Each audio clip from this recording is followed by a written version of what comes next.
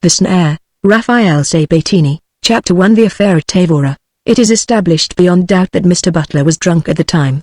This rests upon the evidence of Sergeant Flanagan and the troopers who accompanied him, and it rests upon Mr. Butler's own word, as we shall see. And let me add here and now that however wild and irresponsible a rascal he may have been, yet by his own lights he was a man of honor, incapable of falsehood, even though it were calculated to save his skin.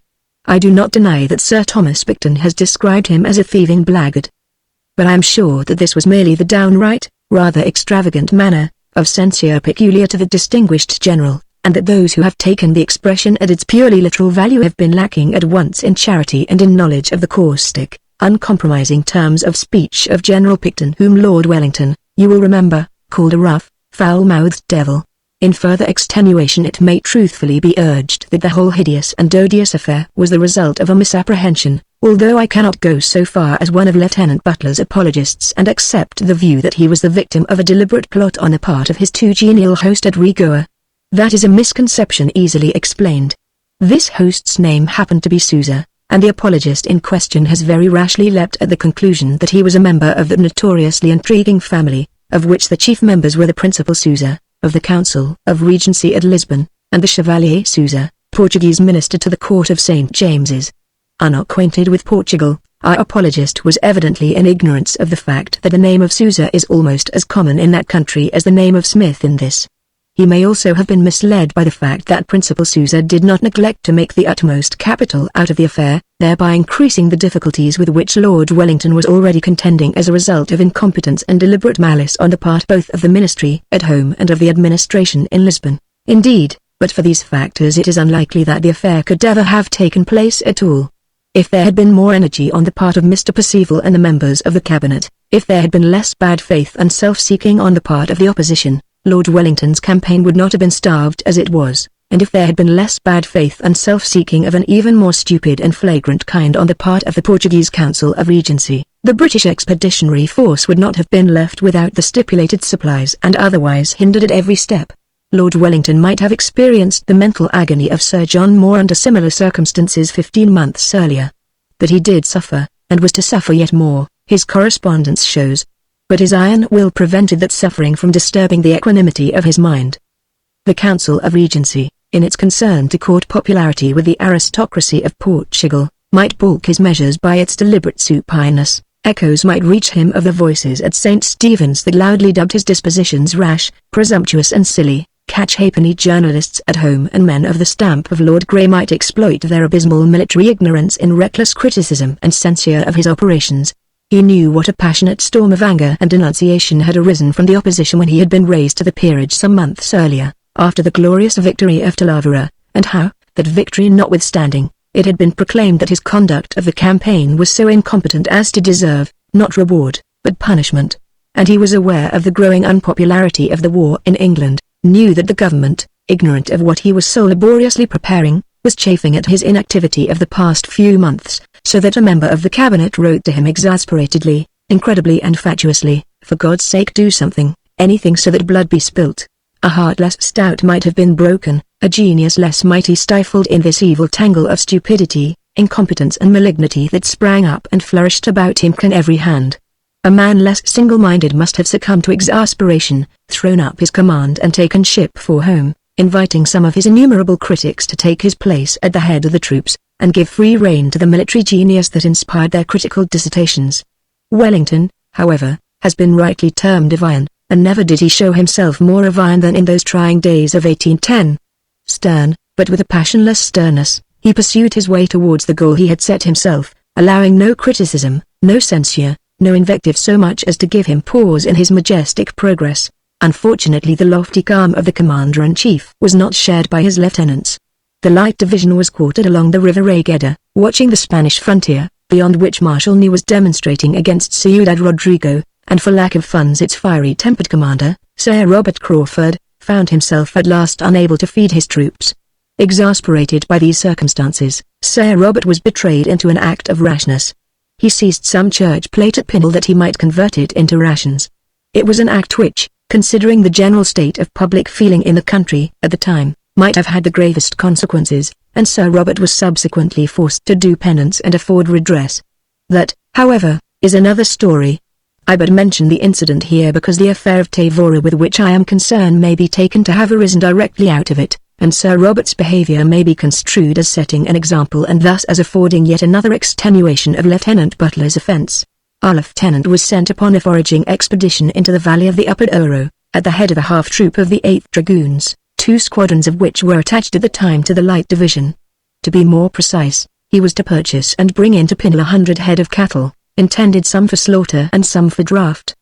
His instructions were to proceed as far as Rigoa and report himself to one Bartholomew Bearsley, a prosperous and influential English wine grower, whose father had acquired considerable vineyards in the Douro. He was reminded of the almost hostile disposition of the peasantry in certain districts, warned to handle them with tact and to suffer no straggling on the part of his troopers, and advised to place himself in the hands of Mr. Bearsley for all that related to the purchase of the cattle. Let it be admitted at once that had Sir Robert Crawford been acquainted with Mr. Butler's feather-brained, irresponsible nature, he would have selected any officer other than our lieutenant to command that expedition.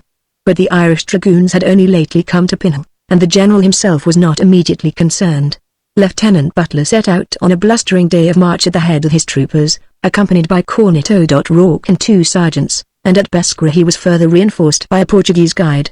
They found quarters that night at Hervidosa, and early on the morrow they were in the saddle again, riding along the heights above the Cacho de Valeria, through which the yellow, swollen river swirled and foamed along its rocky way.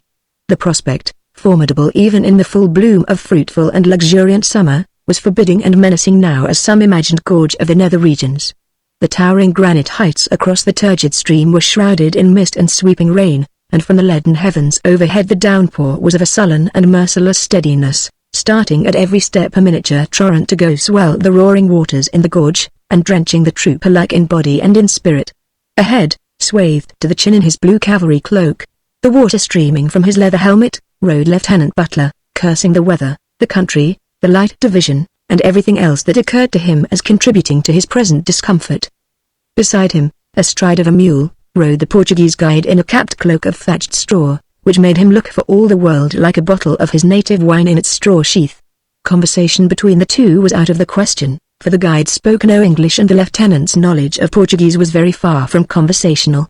Presently the ground sloped, and the troop descended from the heights by a road flanked with dripping pine woods, black and melancholy, that for a while screened them off from the remainder of the sodden world. Thence they emerged near the head of the bridge that spanned the swollen river and led them directly into the town of Rigoa. Through the mud and clay of the deserted, narrow, unpaved streets the dragoons squelched their way, under a super deluge, for the rain was now reinforced by steady and overwhelming sheets of water descending on either side from the gutter-shaped tiles that roofed the houses. Inquisitive faces showed here and there behind blurred windows, odd doors were opened that a peasant family might stare in questioning wonder, and perhaps in some concern, at the sodden pageant that was passing. But in the streets themselves the troopers met no living thing, all the world having scurried to shelter from the pitiless downpour. Beyond the town they were brought by their guide to a walled garden, and halted at a gateway. Beyond this could be seen a fair white house set in the foreground of the vineyards that rose in terraces up the hillside until they were lost from sight in the lowering veils of mist.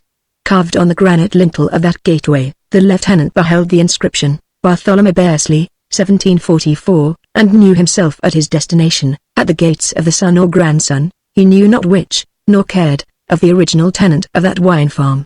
Mr. Bearsley, however, was from home. The lieutenant was informed of this by Mr. Bearsley's steward, a portly, genial, rather priestly gentleman in smooth black broadcloth, whose name was Souza, a name which, as I have said, has given rise to some misconceptions. Mr. Bearsley himself had lately left for England, that to wait until the disturbed state of Portugal should be happily repaired. He had been a considerable sufferer from the French invasion under Soult, and none may blame him for wishing to avoid a repetition of what already he had undergone, especially now that it was rumored that the Emperor in person would lead the army gathering for conquest on the frontiers. But had Mr. Bearsley been at home the dragoons could have received no warmer welcome than that which was extended to them by Fernando Souza.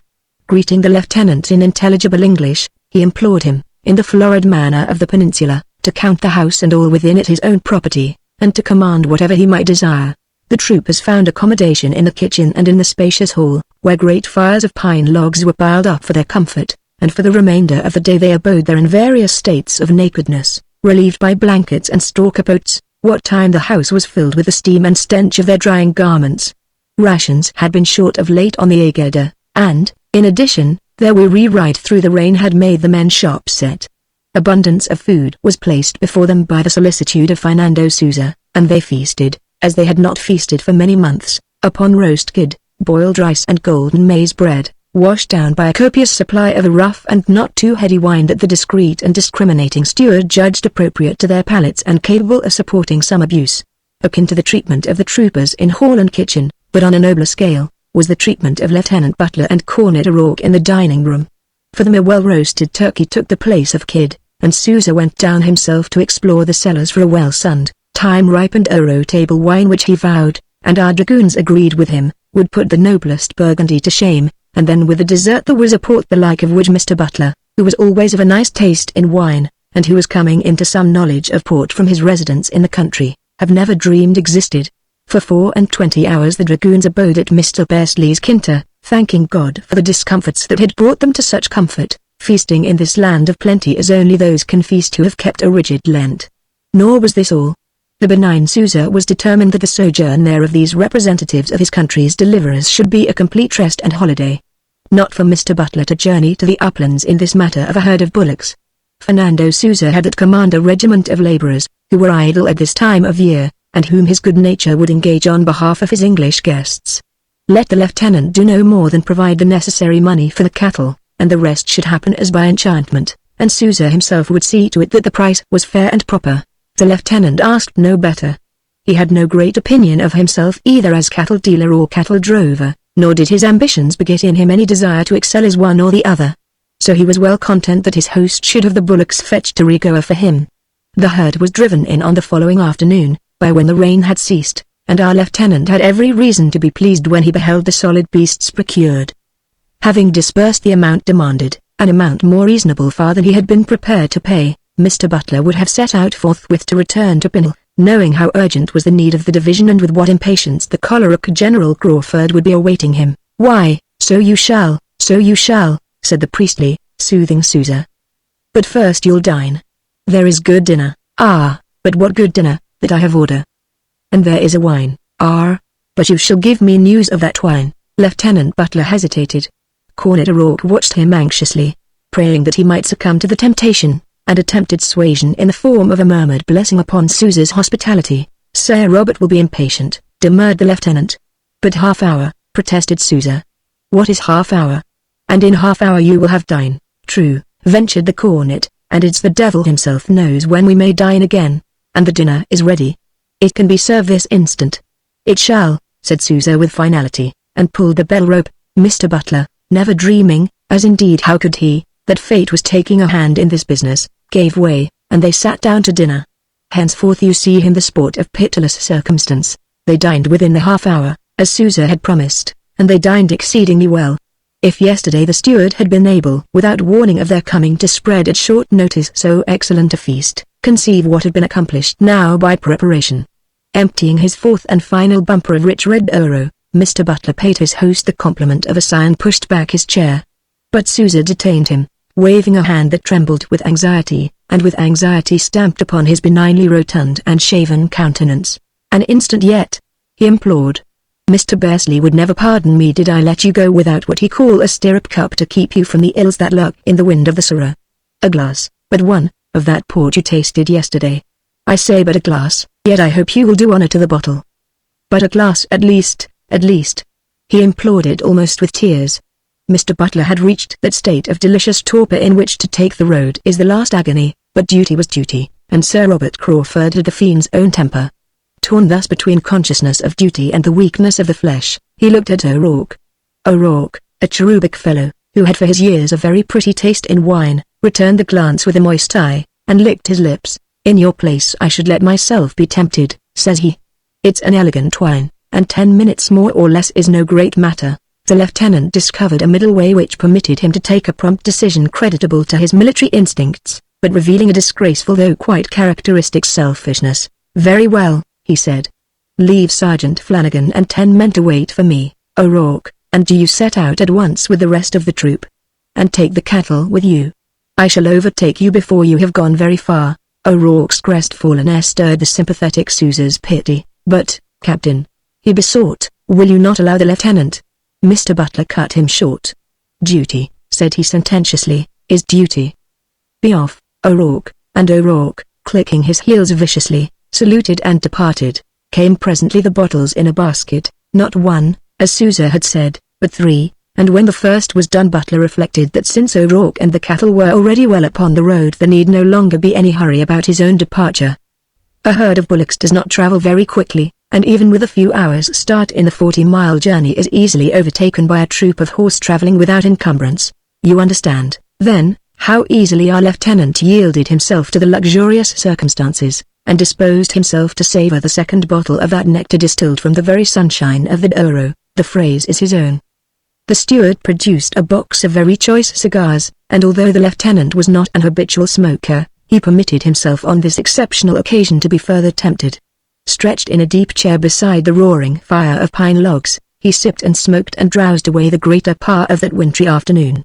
Soon the third bottle had gone the way of the second, and Mr. Bursley's steward being a man of extremely temperate habit, it followed that most of the wine had found its way down the lieutenant's thirsty gullet. It was perhaps a more potent vintage than he had at first suspected, and as the torpor produced by the dinner and the earlier, fuller wine was wearing off, it was succeeded by an exhilaration that played havoc with the few wits that Mr. Butler could call his own. The steward was deeply learned in wines and wine growing and in very little besides, consequently the talk was almost confined to that subject in its many branches, and he could be interesting enough, like all enthusiasts. To a fresh burst of praise from Butler of the ruby vintage to which he had been introduced, the steward presently responded with a sigh. "Indeed, as you say, Captain, a great wine." "But we had a greater." "Impossible, by God," swore Butler, with a hiccup. "You may say so, but it is the truth. We had a greater, a wonderful, clear vintage it was, of the year 1798, a famous year on the Douro, the quite most famous year that we have ever known. Mr. Bursley sells some pipes to the monks at Tavora, who have bottled it and keep it. I beg him at the time not to sell, knowing the value it must come to have one day. But he sell all the same. Ah, Medeus." The steward clasped his hands and raised rather prominent eyes to the ceiling, protesting to his maker against his master's folly. "He say we have plenty, and now," he spread fat hands in a gesture of despair, "and now we have none. Some sons of dogs of French who came with Marshal Soult happen this way on a forage they discover the wine and they guzzle it like pigs." He swore, and his benignity was eclipsed by wrathful memory. He heaved himself up in a passion. "Think of that so priceless vintage drink like hogwash, as Mr. Bursley say, by those goddamned French swine. Not a drop, not a spoonful remain. But the monks at Tavora still have much of what they buy, I am told. They treasure it for they know good wine. All priests know good wine. Ah yes. Goddamn." He fell into deep reflection. Lieutenant Butler stirred, and became sympathetic. "San infernal shame," said he indignantly. "I'll know forger it when I meet the French." Then he too fell into reflection. He was a good Catholic, and, moreover, a Catholic who did not take things for granted. The sloth and self-indulgence of the clergy in Portugal, being his first glimpse of conventuals in Latin countries, had deeply shocked him. The vows of a monastic poverty that was kept carefully beyond the walls of the monastery offended his sense of propriety. That men who had vowed themselves to pauperism, who wore coarse garments and went barefoot, should batten upon rich food and store up wines that gold could not purchase, struck him as a hideous incongruity. "And the monks drink this nectar?" he said aloud, and laughed sneeringly. "I know the breed, the fair-found belly with fat capon lined. Tha's your poverty-stricken Capuchin." Sousa looked at him in sudden alarm, bethinking himself that all Englishmen were heretics, and knowing nothing of subtle distinctions between English and Irish.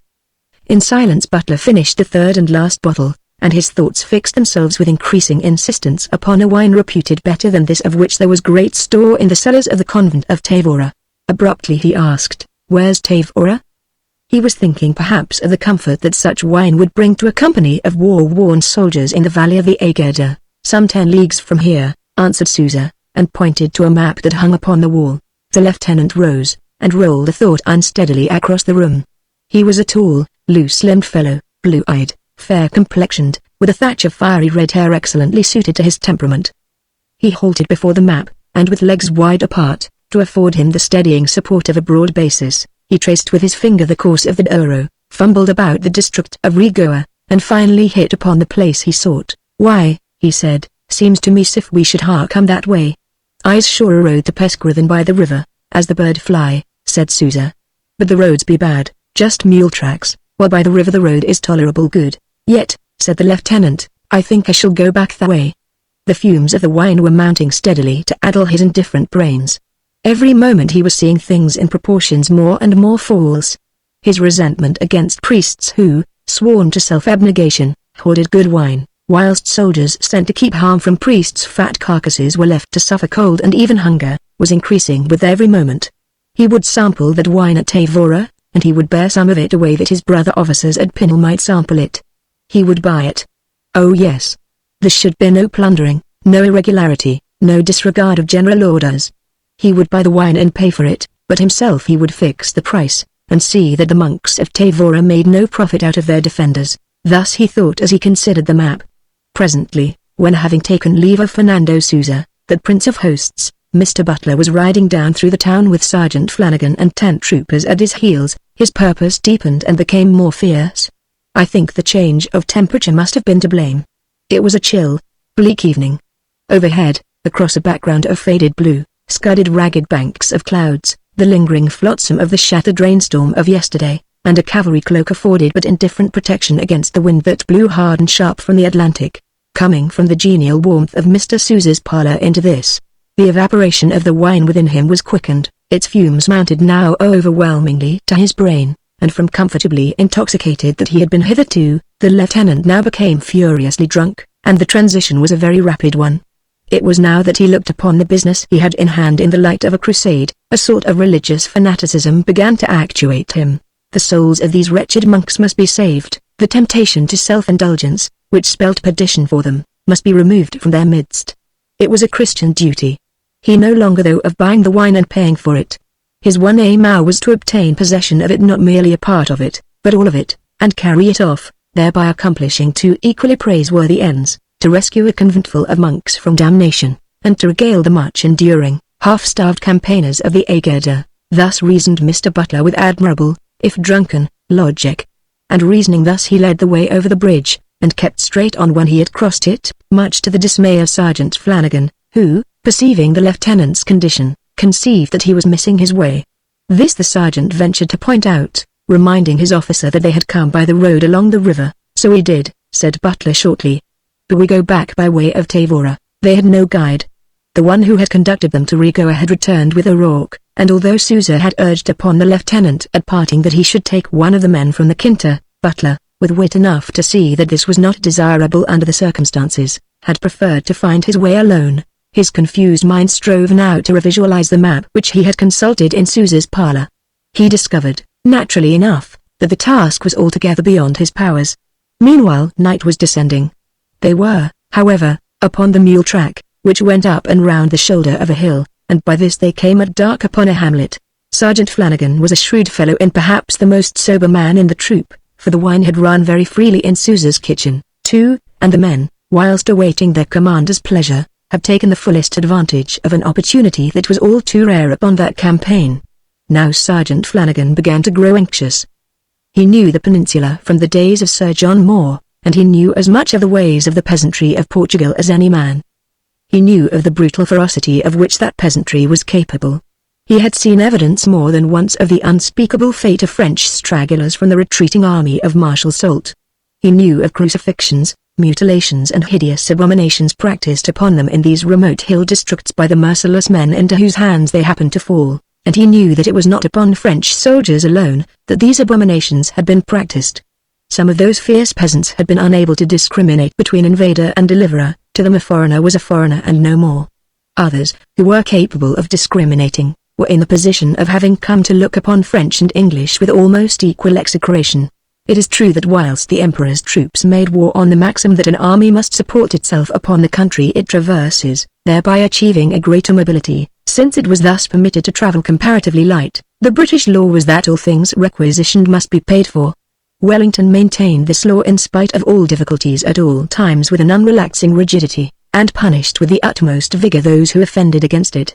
Nevertheless breaches were continual, men broke out here and there, Often, be it said, under stress of circumstances for which the Portuguese were themselves responsible, plunder and outrage took place and provoked indiscriminating rancor with consequences at times as terrible to stragglers from the British Army of Deliverance as to those from the French Army of Oppressors.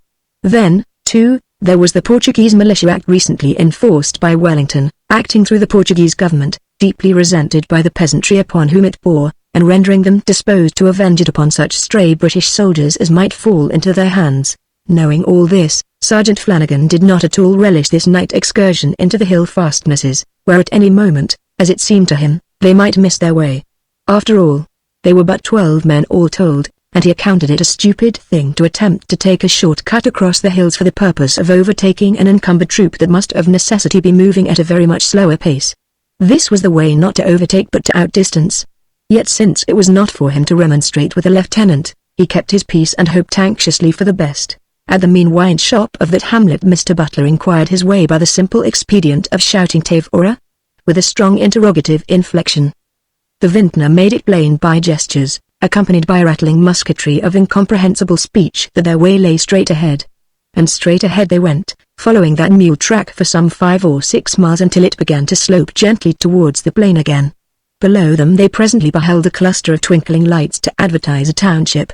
They dropped swiftly down, and in the outskirts overtook a belated bullock cart, whose ungreased axle was arousing the hillside echoes with its plangent wail, of the vigorous young woman who marched barefoot beside it, shouldering her goad as if it were a pikestaff. Mr. Butler inquired, by his usual method, if this were Tavora, to receive an answer which, though voluble, was unmistakably affirmative. "Covento Dominicano?"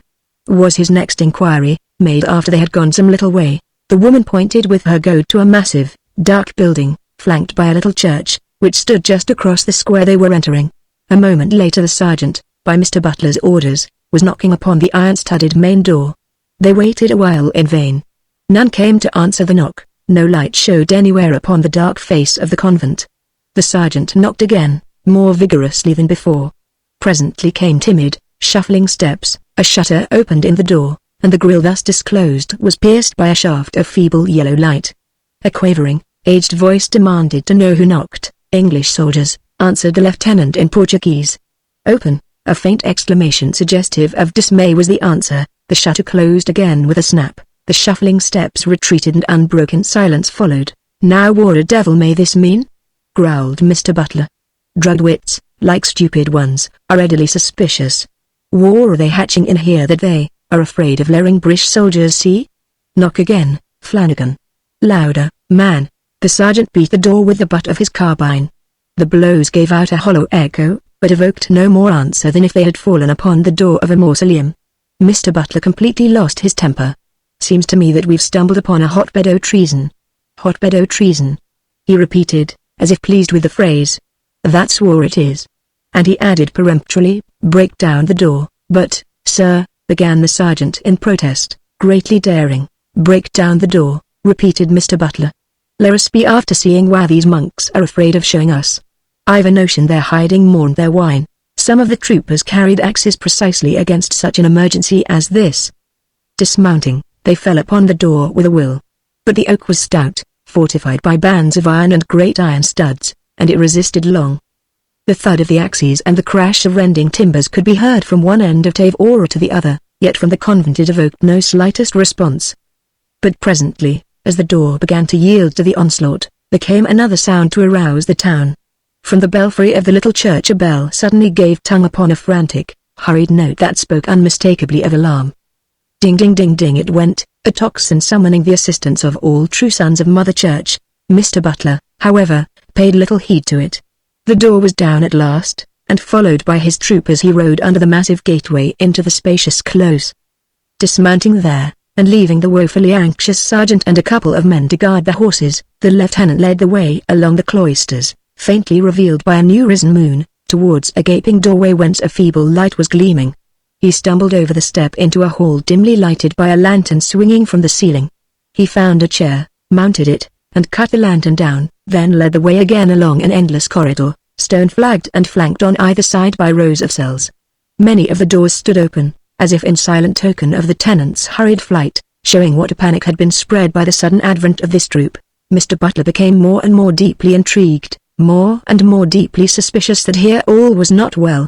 Why should a community of loyal monks take flight in this fashion from British soldiers? Bad luck to them, he growled, as he stumbled on. They may hide as they will, but it's myself I'll run the shavelings to earth. They were brought up short at the end of that long, chill gallery by closed double doors.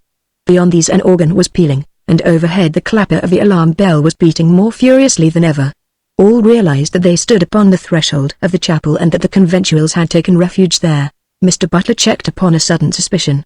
Maybe, after all, they've taken us for French, said he. A trooper ventured to answer him. Best let them see we're not before we have the whole village about our ears. Damn that bell, said the lieutenant, and added, put your shoulders to the door. Its fastenings were but crazy ones, and it yielded almost instantly to their pressure, yielded so suddenly that Mr. Butler, who himself had been foremost in straining against it, shot forward half a dozen yards into the chapel and measured his length upon its cold flags. Simultaneously from the chancel came a great cry, Libera nos, Domine. Followed by a shuddering murmur of prayer, the lieutenant picked himself up, recovered the lantern that had rolled from his grasp, and lurched forward round the angle that hid the chancel from his view. There, huddled before the main altar like a flock of scared and stupid sheep, he beheld the conventuals, some 20 of them perhaps, and in the dim light of the heavy altar lamp above them he could make out the black and white habit of the Order of Saint Dominic. He came to a halt, raised his lantern aloft, and called to them peremptorily, "Ha, there!" The organ ceased abruptly, but the bell overhead went clattering on. Mr. Butler addressed them in the best French he could command. What do you fear? Why do you flee? We are friends, English soldiers, seeking quarters for the night. A vague alarm was stirring in him. It began to penetrate his obfuscated mind that perhaps he had been rash, that this forcible rape of a convent was a serious matter. Therefore he attempted this peaceful explanation. Greater than from that huddled group a figure rose, and advanced with a solemn, stately grace. There was a faint swish of robes, the faint rattle of rosary beads. Something about that figure caught the lieutenant's attention sharply. He craned forward, half sobered by the sudden fear that clutched him, his eyes bulging in his face. I had thought, said a gentle, melancholy woman's voice, that the seals of a nunnery were sacred to British soldiers. For a moment Mr. Butler seemed to be laboring for breath. Fully sobered now, understanding of his ghastly error reached him at the gallop. My God! He gasped, and incontinently turned to flee, but as he fled in horror of his sacrilege, he still kept his head turned, staring over his shoulder at the stately figure of the abbess, either in fascination or with some lingering doubt of what he had seen and heard. Running thus, he crashed headlong into a pillar, and, stunned by the blow, he reeled and sank unconscious to the ground. This the troopers had not seen, for they had not lingered. Understanding on their own part the horrible blunder, they had turned even as their leader turned, and they had raced madly back the way they had come, conceiving that he followed. And there was reason for their haste other than their anxiety to set a term to the sacrilege of their presence. From the cloistered garden of the convent uproar reached them, and the metallic voice of Sergeant Flanagan calling loudly for help. The alarm bell of the convent had done its work. The villagers were up, enraged by the outrage, and armed with sticks and scythes and bill-hooks. An army of them was charging to avenge this infamy. The troopers reached the close no more than in time. Sergeant Flanagan, only half understanding the reason for so much anger, but understanding that this anger was very real and very dangerous, was desperately defending the horses with his 2 companions against the vanguard of the assailants. There was a swift rush of the dragoons and in an instant they were in the saddle, all but the lieutenant, of whose absence they were suddenly made conscious. Flanagan would have gone back for him, and he had in fact begun to issue an order with that object when a sudden surge of the swelling, roaring crowd cut off the dragoons from the door through which they had emerged. Sitting their horses, the little troop came together, their sabers drawn, solid as a rock in that angry human sea that surged about them. The moon riding now clear overhead irradiated that scene of impending strife. Flanagan, standing in his stirrups, attempted to harangue the mob. But he was at a loss what to say that would appease them, nor able to speak a language they could understand. An angry peasant made a slash at him with a billhook.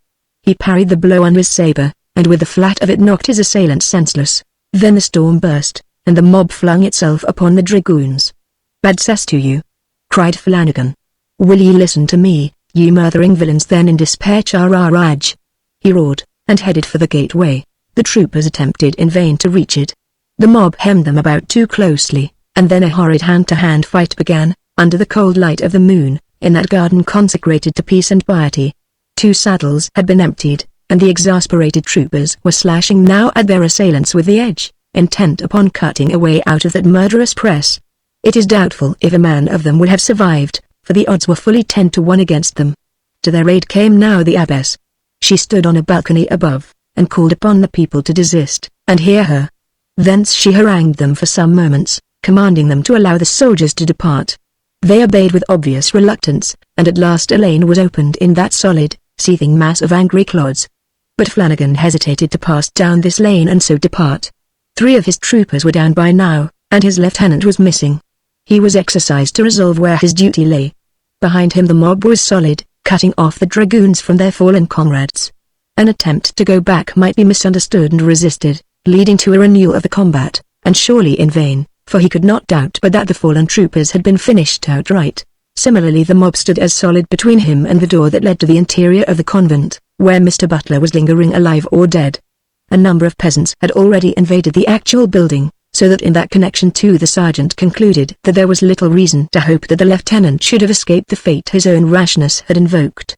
He had his remaining 7 men to think of, and he concluded that it was his duty under all the circumstances to bring these off alive, and not procure massacre by temptant fruitless quixotries. So forward, roared the voice of Sergeant Flanagan, and forward went the 7 through the passage that had opened out before them in the hooting, angry mob. Beyond the convent walls they found fresh assailants awaiting them, enemies these, who had not been soothed by the gentle, reassuring voice of the abbess. But here there was more room to maneuver. Trot, the sergeant commanded, and soon that trot became a gallop. A shower of stones followed them as they thundered out of Tavora, and the sergeant himself had a lump as large as a duck egg on the middle of his head when next day he reported himself at Besquit to Cornet O'Rourke, whom he overtook there. When eventually Sir Robert Crawford heard the story of the affair, he was as angry as only Sir Robert could be. To have lost 4 dragoons and to have set a match to a train that might end in a conflagration was reason and to spare. How came such a mistake to be made?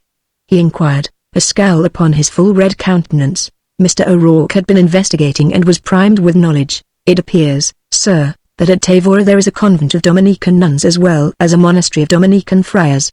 Mr. Butler will have used the word convento, which more particularly applies to the nunnery, and so he was directed to the wrong house. And you say the sergeant has reason to believe that Mr. Butler did not survive his folly? I am afraid there can be no hope, sir. It's perhaps just as well, said Sir Robert. For Lord Wellington would certainly have had him shot. And there you have the true account of the stupid affair of Tavora, which was to produce, as we shall see, such far-reaching effects upon persons nowise concerned in it. Chapter 2 The Ultimatum. News of the affair at Tavora reached Sir Terence O'Moy, the Adjutant General at Lisbon, about a week later in dispatches from headquarters. These informed him that in the course of the humble apology and explanation of the regrettable occurrence offered by the Colonel of the 8th Dragoons in person to the Mother Abbess, it had transpired that Lieutenant Butler had left the convent alive, but that nevertheless he continued absent from his regiment.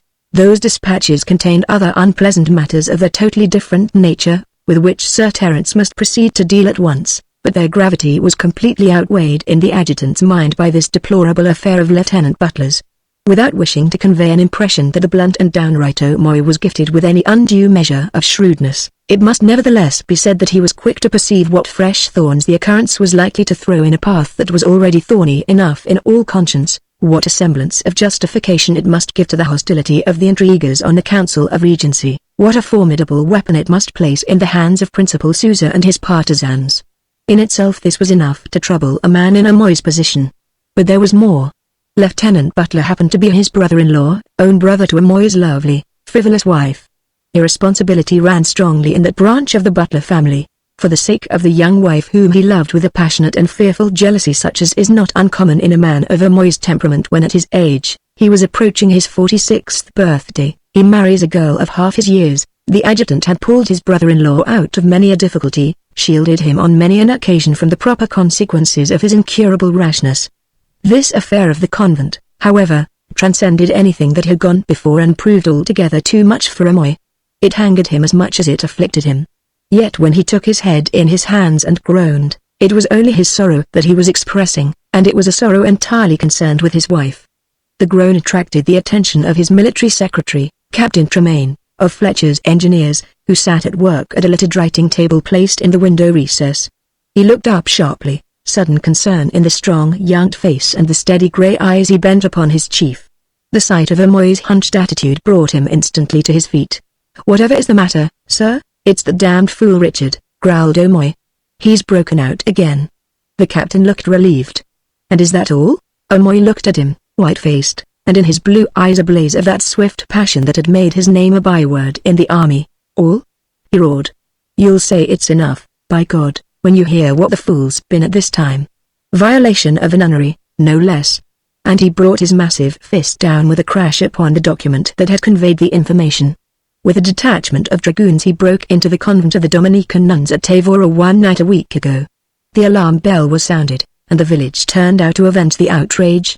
Consequences: 3 troopers killed, 5 peasants sabred to death and 7 other casualties, Dick himself missing and reported to have escaped from the convent, but understood to remain in hiding, so that he adds desertion to the other crime, as if that in itself were not enough to hang him. That's all, as you say, and I hope you consider it enough even for Dick Butler. Bad luck to him, my God," said Captain Tremaine. "I'm glad that you agree with me." Captain Tremaine stared at his chief, the utmost dismay upon his fine young face. "But surely, sir, surely, I mean, sir, if this report is correct, some explanation," he broke down, utterly at fault. "To be sure, there's an explanation. You may always depend upon a most elegant explanation for anything that Dick Butler does. His life is made up of mistakes and explanations." He spoke bitterly. He broke into the nunnery under a misapprehension, according to the account of the sergeant who accompanied him, and Sir Terence read out that part of the report. But how is that to help him, and at such a time as this, with public feeling as it is, and Wellington in his present temper about it? The provost's men are beating the country for the blackguard. When they find him it's a firing party he'll have to face. Tremaine turned slowly to the window and looked down the fair prospect of the hillside over a forest of cork oaks alive with fresh green shoots to the silver sheen of the river a mile away. The storms of the preceding week had spent their fury, the travail that had attended the birth of spring, and the day was as fair as a day of June in England. Reined forth by the generous sunshine, the burgeoning of vine and fig, of olive and cork went on apace, and the skeletons of trees which a fortnight since had stood gaunt and bare were already fleshed in tender green. Greater than from the window of this fine conventual house on the heights of Monsanto, above the suburb of Alcantara, where the adjutant general had taken up his quarters, Captain Tremaine stood a moment considering the panorama spread to his gaze, from the red-brown roofs of Lisbon on his left, that city which boasted with Rome that it was built upon a cluster of 7 hills, to the lines of embarkation that were building about the fort of St. Julian on his left. Then he turned, facing again the spacious, handsome room with its heavy, semi-ecclesiastical furniture, and Sir Terence, who, hunched in his chair at the ponderously carved black writing table, scowled fiercely at nothing. "What are you going to do, sir?" he inquired. Sir Terence shrugged impatiently and heaved himself up in his chair. "Nothing," he growled. "Nothing?" The interrogation, which seemed almost to cover a reproach, irritated the adjutant. "And what the devil can I do?" he rapped. "You've pulled Dick out of scrapes before now." "I have. That seems to have been my principal occupation ever since I married his sister. But this time he's gone too far." "What can I do?" "Lord Wellington is fond of you," suggested Captain Tremaine. He was your imperturbable young man, and he remained as calm now as Amoy was excited. Although by some 20 years the adjutant's junior, there was between Amoy and himself, as well as between Tremaine and the Butler family, with which he was remotely connected, a strong friendship, which was largely responsible for the captain's present appointment as Sir Terence's military secretary. Amoy looked at him, and looked away. "Yes," he agreed. "But he's still fonder of law and order and military discipline, and I should only be imperiling our friendship by pleading with him for this young blackguard." "The young blackguard is your brother-in-law," Tremaine reminded him. "Bad luck to you, Tremaine, don't I know it? Besides, what is there I can do?" he asked again, and ended testily. "Faith, man, I don't know what you're thinking of." "I'm thinking of Una," said Captain Tremaine in that composed way of his, and the words fell like cold water upon the hot iron of Amoy's anger.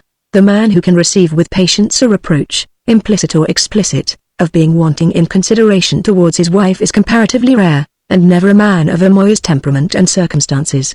Tremaine's reminder stung him sharply, and the more sharply because of the strong friendship that existed between Tremaine and Lady Amoy. That friendship had in the past been a thorn in Amoy's flesh. In the days of his courtship he had known a fierce jealousy of Tremaine, beholding in him for a time a rival who, with the strong advantage of youth, must in the end prevail. But when Amoy, putting his fortunes to the test, had declared himself and been accepted by Una Butler, there had been an end to the jealousy, and the old relations of cordial friendship between the men had been resumed. Amoy had conceived that jealousy of his to have been slain. But there had been times when from its faint, uneasy stirrings he should have taken warning that it did no more than slumber. Like most warm-hearted, generous, big-natured men, Amoy was of a singular humility where women were concerned, and this humility of his would often breathe a doubt lest in choosing between himself and Tremaine Una might have been guided by her head rather than her heart, by ambition rather than affection, and that in taking himself she had taken the man who could give her by far the more assured and affluent position. He had crushed down such thoughts as disloyal to his young wife, as ungrateful and unworthy, and at such times he would fall into self-contempt for having entertained them. Then Una herself had revived those doubts 3 months ago, when she had suggested that Ned Tremaine, who was then at Doris Vedra's with Colonel Fletcher, was the very man to fill the vacant place of military secretary to the adjutant, if he would accept it. In the reaction of self-contempt, and in a curious surge of pride almost as perverse as his humility, Amoy had adopted her suggestion, and thereafter, in the past 3 months, that is to say, the unreasonable devil of Amoy's jealousy had slept, almost forgotten. Now, by a chance remark whose indiscretion Tremaine could not realize, since he did not so much as suspect the existence of that devil, he had suddenly prodded him into wakefulness. That Tremaine should show himself tender of Lady Amoy's feelings in a matter in which Amoy himself must seem neglectful of them was gall and wormwood to the adjutant. He dissembled it, however, out of a natural disinclination to appear in the ridiculous role of a jealous husband. That, he said, is a matter that you may safely leave to me, and his lips closed tightly upon the words when they were uttered. Oh, quite so, said Tremaine, no whit abashed. He persisted nevertheless. You know Una's feelings for Dick. When I married Una, the adjutant cut in sharply, I did not marry the entire Butler family. It hardened him unreasonably against Dick to have the family cause pleaded in this way. It's sick to death I am of Master Richard and his escapades. He can get himself out of this mess, or he can stay in it. You mean that you'll not lift a hand to help him? Devil a finger, said Amoy, and Tremaine, looking straight into the adjutant's faintly smoldering blue eyes, beheld there a fierce and rancorous determination which he was at a loss to understand, but which he attributed to something outside his own knowledge that must lie between Amoy and his brother-in-law. I am sorry, he said gravely. Since that is how you feel, it is to be hoped that Dick Butler may not survive to be taken. The alternative would weigh so cruelly upon Una that I do not care to contemplate it. And who the devil asks you to contemplate it? Snapped Amoy. I am not aware that it is any concern of yours at all, my dear Amoy. It was an exclamation of protest, something between pain and indignation, under the stress of which Tremaine stepped entirely outside of the official relations that prevailed between himself and the adjutant. And the exclamation was accompanied by such a look of dismay and wounded sensibilities that Amoy, meeting this, and noting the honest manliness of Tremaine's bearing and countenance, was there and then the victim of reaction. His warm-hearted and impulsive nature made him at once profoundly ashamed of himself. He stood up, a tall, martial figure, and his ruggedly handsome, shaven countenance reddened under its tan. He held out a hand to Tremaine. My dear boy, I beg your pardon. It's so utterly annoyed I am that the savage in me will be breaking out. Sure, it isn't as if it were only this affair of Dick's. That is almost the least part of the unpleasantness contained in this dispatch. Here. In God's name, read it for yourself, and judge for yourself whether it's in human nature to be patient under so much. With a shrug and a smile to show that he was entirely mollified, Captain Tremaine took the papers to his desk and sat down to con them. As he did so his face grew more and more grave. Before he had reached the end there was a tap at the door. An orderly entered with the announcement that Don Miguel Forges had just driven up to Monsanto to wait upon the Adjutant General. Ha! Said Amoy shortly, and exchanged a glance with his secretary. Show the gentleman up. As the orderly withdrew, Tremaine came over and placed the dispatch on the adjutant's desk. He arrives very opportunely, he said, so opportunely as to be suspicious, bedad, said Amoy. He had brightened suddenly, his Irish blood quickening at the immediate prospect of strife which this visit boded. May the devil admire me, but there's a warm morning in store for Mr. Forges. Ned, shall I leave you? By no means. The door opened, and the orderly admitted Miguel Forges, the Portuguese Secretary of State. He was a slight, dapper gentleman, all in black, from his silk stockings and steel-buckled shoes to his satin stock. His keen aquiline face was swarthy, and the razor had left his chin and cheeks blue-black. His sleek hair was iron-grey. A portentous gravity invested him this morning as he bowed with profound deference first to the adjutant and then to the secretary. "Your Excellencies," he said. He spoke an English that was smooth and fluent for all its foreign accent. "Your Excellencies, this is a terrible affair." "To what affair will your Excellency be alluding?" wondered Omoy. "Have you not received news of what has happened at Tavora? Of the violation of a convent by a party of British soldiers? Of the fight that took place between these soldiers and the peasants who went to succor the nuns?" "Oh, and is that all?" said Omoy. "For a moment I imagined your Excellency referred to other matters. I have news of more terrible affairs than the convent business with which to entertain you this morning. That, if you will pardon me, Sir Terence, is quite impossible. You may think so, but you shall judge." Idad. A chair. Don Miguel, the Secretary of State, sat down, crossed his knees and placed his hat in his lap. The other two resumed their seats, Omoy leaning forward, his elbows on the writing table, immediately facing Senhor Forges. "First, however," he said, "to deal with this affair of Tavora. The Council of Regency will, no doubt, have been informed of all the circumstances. You will be aware, therefore, that this very deplorable business was the result of a misapprehension, and that the nuns of Tavora might very well have avoided all this trouble had they behaved in a sensible, reasonable manner. If instead of shutting themselves up in the chapel and ringing the alarm bell the Mother Abbess or one of the sisters had gone to the wicket and answered the demand of admittance from the officer commanding the detachment, he would instantly have realized his mistake and withdrawn. What does your Excellency suggest was this mistake?" inquired the secretary. "You have had your report, sir, and surely it was complete. You must know that he conceived himself to be knocking at the gates of the monastery of the Dominican Fathers. Can your Excellency tell me what was this officer's business at the monastery of the Dominican Fathers?" quoth the secretary, his manner frostily hostile. "I am without information on that point," Omoy admitted, "no doubt because the officer in question is missing, as you will also have been informed. But I have no reason to doubt that, whatever his business may have been, it was concerned with the interests which are common alike to the British and the Portuguese nation. That is a charitable assumption, Sir Terence. Perhaps you will inform me, Don Miguel, of the uncharitable assumption which the Principal Sousa prefers," snapped Omoy, whose temper began to simmer. A faint color kindled in the cheeks of the Portuguese minister, but his manner remained unruffled. "I speak, sir, not with the voice of Principal Sousa, but with that of the entire Council of Regency, and the Council has formed the opinion, which your own words confirm, that His Excellency Lord Wellington is skilled in finding excuses for the misdemeanors of the troops under his command. That," said Omoy, who would never have kept his temper in control but for the pleasant consciousness that he held a hand of trumps with which he would presently overwhelm this representative of the Portuguese government, "that is an opinion for which the Council may presently like to apologize, admitting its entire falsehood." Senhor Forges started as if he had been stung. He uncrossed his black silk legs and made as if to rise. "Falsehood, sir?" he cried in a scandalized voice. "It is as well that we should be plain, so as to be avoiding all misconceptions," said Omoy. "You must know, sir, and your council must know, that wherever armies move there must be reason for complaint. The British Army does not claim in this respect to be superior to others, although I don't say, mark me, that it might not claim it with perfect justice. But we do claim for ourselves that our laws against plunder and outrage are as strict as they well can be, and that where these things take place punishment inevitably follows. Out of your own knowledge, sir, you must admit that what I say is true, certainly, where the offenders are men from the ranks. But in this case, where the offender is an officer, it does not transpire that justice has been administered with the same impartial hand. That, sir," answered Omoy sharply, testily, "is because he is missing." The secretary's thin lips permitted themselves to curve into the faintest ghost of a smile.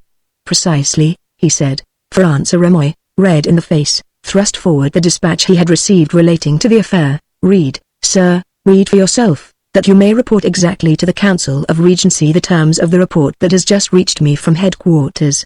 You will be able to announce that diligent search is being made for the offender." Forges perused the document carefully, and returned it. "That is very good," he said, "and the Council will be glad to hear of it. It will enable us to appease the popular resentment in some degree. But it does not say here that when taken this officer will not be excused upon the grounds which yourself you have urged to me. It does not. But considering that he has since been guilty of desertion, there can be no doubt, all else apart, that the finding of a court-martial will result in his being shot." "Very well," said Forges. "I will accept your assurance, and the Council will be relieved to hear of it." He rose to take his leave. I am desired by the council to express to Lord Wellington the hope that he will take measures to preserve better order among his troops and to avoid the recurrence of such extremely painful incidents. A moment, said O'Moy, and rising waved his guest back into his chair, then resumed his own seat. Under a more or less calm exterior he was a seething cauldron of passion. The matter is not quite at an end, as your excellency supposes. From your last observation, and from a variety of other evidence, I infer that the council is far from satisfied with Lord Wellington's conduct of the campaign. That is an inference which I cannot venture to contradict. You will understand, General, that I do not speak for myself, but for the council, when I say that many of his measures seem to us not merely unnecessary, but detrimental.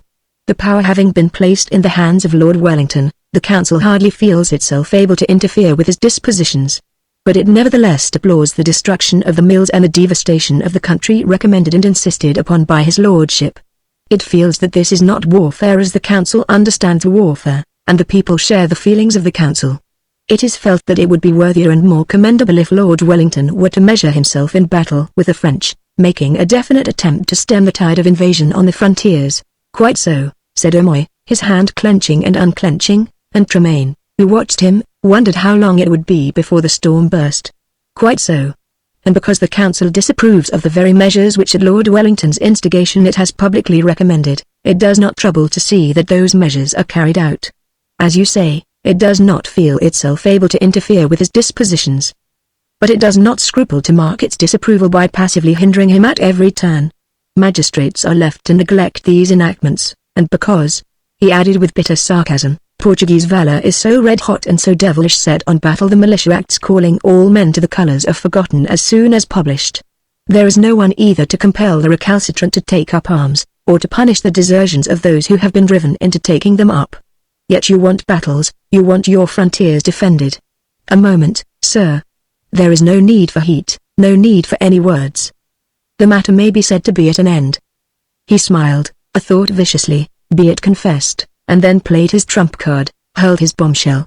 Since the views of your council are in such utter opposition to the views of the Commander-in-Chief, you will no doubt welcome Lord Wellington's proposal to withdraw from this country and to advise His Majesty's government to withdraw the assistance which it is affording you. There followed a long spell of silence, O'Moy sitting back in his chair, his chin in his hand, to observe the result of his words. Nor was he in the least disappointed. Don Miguel's mouth fell open, the color slowly ebbed from his cheeks, leaving them an ivory yellow. His eyes dilated and protruded. He was consternation incarnate, my God. He contrived to gasp at last, and his shaking hands clutched at the carved arms of his chair. Ye don't seem as pleased as I expected, ventured O'Moy, but, General, surely His Excellency cannot mean to take so terrible a step. Terrible to whom, sir? Wondered O'Moy. Terrible to us all. Forges rose in his agitation. He came to lean upon O'Moy's writing table, facing the adjutant. Surely, sir, our interests, England's interests and Portugal's, are one in this, to be sure. But England's interests can be defended elsewhere than in Portugal, and it is Lord Wellington's view that they shall be.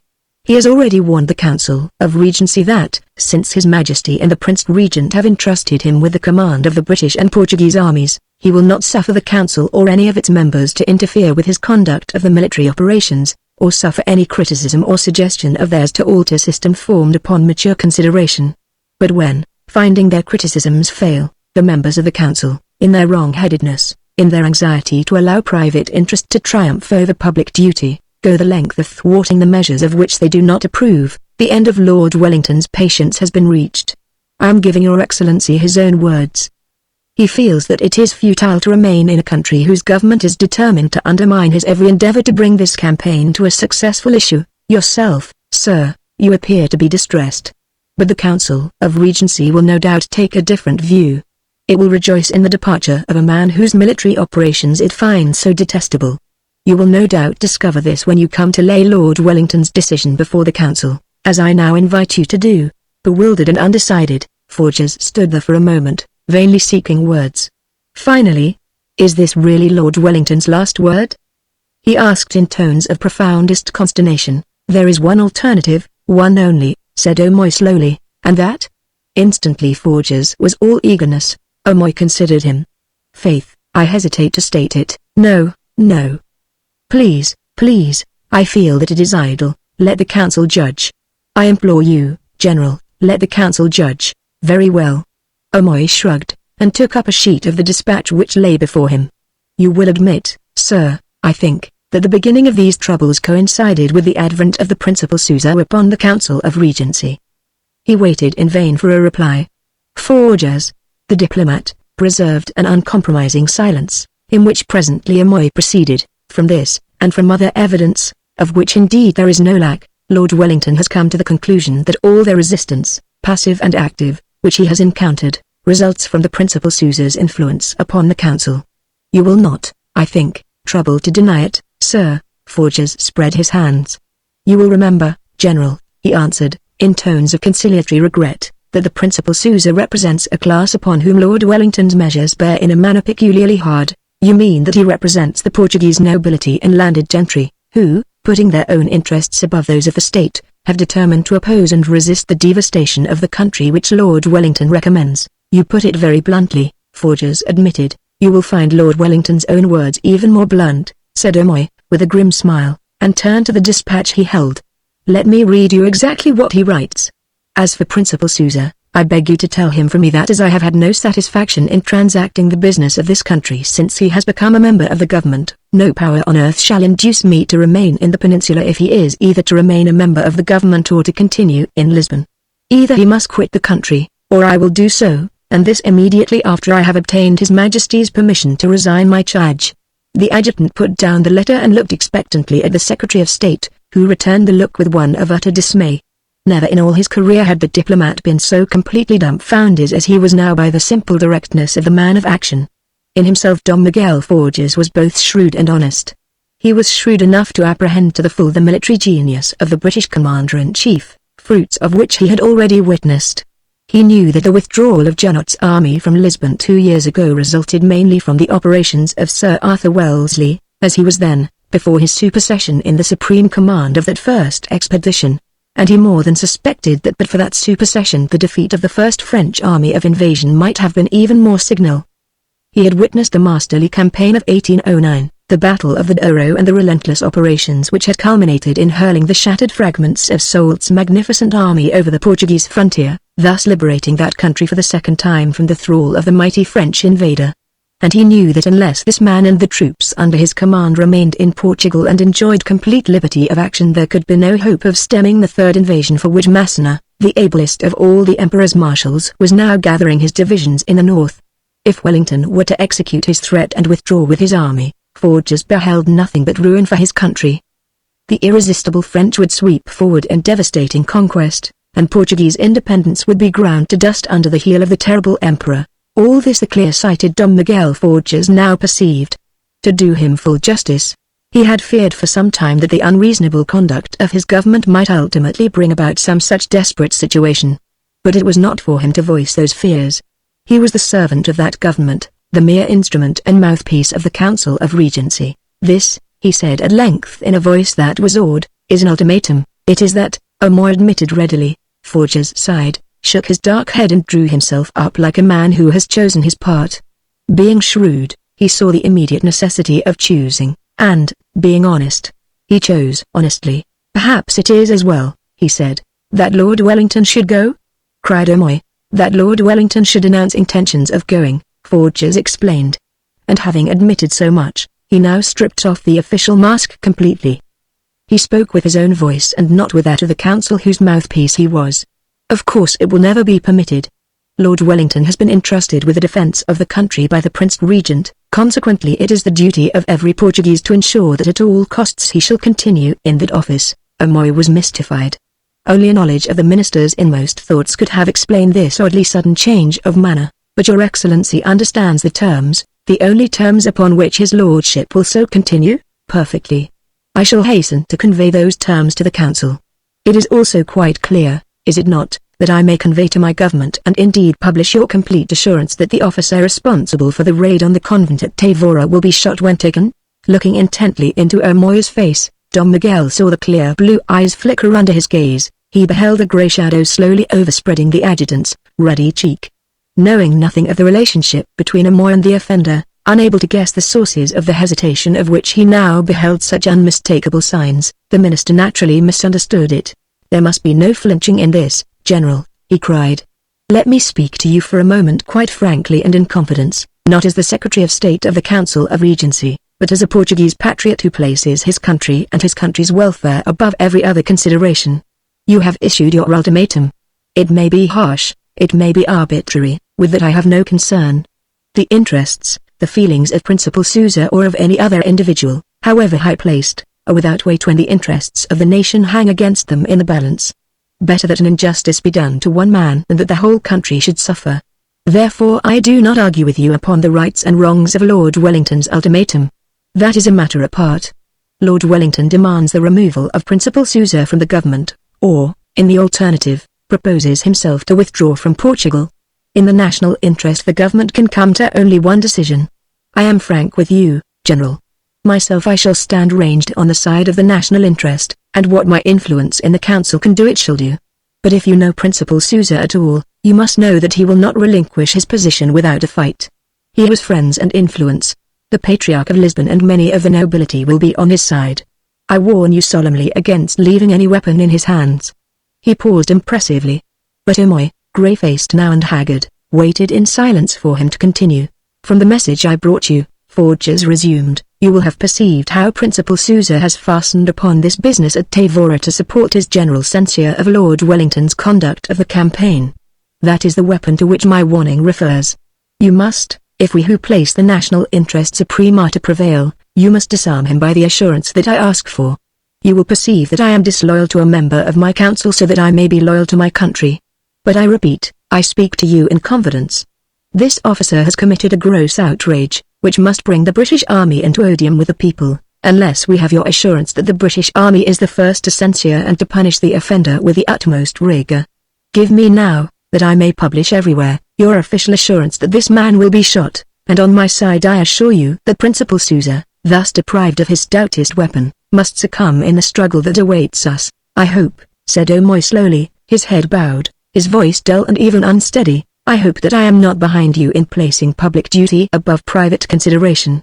You may publish my official assurance that the officer in question will be shot when taken. General, I thank you. My country thanks you. You may be confident of this issue." He bowed gravely to Omoy and then to Tremaine. "Your Excellencies, I have the honor to wish you good day." He was shown out by the orderly who had admitted him, and he departed well satisfied in his patriotic heart that the crisis which he had always known to be inevitable should have been reached at last. Yet, as he went, he wondered why the Adjutant General had looked so downcast, why his voice had broken when he pledged his word that justice should be done upon the offending British officer. That, however, was no concern of Dom Miguel's, and there was more than enough to engage his thoughts when he came to consider the ultimatum to his government with which he was charged. Chapter 3 Lady Omoy. Across the frontier in the northwest was gathering the Third Army of Invasion, some 60,000 strong, commanded by Marshal Massena, Prince of Esslingen, the most skillful and fortunate of all that Napoleon's generals, a leader who, because he had never known defeat, had come to be surnamed by his emperor the dear child of victory. Wellington, at the head of a British force of little more than one-third of the French host, watched and waited, maturing his stupendous strategic plan, which those in whose interests it had been conceived had done so much to thwart. That plan was inspired by and based upon the Emperor's maxim that war should support itself, that an army on the march must not be hampered and immobilized by its commissariat, but that it must draw its supplies from the country it is invading, that it must, in short, live upon that country. Behind the British Army and immediately to the north of Lisbon, in an arc some 30 miles long, following the inflection of the hills from the sea at the mouth of the Zizandra to the broad waters of the Tagus at Alhandra, the lines of Torres Vedras were being constructed under the direction of Colonel Fletcher, and this so secretly and with such careful measures as to remain unknown to British and Portuguese alike. Even those employed upon the works knew of nothing save the section upon which they happened to be engaged, and had no conception of the stupendous and impregnable whole that was preparing. To these lines it was the British commander's plan to effect a slow retreat before the French flood when it should sweep forward, thus luring the enemy onward into a country which he had commanded should be laid relentlessly waste, that there that enemy might first be starved and afterwards destroyed.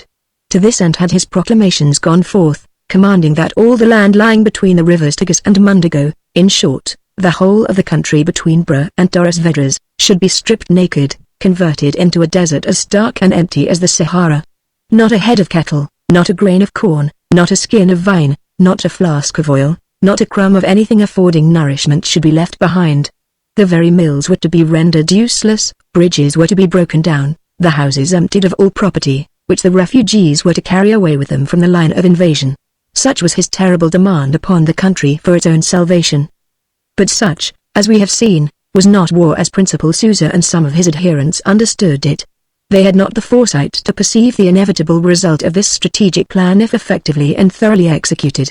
They did not even realize that the devastation had better be effected by the British in this defensive, and in its results at the same time overwhelmingly offensive, manner than by the French in the course of a conquering onslaught. They did not realize these things partly because they did not enjoy Wellington's full confidence, and in a greater measure because they were blinded by self-interest, because, as O'Moy told Forgers, they placed private considerations above public duty. The northern nobles whose lands must suffer opposed the measure violently, they even opposed the withdrawal of labor from those lands which the Militia Act had rendered necessary. And Antonio da Sousa made himself their champion until he was broken by Wellington's ultimatum to the council. For broken he was. The nation had come to a parting of the ways. It had been brought to the necessity of choosing, and however much the principal, voicing the outcry of his party, might argue that the British plan was as detestable and ruinous as a French invasion, the nation preferred to place its confidence in the conqueror of Vimero and the Douro. Sousa quitted the government and the capital as had been demanded. But if Wellington hoped that he would quit intriguing, he misjudged his man. He was a fellow of monstrous vanity, pride and self-sufficiency, of the sort than which there is none more dangerous to offend. His wounded pride demanded a salve to be procured at any cost. The wound had been administered by Wellington, and must be returned with interest. So that he ruined Wellington, it mattered nothing to Antonio da Sousa that he should ruin himself and his own country at the same time. He was like some blinded, ferocious and unreasoning beast, ready, even eager, to sacrifice its own life so that in dying it can destroy its enemy and slake its bloodthirst. In that mood he passes out of the councils of the Portuguese government into a brooding and secretly active retirement, of which the fruits shall presently be shown. With his departure the Council of Regency, rudely shaken by the ultimatum which had driven him forth, became more docile and active, and for a season the measures enjoined by the Commander-in-Chief were pursued with some show of earnestness. As a result of all this, life at Monsanto became easier, and O'Moy was able to breathe more freely, and to devote more of his time to matters concerning the fortifications which Wellington had left largely in his charge. Then, too, as the weeks passed, the shadow overhanging him with regard to Richard Butler gradually lifted. No further word had there been of the missing lieutenant, and by the end of May both O'Moy and Tremaine had come to the conclusion that he must have fallen into the hands of some of the ferocious mountaineers to whom a soldier, whether his uniform were British or French, was a thing to be done to death. For his wife's sake O'Moy came thankfully to that conclusion. Under the circumstances it was the best possible termination to the episode. She must be told of her brother's death presently. When evidence of it was forthcoming, she would mourn him passionately, no doubt, for her attachment to him was deep, extraordinarily deep for so shallow a woman, but at least she would be spared the pain and shame she must inevitably have felt had he been taken and shot. Meanwhile, however, the lack of news from him, in another sense, would have to be explained to Una sooner or later, for a fitful correspondence was maintained between brother and sister, and O'Moy dreaded the moment when this explanation must be made. Lacking invention, he applied to Tremaine for assistance, and Tremaine glumly supplied him with the necessary lie that should meet Lady O'Moy's inquiries when they came. In the end, however, he was spared the necessity of falsehood. For the truth itself reached Lady O'Moy in an unexpected manner. It came about a month after that day when O'Moy had first received news of the escapade at Tavora. It was a resplendent morning of early June, and the adjutant was detained a few moments from breakfast by the arrival of a mail bag from headquarters, now established at Visay. Leaving Captain Tremaine to deal with it, Sir Terence went down to breakfast, bearing with him only a few letters of a personal character which had reached him from friends on the frontier. The architecture of the house at Monsanto was of a semi-claustral character. 3 sides of it enclosed a sheltered luxuriant garden, whilst on the 4th side a connecting corridor, completing the quadrangle, spanned bridge-wise the spacious archway through which admittance was gained directly from the parklands that sloped gently to Alcantara. This archway, closed at night by enormous wooden doors, opened wide during the day upon a grassy terrace bounded by a baluster of white marble that gleamed now in the brilliant sunshine. It was O'Moy's practice to breakfast out of doors in that genial climate, and during April, Before the sun had reached its present intensity, the table had been spread out there upon the terrace. Now, however, it was wiser, even in the early morning, to seek the shade, and breakfast was served within the quadrangle, under a trellis of vine supported in the Portuguese manner by rough-hewn granite columns. It was a delicious spot, cool and fragrant, secluded without being enclosed, since through the broad archway it commanded a view of the Tagus and the hills of Alemto. Here Amoy found himself impatiently awaited that morning by his wife and her cousin, Sylvia Armitage, more recently arrived from England. "You are very late," Lady Amoy greeted him petulantly. Since she spent her life in keeping other people waiting, it naturally fretted her to discover unpunctuality in others. Her portrait, by Reburn, which now adorns the National Gallery, had been painted in the previous year. You will have seen it, or at least you will have seen one of its numerous replicas, and you will have remarked its singular, delicate, rose-petal loveliness, the gleaming golden head, the flawless outline of face and feature, the immaculate skin, the dark blue eyes with their look of innocence awakening. Thus was she now in her artfully simple gown of flowered muslin with its white fichre folded across her neck that was but a shade less white. Thus was she, just as Reburn had painted her, saving, of course, that her expression, matching her words, was petulant. "I was detained by the arrival of a mail bag from Vizay," Sir Terence excused himself, as he took the chair which Mullins, the elderly, pontifical butler, drew out for him. "Ned is attending to it, and will be kept for a few moments yet." Lady Amoy's expression quickened. "Are there no letters for me?" "None, my dear, I believe." "No word from Dick?" Again there was that note of ever-ready petulance. "It is too provoking. He should know that he must make me anxious by his silence. Dick is so thoughtless, so careless of other people's feelings. I shall write to him severely." The adjutant paused in the act of unfolding his napkin. The prepared explanation trembled on his lips, but its falsehood, repellent to him, was not uttered. "I should certainly do so, my dear," was all he said, and addressed himself to his breakfast. "What news from headquarters?" Miss Armitage asked him. "Are things going well?" "Much better now that Principal Sousa's influence is at an end.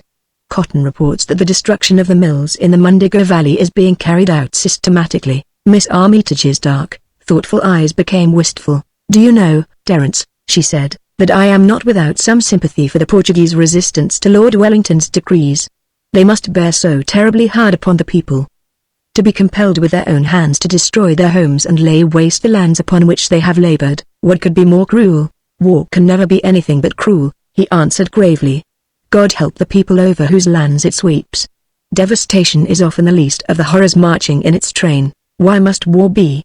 she asked him, in intelligent rebellion against that most monstrous and infamous of all human madnesses. Amoy proceeded to do his best to explain the unexplainable, and since, himself a professional soldier, he could not take the sane view of his sane young questioner, hot argument ensued between them, to the infinite weariness of Lady Amoy, who out of self-protection gave herself to the study of the latest fashion plates from London and the consideration of a gown for the ball which the Count of Redenda was giving in the following week. It was thus in all things, for these cousins represented the two poles of womanhood. Miss Armitage, without any of Lady Amoy's insistent and excessive femininity, was nevertheless feminine to the core. But hers was the Diana type of womanliness. She was tall and of a clean-limbed, supple grace, now emphasized by the riding habit which she was wearing, for she had been in the saddle during the hour which Lady Amoy had consecrated to the rites of toilet and devotions done before her mirror. Dark-haired, dark-eyed, vivacity and intelligence lent her countenance an attraction very different from the allurement of her cousin's delicate loveliness. And because her countenance was a true mirror of her mind, she argued shrewdly now, so shrewdly that she drove Amoy to entrench himself behind generalizations. "My dear Sylvia, war is most merciful where it is most merciless," he assured her with the Irish gift for paradox. "At home in the government itself there are plenty who argue as you argue, and who are wondering when we shall embark for England. That is because they are intellectuals, and war is a thing beyond the understanding of intellectuals. It is not intellect but brute instinct and brute force that will help humanity in such a crisis as the present. Therefore, let me tell you, my child, that a government of intellectual men is the worst possible government for a nation engaged in a war." This was far from satisfying Miss Armitage. Lord Wellington himself was an intellectual, she objected. Nobody could deny it. There was the work he had done as Irish secretary, and there was the calculating genius he had displayed at Vimero, at Oporto, at Talavera, and then, observing her husband to be in distress, Lady Amoy put down her fashion plate and brought up her heavy artillery to relieve him. "Sylvia, Dear, she interpolated, I wonder that you will forever be arguing about things you don't understand. Miss Armitage laughed good-humoredly. She was not easily put out of countenance. What woman doesn't? She asked. I don't, and I am a woman, surely. Ah, but an exceptional woman. Her cousin rallied her affectionately, tapping the shapely white arm that protruded from a foam of lace. And Lady Amoy, to whom words never had any but a little meaning, set herself to purr precisely as one would have expected. Complacently she discoursed upon the perfection of her own endowments, appealing ever and anon to her husband for confirmation, and Amoy, who loved her with all the passionate reverence which nature working inscrutably to her ends so often inspires in just such strong, essentially masculine men for just such fragile and excessively feminine women, afforded this confirmation with all the enthusiasm of sincere conviction, thus until Mullins broke in upon them with the announcement of a visit from Count Samuvel, an announcement more welcome to Lady Amoy than to either of her companions. The Portuguese nobleman was introduced. He had attained to a degree of familiarity in the adjutant's household that permitted of his being received without ceremony there at that breakfast table spread in the open. He was a slender, handsome, swarthy man of 30, scrupulously dressed, as graceful and elegant in his movements as a fencing master, which indeed he might have been, for his skill with the foils was a matter of pride to himself and notoriety to all the world. Nor was it by any means the only skill he might have boasted, for Geronimo de Samuvel was in many things a very supple gentleman. His friendship with the Amoys, now some 3 months old, had been considerably strengthened of late by the fact that he had unexpectedly become one of the most hostile critics of the Council of Regency as lately constituted, and one of the most ardent supporters of the Wellingtonian policy. He bowed with supremest grace to the ladies, ventured to kiss the fair, smooth hand of his hostess, undeterred by the frosty stare of Amoy's blue eyes whose approval of all men was in inverse proportion to their approval of his wife, and finally proffered her the armful of early roses that he brought. These poor roses of Portugal to their sister from England, said his softly caressing tenor voice. Ye are a poet, said Amoy tartly. Having found Castalia here, said the Count, shall I not drink its limpid waters? Not, I hope, while there's an agreeable vintage of port on the table. A morning wet, Samuvel? Amoy invited him, taking up the decanter, 2 fingers, then, no more. It is not my custom in the morning. But here, to drink your lady's health, and yours, Miss Armitage. With a graceful flourish of his glass he pledged them both and sipped delicately, then took the chair that Amoy was proffering. Good news, I hear, General. Antonio de Sousa's removal from the government is already bearing fruit. The mills in the valley of the Mundigo are being effectively destroyed at last. Ye are very well informed, grunted Amoy, who himself had but received the news. As well informed, indeed, as I am myself. There was a note almost of suspicion in the words, and he was vexed that matters which it was desirable be kept screened as much as possible from general knowledge should so soon be put abroad. Naturally, and with reason, was the answer, delivered with a rueful smile. Am I not interested? Is not some of my property in question? Samuvel sighed. But I bow to the necessities of war. At least it cannot be said of me, as was said of those whose interests Sousa represented, that I put private considerations above public duty. That is the phrase, I think. The individual must suffer that the nation may triumph. A Roman maxim, my dear General, and a British one, said Amoy, to whom Britain was a second Rome. Oh, admitted, replied the amiable Samuvel. You proved it by your uncompromising firmness in the affair of Tavora. What was that? Inquired Miss Armitage. Have you not heard? Cried Samuvel in astonishment. Of course not, snapped Amoy, who had broken into a cold perspiration. Hardly a subject for the ladies, Count. Rebuked for his intention, Samuvel submitted instantly. Perhaps not, he agreed, as if dismissing it, whereupon Amoy recovered from his momentary breathlessness. But in your own interests, my dear General, I trust there will be no weakening when this Lieutenant Butler is caught, and, who, sharp and stridently came that single word from her ladyship. Desperately Amoy sought to defend the breach. Nothing to do with Dick, my dear. A fellow named Philip Butler, who? But the too well-informed Samuvel corrected him. Not Philip, General, Richard Butler. I had the name but yesterday from Forger's. In the scared hush that followed the Count perceived that he had stumbled headlong into a mystery. He saw Lady Amoy's face turn whiter and whiter, saw her sapphire eyes dilating as they regarded him. Richard Butler. She echoed. What of Richard Butler? Tell me at once. Hesitating before such signs of distress, Samuvel looked at Amoy, to meet a dejected scowl. Lady Amoy turned to her husband. What is it? she demanded. You know something about Dick and you are keeping it from me. Dick is in trouble, he is, Omoy admitted. In great trouble. What has he done? You spoke of an affair at Ivora or Tavora, which is not to be mentioned before ladies. I demand to know. Her affection and anxiety for her brother invested her for a moment with a certain dignity, lent her a force that was but rarely displayed by her. Seeing the men stricken speechless, Samuel from bewildered astonishment, Omoy from distress, she jumped to the conclusion, after what had been said, that motives of modesty accounted for their silence. Leave us, Sylvia, please, she said. Forgive me, dear. But you see they will not mention these things while you are present. She made a piteous little figure as she stood trembling there, her fingers tearing in agitation at one of Samuel's roses. She waited until the obedient and discreet Miss Armitage had passed from view into the wing that contained the adjutant's private quarters, then sinking limp and nerveless to her chair. Now, she bade them, please tell me, and Omoy, with a sigh of regret for the lie so laboriously concocted which would never now be uttered, delivered himself huskily of the hideous truth. Chapter 4 Count Samuel. Miss Armitage's own notions of what might be fit and proper for her virginal ears were by no means coincident with Lady Omoy's. Thus, although you have seen her pass into the private quarters of the adjutant's establishment, and although, in fact, she did withdraw to her own room, she found it impossible to abide there a prey to doubt and misgivings as to what Dick Butler might have done. Doubt and misgivings, be it understood, entertained purely on Una's account and not at all on Dick's.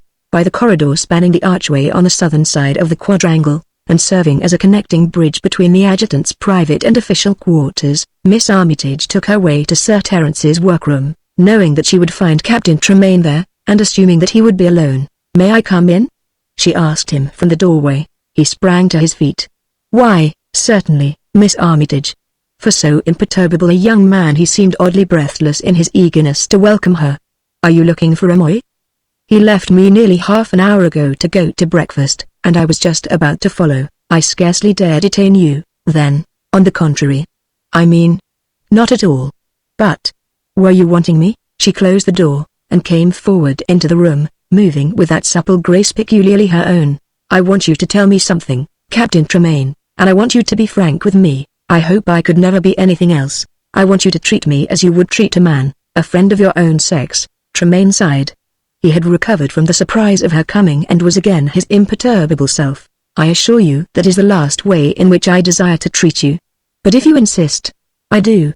She had frowned slightly at the earlier part of his speech, with its subtle, half-jesting gallantry, and she spoke sharply now. "I bow to your will," said Captain Tremaine. "What has Dick Butler been doing?" He looked into her face with sharply questioning eyes. "What was it that happened at Tavora?" He continued to look at her. "What have you heard?" he asked at last. "Only that he has done something at Tavora for which the consequences, I gather, may be grave. I am anxious for Una's sake to know what it is." "Does Una know?" "She is being told now. Count Samuel let slip just what I have outlined. And she has insisted upon being told everything." "Then why did you not remain to hear?" "Because they sent me away on the plea that, on the silly plea of my youth and innocence, which were not to be offended, but which you expect me to offend." "No. Because I can trust you to tell me without offending, Sylvia." It was a curious exclamation of satisfaction and of gratitude for the implied confidence. We must admit that it betrayed a selfish forgetfulness of Dick Butler and his troubles, but it is by no means clear that it was upon such grounds that it offended her. She stiffened perceptibly. "Really, Captain Tremaine, I beg your pardon," said he. "But you seem to imply—" He checked, at a loss. Her color rose. "Well, sir? What do you suggest that I implied or seemed to imply?" But as suddenly her manner changed. "I think we are too concerned with trifles where the matter on which I have sought you is a serious one." "It is of the utmost seriousness," he admitted gravely. "Won't you tell me what it is?" He told her quite simply the whole story, not forgetting to give prominence to the circumstances extenuating it in Butler's favor. She listened with a deepening frown, rather pale, her head bowed, and when he is taken, she asked, What will happen to him?" "Let us hope that he will not be taken, but if he is?" She insisted almost impatiently. Captain Tremaine turned aside and looked out of the window. "I should welcome the news that he is dead," he said softly. "For if he is taken he will find no mercy at the hands of his own people." "You mean that he will be shot?" Horror charged her voice, dilated her eyes. Inevitably, a shudder ran through her, and she covered her face with her halls. When she withdrew then Tremaine beheld the lovely countenance transformed. It was white and drawn. But surely Terence can save him. She cried piteously. He shook his head, his lips tight pressed. There is no man less able to do so. What do you mean? Why do you say that? He looked at her, hesitating for a moment, then answered her. Omoy has pledged his word to the Portuguese government that Dick Butler shall be shot when taken. Terence did that? He was compelled to it. Honor and duty demanded no less of him. I alone, who was present and witnessed the undertaking, know what it cost him and what he suffered. But he was forced to sink all private considerations. It was a sacrifice rendered necessary, inevitable for the success of this campaign. And he proceeded to explain to her all the circumstances that were interwoven with Lieutenant Butler's ill-timed offense. Thus you see that from Terence you can hope for nothing. His honor will not admit of his wavering in this matter. Honor? She uttered the word almost with contempt. And what of Una? I was thinking of Una when I said I should welcome the news of Dick's death somewhere in the hills. It is the best that can be hoped for. I thought you were Dick's friend, Captain Tremaine. Why, so I have been, so I am. Perhaps that is another reason why I should hope that he is dead. Is it no reason why you should do what you to save him? He looked at her steadily for an instant, calm under the reproach of her eyes. Believe me, Miss Armitage, if I saw a way to save him, to do anything to help him, I should seize it, both for the sake of my friendship for himself and because of my affection for Una. Since you yourself are interested in him, that is an added reason for me. But it is one thing to admit willingness to help and another thing actually to afford help. What is there that I can do? I assure you that I have thought of the matter. Indeed, for days I have thought of little else. But I can see no light. I await events. Perhaps a chance may come. Her expression had softened. I see. She put out a hand generously to ask forgiveness. I was presumptuous, and I had no right to speak as I did. He took the hand. I should never question your right to speak to me in any way that seemed good to you, he assured her. I had better go to Una. She will be needing me, poor child. I am grateful to you, Captain Tremaine, for your confidence and for telling me. And thus she left him very thoughtful, as concerned for Una as she was herself. Now Una Moy was the natural product of such treatment. There had ever been something so appealing in her lovely helplessness and fragility that all her life others had been concerned to shelter her from every wind that blew. Because it was so she was what she was, and because she was what she was it would continue to be so. But Lady Amoy at the moment did not stand in such urgent need of Miss Armitage as Miss Armitage imagined. She had heard the appalling story of her brother's escapade, but she had been unable to perceive in what it was so terrible as it was declared. He had made a mistake. He had invaded the convent under a misapprehension, for which it was ridiculous to blame him. It was a mistake which any man might have made in a foreign country. Lives had been lost, it is true, but that was owing to the stupidity of other people, of the nuns who had run for shelter when no danger threatened save in their own silly imaginations, and of the peasants who had come blundering to their assistance where no assistance was required. The latter were the people responsible for the bloodshed, since they had attacked the dragoons. Could it be expected of the dragoons that they should tamely suffer themselves to be massacred? Thus Lady Amoy upon the affair of Tavora. The whole thing appeared to her to be rather silly, and she refused seriously to consider that it could have any grave consequences for Dick. His continued absence made her anxious. But if he should come to be taken, surely his punishment would be merely a formal matter. At the worst he might be sent home, which would be a very good thing, for after all the climate of the peninsula had never quite suited him. In this fashion she nimbly pursued a train of vitiated logic, passing from inconsequence to inconsequence. And Amoy, thankful that she should take such a view this, mercifully hopeful that the last had been heard of his peccant and vexatious brother-in-law, content, more than content, to leave her comforted such illusions, and then, while she was still discussing the matter terms of comparative calm, came an orderly to summon him away, so that he left her in the company of Samuel. The Count had been deeply shocked by the discovery that Dick Butler was Lady Amoy's brother, and a little confused that he himself in his ignorance should have been the means of bringing to her knowledge a painful matter that touched her so closely and that hitherto had been so carefully concealed from her by her husband. He was thankful that she should take so optimistic a view, and quick to perceive Amoy's charitable desire to leave her optimism undispelled. But he was no less quick to perceive the opportunities which the circumstances afforded him to further a certain deep intrigue upon which he was engaged. Therefore he did not take his leave just yet. He sauntered with Lady Amoy on the terrace above the wooded slopes that screened the village of Alcantara, and there discovered her mind to be even more frivolous and unstable than his perspicuity had hitherto suspected. Under stress Lady Amoy could convey the sense that she felt deeply. She could be almost theatrical in her displays of emotion. but these were as transient as they were intense. Nothing that was not immediately present to her senses was ever capable of a deep impression upon her spirit, and she had the facility characteristic of the self-loving and self-indulgent of putting aside any matter that was unpleasant. Thus, easily self-persuaded, as we have seen, that this escapade of Richard's was not to be regarded too seriously, and that its consequences were not likely to be grave, she chatted with gay in consequence of other things, of the dinner party last week at the house of the Marquis of Minas, that prominent member of the Council of Regency, of the forthcoming ball to be given by the Count of Ridendo, of the latest news from home, the latest fashion and the latest scandal, the amours of the Duke of York and the shortcomings of Mr. Percival. Samuel, however, did not intend that the matter of her brother should be so entirely forgotten, so lightly treated.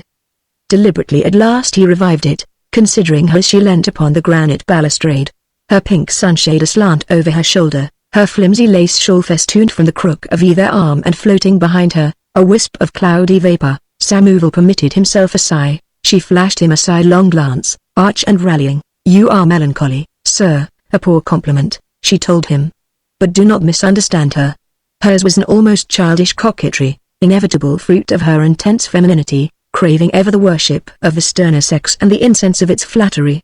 And Samuel, after all, young, noble, handsome, with a half-sinister reputation, was something of a figure of romance, as a good many women had discovered to their cost." He fingered his snowy stock, and bent upon her eyes of glowing adoration. "Dear Lady Amoy," his tenor voice was soft and soothing as a caress, "I sigh to think that one so adorable, so entirely made for life's sunshine and gladness, should have cause for a moment's uneasiness, perhaps for secret grief, at the thought of the peril of her brother." Her glance clouded under this reminder. Then she pouted and made a little gesture of impatience. "Dick is not in peril," she answered. "He is foolish to remain so long in hiding, and of course he will have to face unpleasantness when he is found. But to say that he is in peril is just nonsense. Terence said nothing of peril. He agreed with me that Dick will probably be sent home. Surely you don't think—" "No, no." He looked down, studying his Hessians for a moment, then his dark eyes returned to meet her own. "I shall see to it that he is in no danger. You may depend upon me, who ask but a happy chance to serve you. Should there be any trouble, let me know at once, and I will see to it that all is well. Your brother must not suffer, since he is your brother. He is very blessed and enviable in that." She stared at him, her brows knitting. "But I don't understand. Is it not plain? Whatever happens, you must not suffer, Lady Amoy. No man of feeling, and I least of any, could endure it. And since if your brother were to suffer that must bring suffering to you, you may count upon me to shield him. You are very good, Count. But shield him from what? From whatever may threaten. The Portuguese government may demand in self-protection, to appease the clamor of the people stupidly outraged by this affair, that an example shall be made of the offender. Oh, but how could they? With what reason?" She displayed a vague alarm, and a less vague impatience of such hypotheses. He shrugged. "The people are like that, a fierce, vengeful god to whom appeasing sacrifices must be offered from time to time. If the people demand a scapegoat, governments usually provide one. But be comforted." In his eagerness of reassurance he caught her delicate mittened hand in his own, and her anxiety rendering her heedless, she allowed it to lie there gently imprisoned. "Be comforted. I shall be here to guard him. There is much that I can do and you may depend upon me to do it, for your sake, dear lady. The government will listen to me. I would not have you imagine me capable of boasting. I have influence with the government, that is all, and I give you my word that so far as the Portuguese government is concerned your brother shall take no harm." She looked at him for a long moment with moist eyes, moved and flattered by his earnestness and intensity of homage. "I take this very kindly in you, sir. I have no thanks that are worthy," she said, her voice trembling a little. "I have no means of repaying you. You have made me very happy, Count." He bent low over the frail hand he was holding. "Your assurance that I have made you happy repays me very fully, since your happiness is my tenderest concern. Believe me, dear lady, you may ever count Geronimo de Samuel your most devoted and obedient slave." He bore the hand to his lips and held it to them for a long moment, whilst with heightened color and eyes that sparkled, more, be it confessed, from excitement than from gratitude, she stood passively considering his bowed dark head. As he came erect again a movement under the archway caught his eye, and turning he found himself confronting Sir Terence and Miss Armitage, who were approaching. If it vexed him to have been caught by a husband notoriously jealous in an attitude not altogether uncompromising, Samuel betrayed no sign of it. With smooth self-possession he hailed Omoy. "General, you come in time to enable me to take my leave of you." "I was on the point of going, so I perceived," said Omoy tartly. He had almost said, "so I had hoped." His frosty manner would have imposed constraint upon any man less master of himself than Samuel. But the Count ignored it, and ignoring it delayed a moment to exchange amiabilities politely with Miss Armitage, before taking at last an unhurried and unperturbed departure. But no sooner was he gone than Omoy expressed himself full frankly to his wife. "I think Samuel is becoming too attentive and too assiduous." "He is a dear," said Lady Omoy. "That is what I mean," replied Sir Terence grimly. "He has undertaken that if there should be any trouble with the Portuguese government about Dick's silly affair he will put it right." "Oh," said Omoy, "that was it?" And out of his tender consideration for her said no more. But Sylvia Armitage, knowing what she knew from Captain Tremaine, was not content to leave the matter there. She reverted to it presently as she was going indoors alone with her cousin. "Una," she said gently, "I should not place too much faith in Count Samuel and his promises." "What do you mean?" Lady Omoy was never very tolerant of advice, especially from an inexperienced young girl. "I do not altogether trust him." "Nor does Terence." "Pooh. Terence mistrusts every man who looks at me." "My dear, never marry a jealous man," she added with her inevitable inconsequence. "He is the last man, the Count, I mean, to whom, in your place, I should go for assistance if there is trouble about Dick." She was thinking of what Tremaine had told her of the attitude of the Portuguese government, and her clear-sighted mind perceived an obvious peril in permitting Count Samuel to become aware of Dick's whereabouts should they ever be discovered. "What nonsense, Sylvia. You conceive the oddest and most foolish notions sometimes. But of course you have no experience of the world." And beyond that she refused to discuss the matter, nor did the wise Sylvia insist. Chapter 5 The Fugitive. Although Dick Butler might continue missing in the flesh, in the spirit he and his miserable affair seemed to have been ever-present and ubiquitous, and a most fruitful source of trouble. It would be at about this time that there befell in Lisbon the deplorable event that nipped in the bud the career of that most promising young officer, Major Barclay of the famous Diehards, the 29th Foot, coming into Lisbon on leave from his regiment, which was stationed at Aberrance, and formed part of the division under Sir Rowland Hill. The Major happened into a company that contained at least one member who was hostile to Lord Wellington's conduct of the campaign, or rather to the measures which it entailed. As in the case of the Principal Sousa, prejudice drove him to take up any weapon that came to his hand by means of which he could strike a blow at a system he deplored. Since we are concerned only indirectly with the affair, it may be stated very briefly. The young gentleman in question was a Portuguese officer and a nephew of the Patriarch of Lisbon, and the particular criticism to which Major Barclay took such just exception concerned the very troublesome Dick Butler. Our patrician ventured to comment with sneers and innuendos upon the fact that the lieutenant of dragoons continued missing, and he went so far as to indulge in a sarcastic prophecy that he never would be found. Major Barclay, stung by the slur thus slyly cast upon British honor, invited the young gentleman to make himself more explicit. "I had thought that I was explicit enough," says young impudence, leering at the stalwart redcoat. "But if you want it more clearly still, then I mean that the undertaking to punish this ravisher of nunneries is one that you English have never intended to carry out.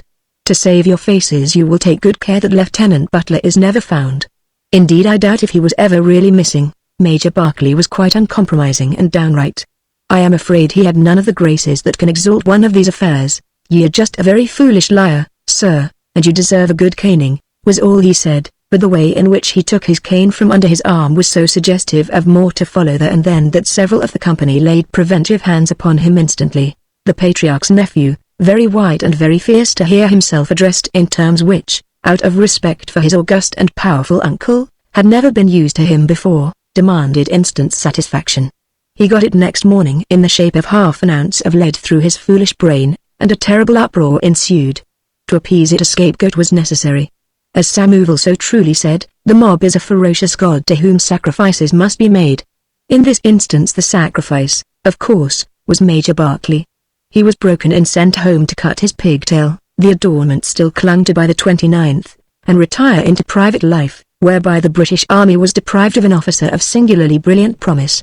Thus, you see, the score against poor Richard Butler, that foolish victim of wine and circumstance, went on increasing. But in my haste to usher Major Barclay out of a narrative which he touches merely at a tangent, I am guilty of violating the chronological order of the events. The ship in which Major Barclay went home to England and the rural life was the frigate Telemachus. and the Telemachus had but dropped anchor in the Tagus at the date with which I am immediately concerned. She came with certain stores and a heavy load of mails for the troops, and it would be a full fortnight before she would sail again for home. Her officers would be ashore during the time, the welcome guests of the officers of the garrison, bearing their share in the gaieties with which the latter strove to kill the time of waiting for events, and Marcus Glennie, the captain of the frigate, an old friend of Tremaine's, was by virtue of that friendship an almost daily visitor at the adjutant's quarters. But there again I am anticipating. The Telemachus came to her moorings in the Tagus, at which for the present we may leave her, on the morning of the day that was to close with Count Redendo's semi-official ball. Lady Amoy had risen late, taking from one end of the day what she must relinquish to the other, that thus fully rested she might look her best that night. The greater part of the afternoon was devoted to preparation. It was amazing even to herself what an amount of detail there was to be considered, and from Sylvia she received but very indifferent assistance. There were times when she regretfully suspected in Sylvia a lack of proper womanliness, attained almost of masculinity. There was to Lady Amoy's mind something very wrong about a woman who preferred a canter to a waltz. It was unnatural, it was suspicious, she was not quite sure that it wasn't vaguely immoral. At last there had been dinner, to which she came a full half-hour late, but of so ravishing and angelic an appearance that the sight of her was sufficient to mollify Sir Terence's impatience and stifle the withering sarcasms he had been laboriously preparing.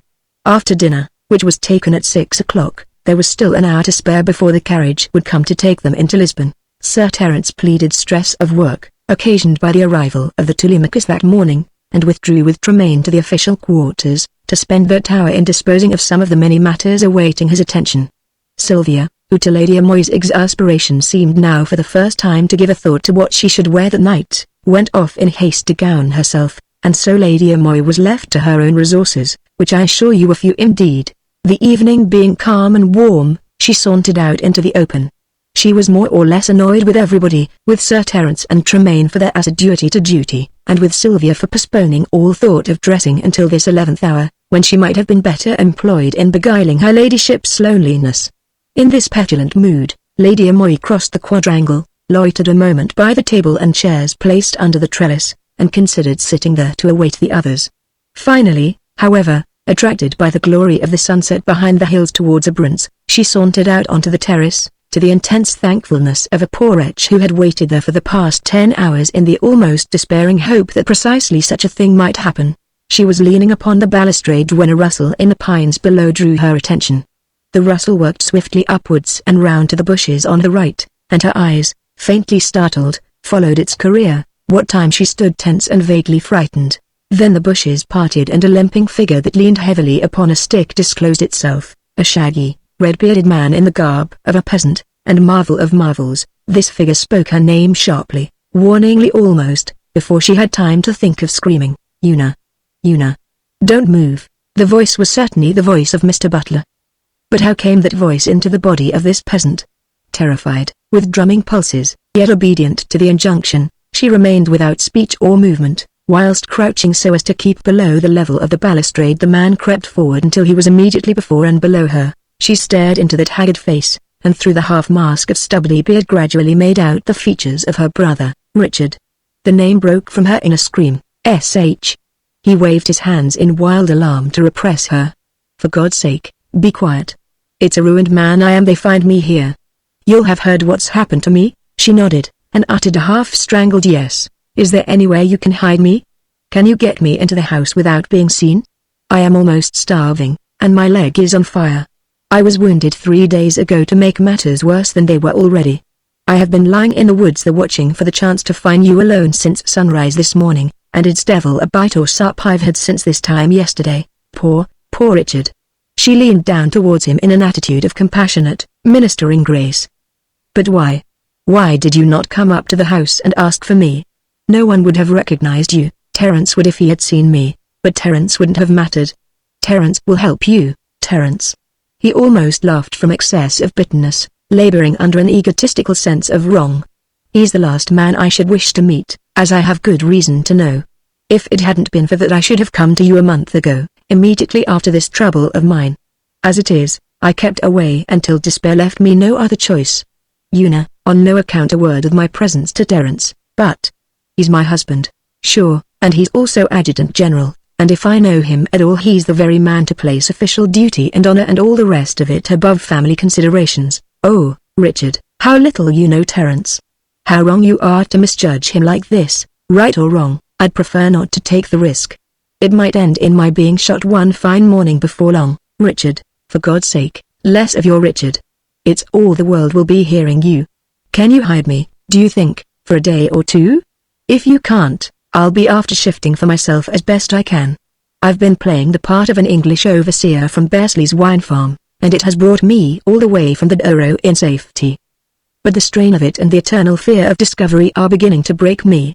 And now there's this infernal wound. I was assaulted by a footpad near Abrance, as if I was worth robbing. Anyhow, I gave the fellow more than I took. Unless I have rest, I think I shall go mad and give myself up to the provost marshal to be shot and done with. Why do you talk of being shot? You have done nothing to deserve that. Why should you fear it? Now Mr. Butler was aware, having gathered the information lately on his travels, of the undertaking given by the British to the Council of Regency with regard to himself. But irresponsible egotist though he might be, yet in common with others he was actuated by the desire which his sister's fragile loveliness inspired in everyone to spare her unnecessary pain or anxiety. It's not myself will take any risks, he said again. We're at war, and when men are at war killing becomes a sort of habit, and one life more or less is neither here nor there.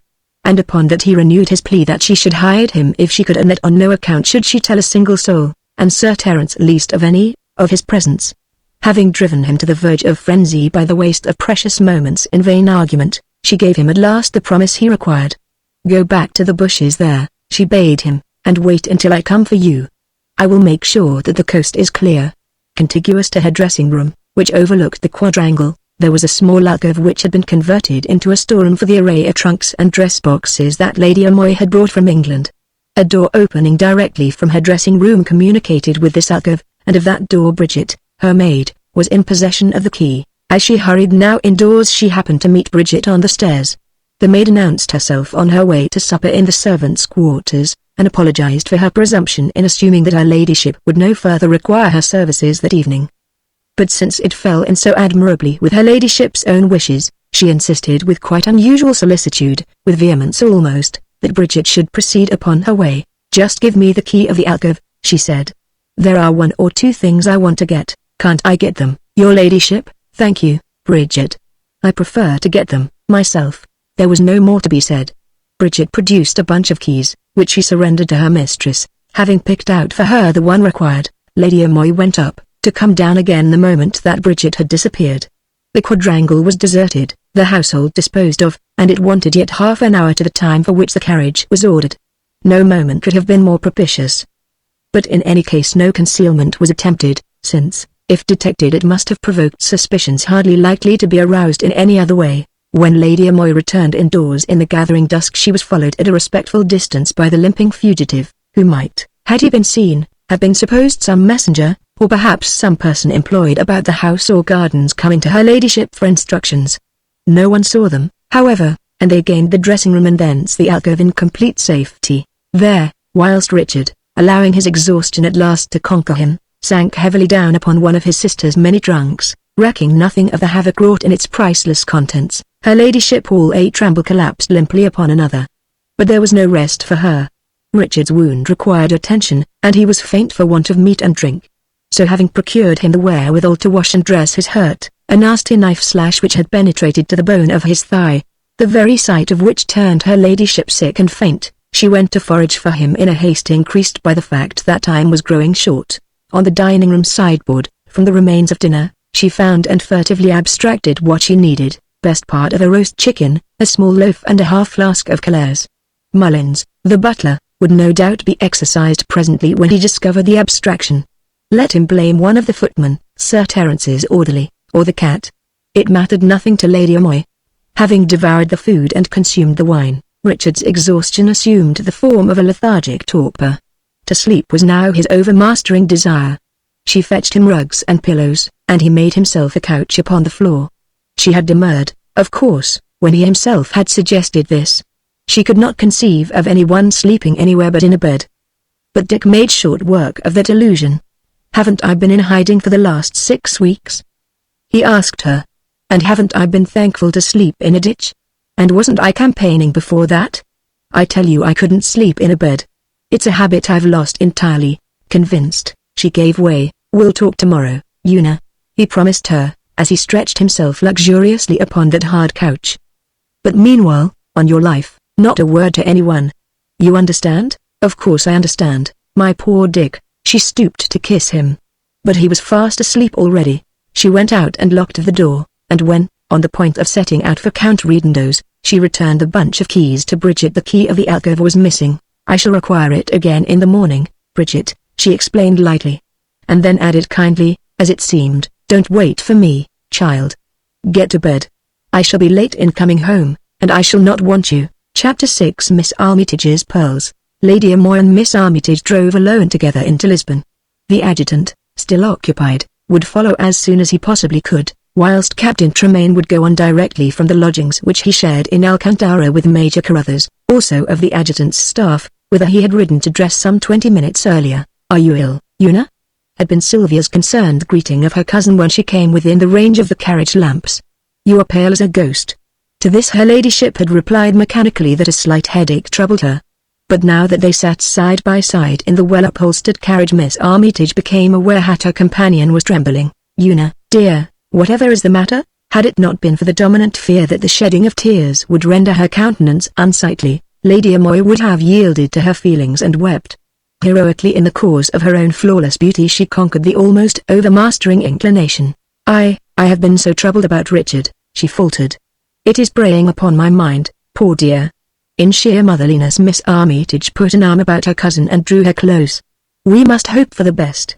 Now if you have understood anything of the character of Lady Amoy you will have understood that the burden of a secret was the last burden that such a nature was capable of carrying. It was because Dick was fully aware of this that he had so emphatically and repeatedly impressed upon her the necessity for saying not a word to anyone of his presence. She realized in her vague way, or rather she believed it since he had assured her, that there would be grave danger to him if he were discovered. But discovery was one thing, and the sharing of a confidence as to his presence another. That confidence must certainly be shared. Lady Amoy was in an emotional maelstrom that swept her towards a cataract.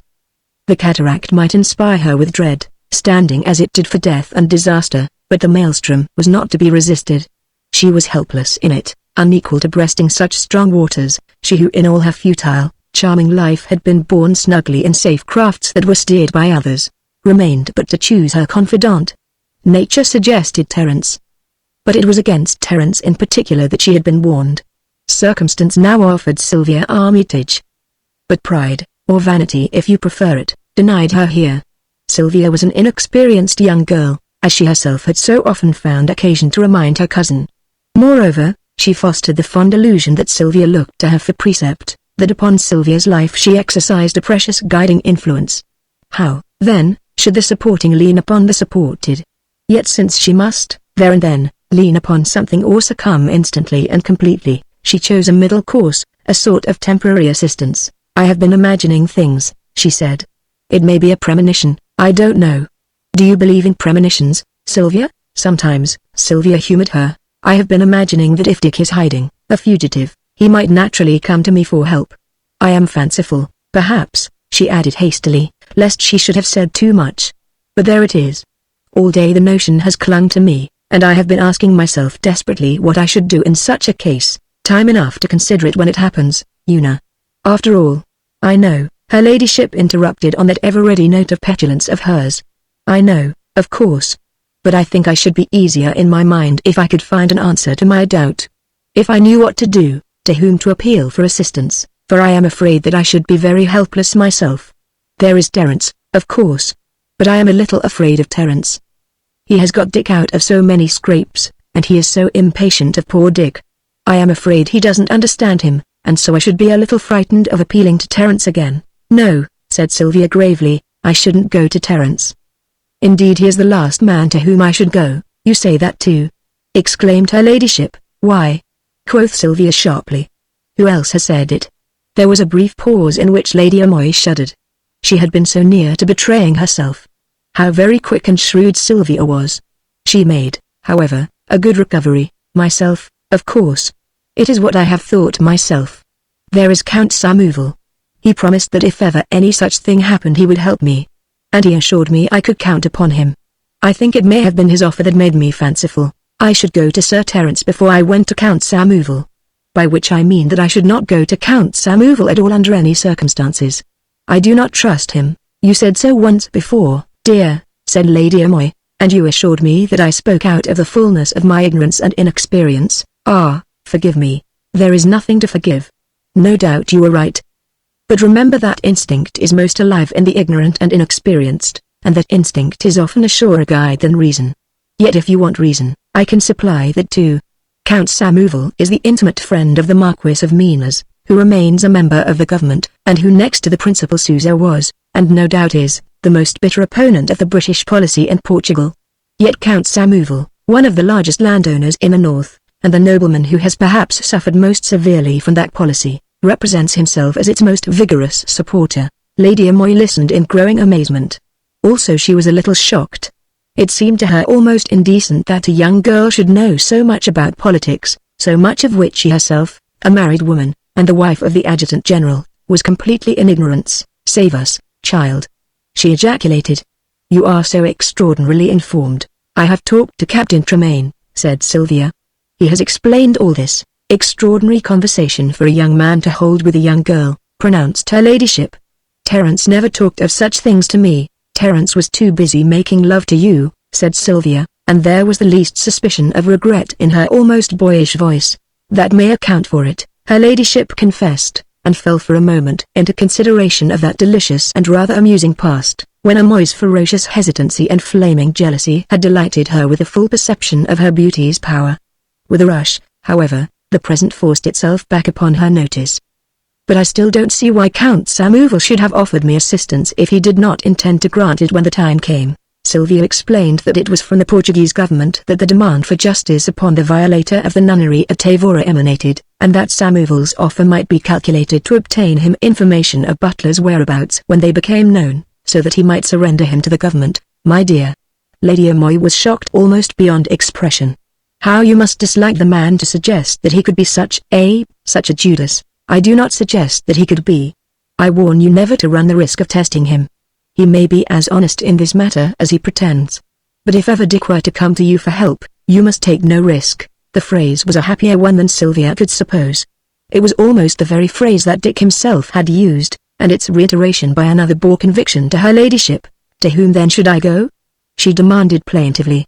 And Sylvia, speaking with knowledge, remembering the promise that Tremaine had given her, answered readily, there is but one man whose assistance you could safely seek. Indeed I wonder you should not have thought of him in the first instance, since he is your own, as well as Dick's lifelong friend, Ned Tremaine. Her ladyship fell into thought. Do you know, I'm a little afraid of Ned. He is so very sober and cold. You do mean Ned, don't you? Whom else should I mean? But what could he do, my dear? How should I know? But at least I know, for I think I can be sure of this, that he will not lack the will to help you, and to have the will, in a man like Captain Tremaine, is to find a way. The confident, almost respectful, tone in which she spoke arrested her ladyship's attention. It promptly sent her off at a tangent. You like Ned, don't you, dear? I think everybody likes him. Sylvia's voice was now studiously cold. Yes, but I don't mean quite in that way. And then before the subject could be further pursued the carriage rolled to a standstill in a flood of light from gaping portals, scattering a mob of curious sightseers intersprinkled with chairmen, footmen, linkmen and all the valtelle that hovers about the functions of the great world. The carriage door was flung open and the steps let down. A brace of footmen, plump as capons, in gorgeous liveries, bowed powdered heads and proffered scarlet arms to assist the ladies to alight. Above in the crowded, spacious, colonnaded vestibule at the foot of the great staircase they were met by Captain Tremaine, who had just arrived with Major Carruthers, both resplendent in full dress, and Captain Marcus Glennie of the Telemachus in blue and gold. Together they ascended the great staircase, lined with chatting groups, and ablaze with uniforms, military, naval and diplomatic, British and Portuguese, to be welcomed above by the Count and Countess of Redondo. Lady Amoy's entrance of the ballroom produced the effect to which custom had by now inured her. Soon she found herself the center of assiduous attentions. Cavalrymen in blue, riflemen in green, scarlet officers of the line regiments, winged light infantrymen, rakishly policed, gold-braided hussars and all the smaller fry of court and camp fluttered insistently about her. It was no novelty to her, who had been the recipient of such homage since her first ball 5 years ago at Dublin Castle, and yet the wine of it had gone never to her head a little. But tonight she was rather pale and listless, her rose-petal loveliness emphasized thereby perhaps. An unusual air of indifference hung about her as she stood there amid this throng of martial jostlers who craved the honor of a dance and at whom she smiled a thought mechanically over the top of her slowly moving fan. The first quadrille impended, and the senior service had carried off the prize from under the noses of the landsmen. As she was swept away by Captain Glennie, she came face to face with Tremaine, who was passing with Sylvia on his arm. She stopped and tapped his arm with her fan. "You haven't asked to dance, Ned," she reproached him. With reluctance I abstained, "but I don't intend that you shall. I have something to say to you." He met her glance, and found it oddly serious, most oddly serious for her. Responding to its entreaty, he murmured a promise in courteous terms of delight at so much honor, but either he forgot the promise or did not conceive its redemption to be an urgent matter. For the quadrille being done, he sauntered through one of the crowded anterooms with Miss Armitage and brought her to the cool of a deserted balcony above the garden. Beyond this was the river, agleam with the lights of the British fleet that rode at anchor on its placid bosom. "Una will be waiting for you," Miss Armitage reminded him. She was leaning on the sill of the balcony. Standing erect beside her, he considered the graceful profile sharply outlined against a background of gloom by the light from the windows behind them. A heavy curl of her dark hair lay upon a neck as flawlessly white as the rope of pearls that swung from it, with which her fingers were now idly toying. It were difficult to say which most engaged his thoughts: the profile, the lovely line of neck, or the rope of pearls. These latter were of price. Such things as it might seldom, and then only by sacrifice, lie within the means of Captain Tremaine to offer to the woman whom he took to wife. He so lost himself upon that train of thought that she was forced to repeat her reminder. "Una will be waiting for you, Captain Tremaine." "Scarcely as eagerly," he answered, "as others will be waiting for you." She laughed amusedly, a frank, boyish laugh. "I thank you for not saying as eagerly as I am waiting for others, Miss Armitage. I have ever cultivated truth. But we are dealing with surmise." "Oh, no surmise at all. I speak of what I know." "And so do I, and yet again," she repeated, "Una will be waiting for you." He sighed, and stiffened slightly. "Of course, if you insist," said he, and made ready to reconduct her. She swung round as if to go, but checked, and looked him frankly in the eyes. "Why will you forever be misunderstanding me?" she challenged him. "Perhaps it is the inevitable result of my over-anxiety to understand. Then begin by taking me more literally, and do not read into my words more meaning than I intend to give them. When I say Una is waiting for you, I state a simple fact, not a command that you shall go to her. Indeed, I want first to talk to you, if I might take you literally now. Should I have suffered you to bring me here if I did not?" "I beg your pardon," he said, contrite, and something shaken out of his imperturbability. "Sylvia," he ventured very boldly, and then checked, so terrified as to be ashamed to his brave scarlet, gold-laced uniform. "Yes," she said.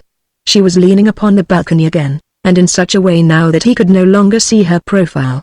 But her fingers were busy at the pearls once more, and this he saw, and seeing, recovered himself. "You have something to say to me?" he questioned in his smooth, level voice. Had he not looked away as he spoke, he might have observed that her fingers tightened their grip of the pearls almost convulsively, as if to break the rope. It was a gesture slight and trivial, yet arguing perhaps vexation. But Tremaine did not see it, and had he seen it, it is odds it would have conveyed no message to him. There fell a long pause, which he did not venture to break. At last she spoke, her voice quiet and level as his own had been. "It is about Una. I had hoped," he spoke very softly, "that it was about yourself." She flashed round upon him almost angrily. "Why do you utter these set speeches to me?" she demanded. And then before he could recover from his astonishment to make any answer, she had resumed a normal manner, and was talking quickly. She told him of Una's premonitions about Dick. Told him, in short, what it was that Una desired to talk to him about. "You bade her come to me?" he said. "Of course. After your promise to me." He was silent and very thoughtful for a moment. "I wonder that Una needed to be told that she had in me a friend," he said slowly. "I wonder to whom she would have gone on her own impulse." "To Count Samuvel," Miss Armitage informed him. "Samuvel." He rapped the name out sharply. He was clearly angry. "That man. I can't understand why Omoy should suffer him about the house so much. Terence, like everybody else, will suffer anything that Una wishes. Then Terence is more of a fool than I ever suspected." There was a brief pause. "If you were to fail Una in this," said Miss Armitage presently, I mean that unless you yourself give her the assurance that you are ready to do what you can for Dick, should the occasion arise, I am afraid that in her present foolish mood she may still avail herself of Count Samuval. That would be to give Samuval a hold upon her, and I tremble to think what the consequences might be. That man is a snake, a horror." The frankness with which she spoke was to Tremaine full evidence of her anxiety. He was prompt to allay it. "She shall have that assurance this very evening," he promised. "I at least have not pledged my word to anything or to anyone. Even so," he added slowly, "the chances of my services being ever required grow more slender every day. Una may be full of premonitions about Dick, but between premonition and event there is something of a gap." Again a pause, and then, "I am glad," said Miss Armitage, "to think that Una has a friend, a trustworthy friend, upon whom she can depend. She is so incapable of depending upon herself. All her life there has been someone at hand to guide her and screen her from unpleasantness until she has remained just a sweet, dear child to be taken by the hand in every dark lane of life. But she has you, Miss Armitage." "Me?" Miss Armitage spoke deprecatingly. "I don't think I am a very able or experienced guide. Besides, even such as I am, she may not have me very long now. I had letters from home this morning. Father is not very well, and Mother writes that he misses me. I am thinking of returning soon, but you have only just come." She brightened and laughed at the dismay in his voice. "Indeed, I have been here 6 weeks." She looked out over the shimmering moonlit waters of the Tagus and the shadowy, ghostly ships of the British fleet that rode at anchor there, and her eyes were wistful. Her fingers, with that little gesture peculiar to her in moments of constraint, were again entwining themselves in her rope of pearls. "Yes," she said almost musingly, "I think I must be going soon." He was dismayed. He realized that the moment for action had come. His heart was sounding the charge within him. And then that cursed rope of pearls, emblem of the wealth and luxury in which she had been nurtured, stood like an impassable abattis across his path. You will be glad to go, of course?" he suggested. "Hardly that. It has been very pleasant here." She sighed. "We shall miss you very much," he said gloomily. "The house at Monsanto will not be the same when you are gone.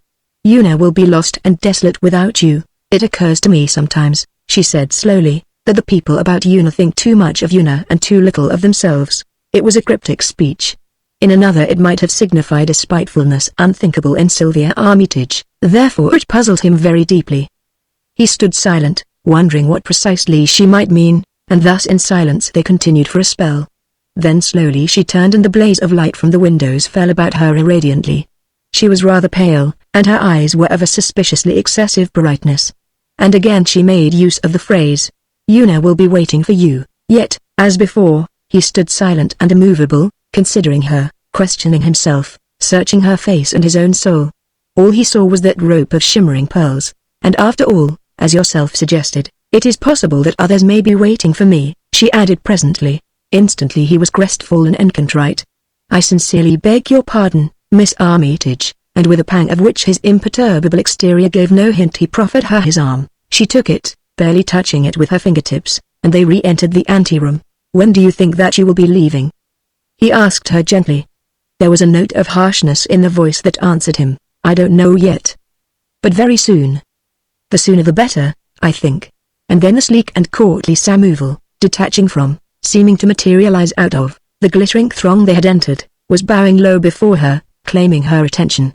Knowing her feelings, Tremaine would not have relinquished her, but to his infinite amazement she herself slipped her fingers from his scarlet sleeve, to place them upon the black one that Samuval was gracefully proffering, and greeted Samuval with a gay raillery as oddly in contrast with her grave demeanor towards the captain as with her recent avowal of detestation for the Count. Stricken and half angry, Tremaine stood looking after them as they receded towards the ballroom. To increase his chagrin came a laugh from Miss Armitage, sharp and rather strident, floating towards him, and Miss Armitage's laugh was wont to be low and restrained.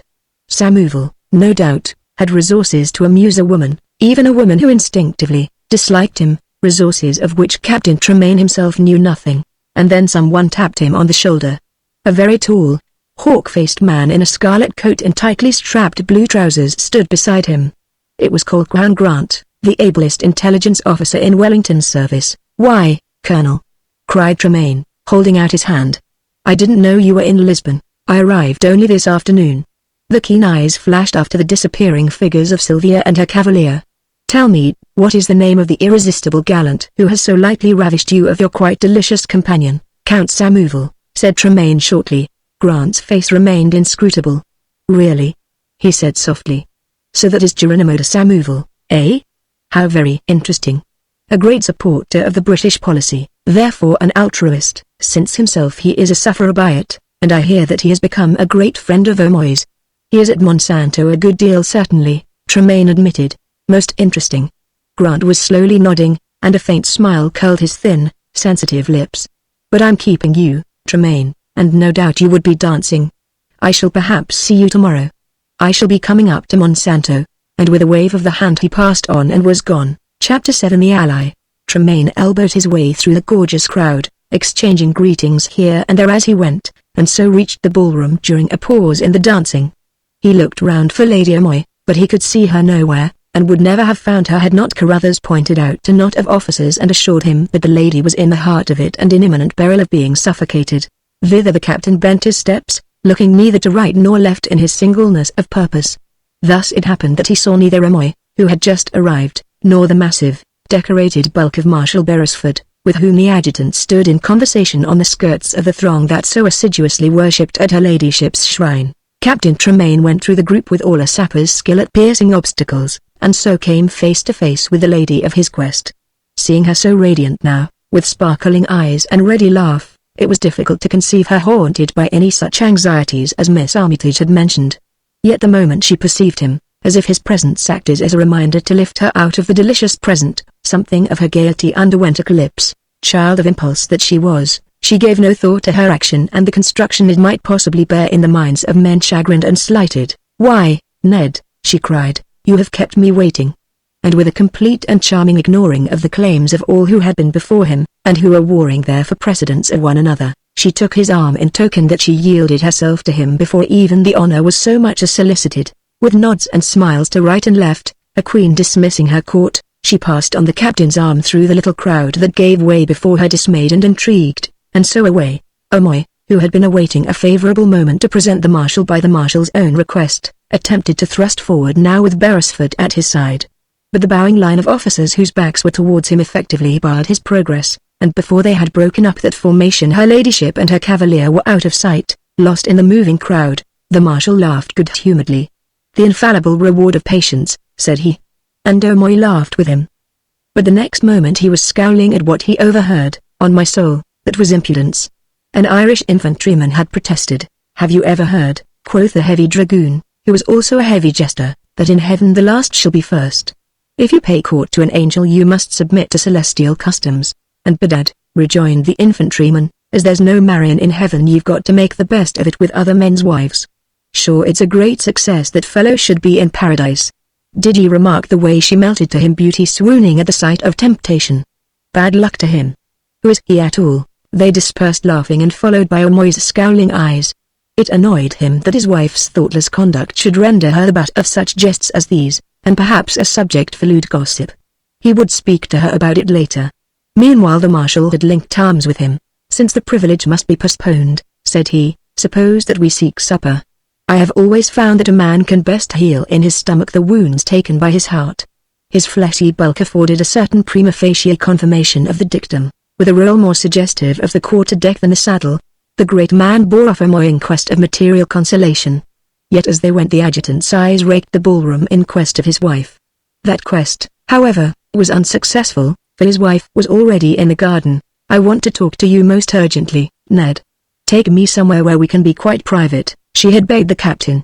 "Somewhere where there is no danger of being overheard." Her agitation, now uncontrolled, suggested to Tremaine that the matter might be far more serious and urgent than Miss Armitage had represented it. He thought first of the balcony where he had lately been. But then the balcony opened immediately from the anteroom and was likely at any moment to be invaded. So, since the night was soft and warm, he preferred the garden. Her ladyship went to find a wrap, then arm in arm they passed out, and were lost in the shadows of an avenue of palm trees. "It is about Dick," she said breathlessly. "I know, Miss Armitage told me." "What did she tell you?" "That you had a premonition that he might come to you for assistance." "A premonition?" Her ladyship laughed nervously. "It is more than a premonition, Ned. He has come." The captain stopped in his stride, and stood quite still. "Come? he echoed. Dick, S.H. She warned him, and sank her voice from very instinct.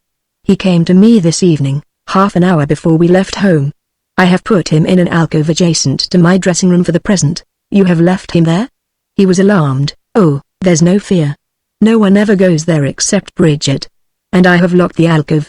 He's fast asleep. He was asleep before I left. The poor fellow was so worn and weary. Followed details of his appearance and a recital of his wanderings so far as he had made them known to her. And he was so insistent that no one should know, not even Terence. Terence must not know, he said gravely. You think that too? If Terence knows, well, you will regret it all the days of your life, Una. He was so stern, so impressive, that she begged for explanation. He afforded it. You would be doing Terence the utmost cruelty if you told him. You would be compelling him to choose between his honor and his concern for you. And since he is the very soul of honor, he must sacrifice you and himself, your happiness and his own, everything that makes life good for you both, to his duty. She was aghast, for all that she was far from understanding. But he went on relentlessly to make his meaning clear, for the sake of Amoy as much as for her own, for the sake of the future of these two people who were perhaps his dearest friends. He saw in what danger of shipwreck their happiness now stood, and he took the determination of clearly pointing out to her every shoal in the water through which she must steer her course. Since this has happened, Una, you must be told the whole truth, you must listen, and, above all, be reasonable. I am Dick's friend, as I am your own and Terence's. Your father was my best friend, perhaps, and my gratitude to him is unbounded, as I hope you know. You and Dick are almost as brother and sister to me. In spite of this, indeed, because of this, I have prayed for news that Dick was dead. Her grasp interrupted him, and he felt the tightening clutch of her hands upon his arm in the gloom. I have prayed this for Dick's sake, and more than all for the sake of your happiness and Terence's. If Dick is taken, the choice before Terence is a tragic one. You will realize it when I tell you that duty forced him to pledge his word to the Portuguese government that Dick should be shot when found. Oh! It was a gasp of horror, of incredulity. She loosed his arm and drew away from him. It is infamous. I can't believe it. I can't. It is true. I swear it to you. I was present, and I heard, and you allowed it? What could I do? How could I interfere? Besides, the minister who demanded that undertaking knew nothing of the relationship between Amoy and this missing officer, but he could have been told. That would have made no difference, unless it were to create fresh difficulties. She stood the ghostly white against the gloom. A dry sob broke from her. Terence did that. Terence did that. She moaned. And then in a surge of anger, I shall never speak to Terence again. I shall not live with him another day. It was infamous. Infamous. It was not infamous. It was almost noble, almost heroic. He amazed her. Listen, Una, and try to understand. He took her arm again and drew her gently on down that avenue of moonlight-fretted darkness. Oh, I understand, she cried bitterly. I understand perfectly. He has always been hard on Dick. He has always made mountains out of molehills where Dick was concerned. He forgets that Dick is young, a mere boy. He judges Dick from the standpoint of his own sober middle age. Why, he's an old man, a wicked old man, thus her age, hurling at Amoy what in the insolence of her youth seemed the last insult. You are very unjust, Una. You are even a little stupid, he said, deeming the punishment necessary and salutary. Stupid. Stupid. I have never been called stupid before. But you have undoubtedly deserved to be, he assured her with perfect calm. It took her aback by its directness, and for a moment left her without an answer. Then, I think you had better leave me, she told him frostily. You forget yourself. Perhaps I do, he admitted. That is because I am more concerned to think of Dick and Terence and yourself. Sit down, Una. They had reached the little circle by a piece of ornamental water, facing which a granite-hewn seat had been placed. She sank to it obediently, if sulkily. It may perhaps help you to understand what Terence has done when I tell you that in his place, loving Dick as I do, I must have pledged to myself precisely as he did, or else despised myself forever. And being pledged, I must keep my word or go in the same self-contempt. He elaborated his argument by explaining the full circumstances under which the pledge had been exacted. But be in no doubt about it, he concluded. If Terence knows of Dick's presence at Monsanto, he has no choice. He must deliver him up to a firing party, or to a court-martial which will inevitably sentence him to death, no matter what the defense that Dick may urge. He is a man prejudged, foredoomed by the necessities of war. And Terence will do this although it will break his heart and ruin all his life. Understand me, then, that in enjoining you never to allow Terence to suspect that Dick is present, I'm pleading not so much for you or for Dick, but for Terence himself, for it is upon Terence that the hardest and most tragic suffering must fall. Now do you understand? I understand that men are very stupid, was her way of admitting it, and you see that you were wrong in judging Terence as you did? I suppose so. She didn't understand it all. But since Tremaine was so insistent, she supposed there must be something in his point of view. She had been brought up in the belief that Ned Tremaine was common sense incarnate, and although she often doubted it, as you may doubt the dogmas of a religion in which you have been bred, yet she never openly rebelled against that inculcated faith. Above all, she wanted to cry. She knew that it would be very good for her. She had often found a singular relief in tears when vexed by things beyond her understanding. But she had to think of that flock of gallants in the ballroom waiting to pay court to her, and of her duty towards them of preserving her beauty unimpaired by the ravages of avented sorrow. Tremaine sat down beside her. So now that we understand each other on that score, let us consider ways and means to dispose of Dick. At once she was uplifted and became all eagerness. Yes, yes. You will help me, Ned? You can depend upon me to do all in human power. He thought rapidly, and gave voice to some of his thoughts. If I could, I would take him to my lodgings at Alcantara. But Carruthers knows him and would see him there. So that is out of the question. Then again, it is dangerous to move him about. At any moment he might be seen and recognized. Hardly recognized, she said. His beard disguises him, and his dress. She shuddered at the very thought of the figure he had cut. He, the jaunty, dandy Richard Butler. That is something, of course, he agreed. And then asked, how long do you think that you could keep him hidden? I don't know. You see, there's Bridget. She is the only danger, as she has charge of my dressing room. It may be desperate, but, can you trust her? Oh, I am sure I can. She is devoted to me, she would do anything. She must be bought as well. Devotion and gain when linked together will form an unbreakable bond. Don't let us be stingy, Una. Take her into your confidence boldly, and promise her 100 guineas for her silence, payable on the day that Dick leaves the country. But how are we to get him out of the country? I think I know a way. I can depend on Marcus Glennie. I may tell him the whole truth and the identity of our man, or I may not. I must think about that.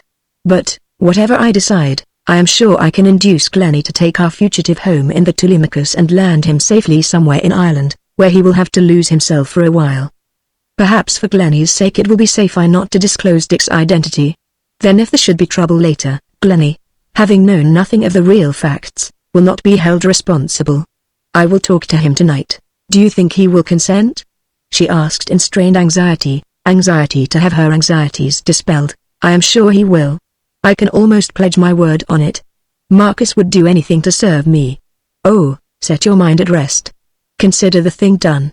Keep Dick safely hidden for a week or so until the Telemachus is ready to sail. He mustn't go on board until the last moment, for several reasons, and I will see to the rest. Under that confident promise her troubles fell from her, as lightly as they ever did. You are very good to me, Ned.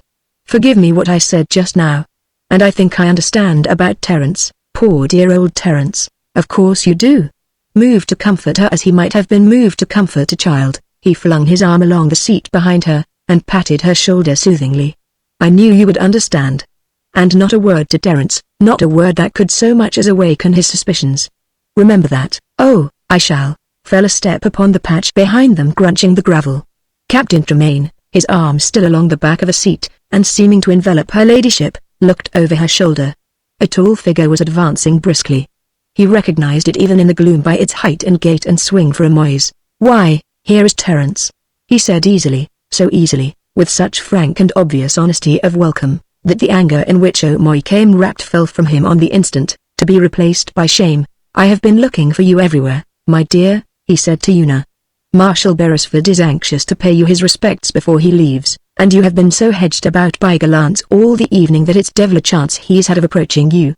There was a certain constraint in his voice, for a man may not recover instantly from such feelings as those which had fetched him hot foot down that path at sight of those two figures sitting so close and intimate, the young man's arm so proprietorially about the lady's shoulders, as it seemed. Lady O'Moy sprang up at once, with a little silvery laugh that was singularly carefree, for had not Tremaine lifted the burden entirely from her shoulders? You should have married a dowd, she mocked him. Then you'd have found her more easily accessible. Instead of finding her dallying in the moonlight with my secretary, he rallied back between good and ill humor. And he turned to Tremaine. Damned indiscreet of you, Ned. He added more severely. Suppose you had been seen by any of the scandal-mongering old wives of the garrison? A nice thing for Una and a nice thing for me, begad, to be made the subject of fly-blown talk over the teacups. Tremaine accepted the rebuke in the friendly spirit in which it appeared to be conveyed. Sorry, Omoy, he said. You're quite right. We should have thought of it. Everybody isn't to know what our relations are. And again he was so manifestly honest and so completely at his ease that it was impossible to harbor any thought of evil, and Omoy felt again the glow of shame of suspicions so utterly unworthy and dishonoring. Chapter 8. The Intelligence Officer. In a small room of Count Redendo's palace, a room that had been set apart for cards, sat 3 men about a card table.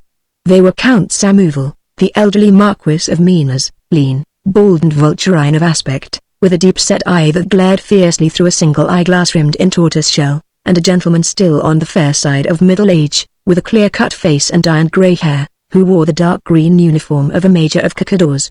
Considering his Portuguese uniform, it is odd that the low-toned, earnest conversation amongst them should have been conducted in French. There were cards on the table, but there was no pretense of play.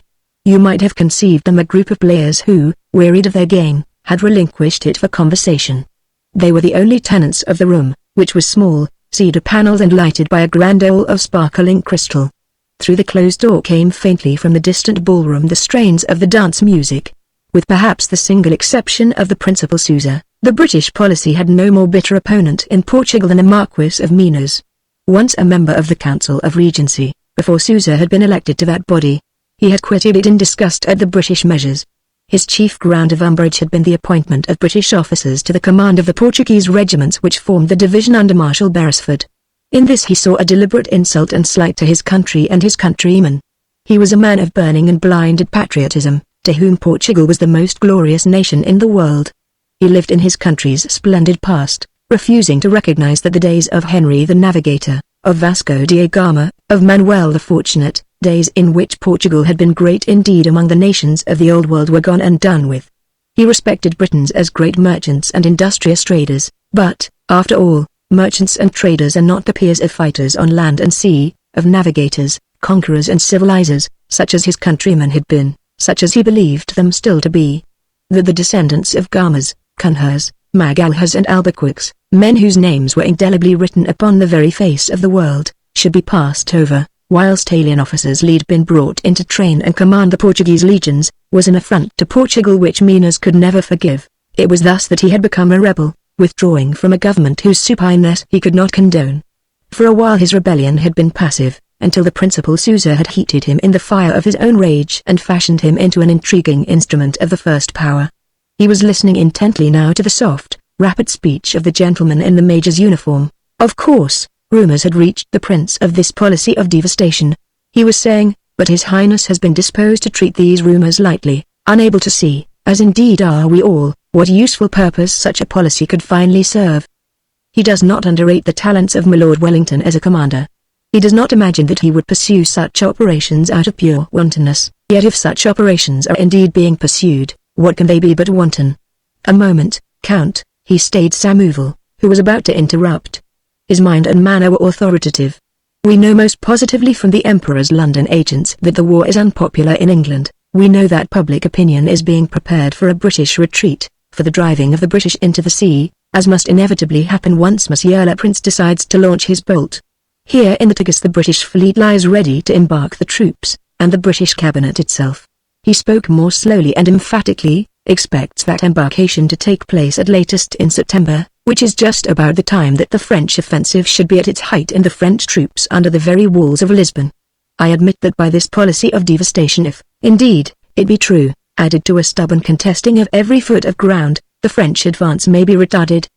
But the process will be costly to Britain in lives and money, and more costly still to Portugal, croaked the Marquis of Minas, and, as you say, Monsieur le Marquis, more costly still to Portugal. Let me for a moment show you another side of the picture. The French administration, so sane, so cherishing, animated purely by ideas of progress, enforcing wise and beneficial laws, making ever for the prosperity and well-being of conquered nations, knows how to render itself popular wherever it is established. This Portugal knows already, or at least some part of it. There was the administration of Solte in Oporto, so entirely satisfactory to the people that it was no inconsiderable party was prepared, subject to the emperor's consent, to offer him the crown and settle down peacefully under his rule. There was the administration of Junot in Lisbon. I ask you, when was Lisbon better governed? Contrast, for a moment, with these the present British administration, for it amounts to an administration. Consider the burning grievances that must be left behind by this policy of laying the country waste, of pauperizing 1 million people of all degrees, driving them homeless from the lands on which they were born, after compelling them to lend a hand in the destruction of all that their labor has built up through long years. If any policy could better serve the purposes of France, I know it not. The people from here to Bruges should be ready to receive the French with open arms, and to welcome their deliverance from this most costly and bitter British protection. Do you, messieurs, detect a flaw in these arguments? Both shook their heads. Bien, said the Major of Portuguese Cacadores. Then we reach one or two only possible conclusions. Either these rumors of a policy of devastation which have reached the Prince of Esslingen are as utterly false as he believes them to be, or, to my cost I know them to be true, as I have already told you, Samuel interrupted bitterly. Or, the Major persisted, raising a hand to restrain the Count, or there is something further that has not been yet discovered, a mystery the enucleation of which will shed light upon all the rest. Since you assure me, Monsieur le Comte, that my Lord Wellington's policy is beyond doubt, as reported to Monsieur le Maréchal, it but remains to address ourselves to the discovery of the mystery underlying it. What conclusions have you reached? You, Monsieur de Samuel, have had exceptional opportunities of observation, I understand. I am afraid my opportunities have been none so exceptional as you suppose, replied Samuel, with a dubious shake of his sleek, dark head. At one time I founded great hopes in Lady Amoy. But Lady Amoy is a fool, and does not enjoy her husband's confidence in official matters. What she knows I know. Unfortunately it does not amount to very much. One conclusion, however, I have reached. Wellington is preparing in Portugal a snare for Massena's army. A snare? Hum. The Major pursed his full lips into a smile of scorn. There cannot be a trap with two exits, my friend. Massena enters Portugal at Amida and marches to Lisbon and the open sea. He may be inconvenienced or hampered in his march, but its goal is certain. Where, then, can lie the snare? Your theory presupposes an impassable barrier to arrest the French when they are deep in the country and an overwhelming force to cut off their retreat when that barrier is reached. The overwhelming force does not exist and cannot be manufactured. As for the barrier, no barrier that it lies within human power to construct lies beyond French power to overstride. I should not make too sure of that, Samuel warned him. And you have overlooked something. The Major glanced at the Count sharply and without satisfaction. He accounted himself, trained as he had been under the very eye of the great Emperor, of some force in strategy and tactics, a player too well versed in the game to overlook the possible moves of an opponent. Ha! He said, with a ghost of a sneer.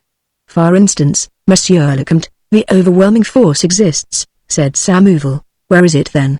Whence has it been created? If you refer to the united British and Portuguese troops, you will be good enough to bear in mind that they will be retreating before the Prince. They cannot at once be before and behind him.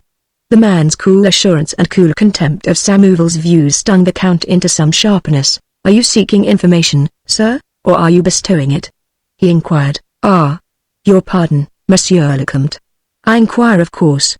I put forward arguments to anticipate conditions that may possibly be erroneous. Samuel waved the point. There is another force besides the British and Portuguese troops that you have left out of your calculations, and that?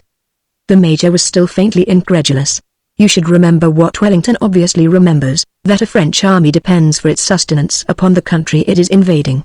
That is why Wellington is stripping the French line of penetration as bare of sustenance as this card table. If we assume the existence of the barrier, an impassable line of fortifications encountered within many marches of the frontier, we may also assume that starvation will be the overwhelming force that will cut off the French retreat. The other's keen eyes flickered. For a moment his face lost its assurance, and it was Samuel's turn to smile. But the Major made a sharp recovery. He slowly shook his iron-grey head. You have no right to assume an impassable barrier. That is an inadmissible hypothesis. There is no such thing as a line of fortifications impassable to the French. You will pardon me, Major, but it is yourself have no right to your own assumptions. Again you overlook something. I will grant that technically what you say is true, No fortifications can be built that cannot be destroyed, given adequate power, with which it is yet to prove that Massenet, not knowing what may await him, will be equipped. But let us for a moment take so much for granted, and now consider this: fortifications are unquestionably building in the region of Torres Vedras, and Wellington guards the secret so jealously that not even the British, either here or in England, are aware of their nature. That is why the cabinet in London takes for granted an embarkation in September. Wellington has not even taken his government into his confidence. That is the sort of man he is. Now these fortifications have been building since last October. Best part of 8 months have already gone in their construction. It may be another 2 or 3 months before the French army reaches them. I do not say that the French cannot pass them, given time. But how long will it take the French to pull down what it will have taken 10 or 11 months to construct? And if they are unable to draw sustenance from a desolate, wasted country, what time will they have at their disposal? It will be with them a matter of life or death. Having come so far, they must reach Lisbon or perish, and if the fortifications can delay them by a single month, then, granted that all Lord Wellington's other dispositions have been duly carried out, perish they must. It remains, Monsieur le Major, for you to determine whether, with all their energy, with all their genius and all their valor, the French can, in an ill-nourished condition, destroy in a few weeks the considered labor of nearly a year. The Major was aghast. He had changed color, and through his eyes, wide and staring, his stupefaction glared forth at them. Menas uttered a dry cough under cover of his hand, and screwed up his eyeglass to regard the Major more attentively. "You do not appear to have considered all that," he said. "But, my dear Marquis," was the half-indignant answer, "why was I not told all this to begin with? You represented yourself as but indifferently informed, Monsieur de Samouville. Whereas, so I am, my dear Major, as far as information goes.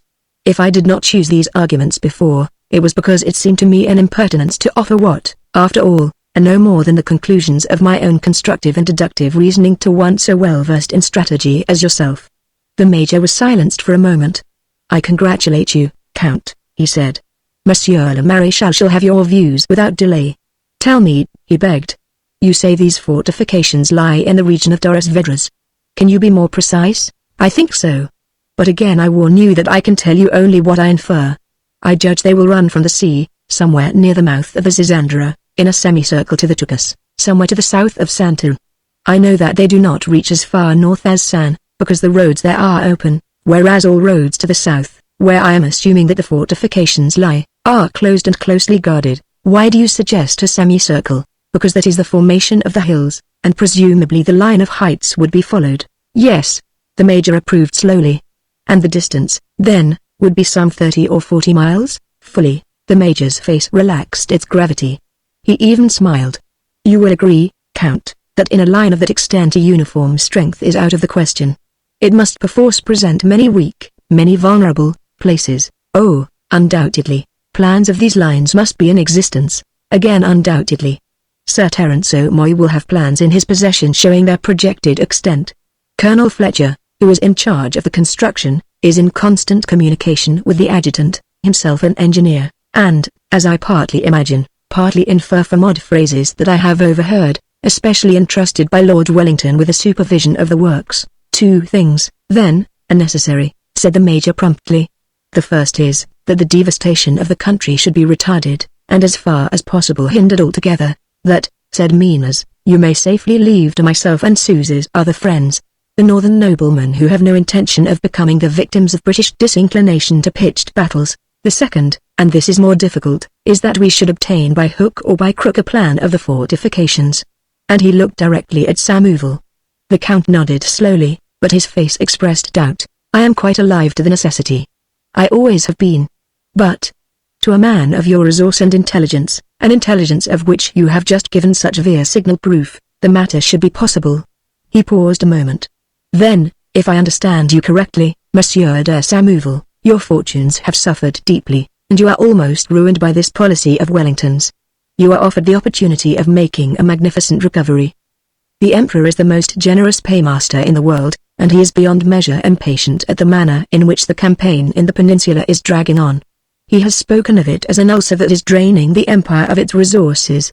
For the man who could render him the service of disclosing the weak spot in this armor, the Achilles heel of the British, there would be a reward beyond all your possible dreams. Obtain the plans, then, and, He checked abruptly.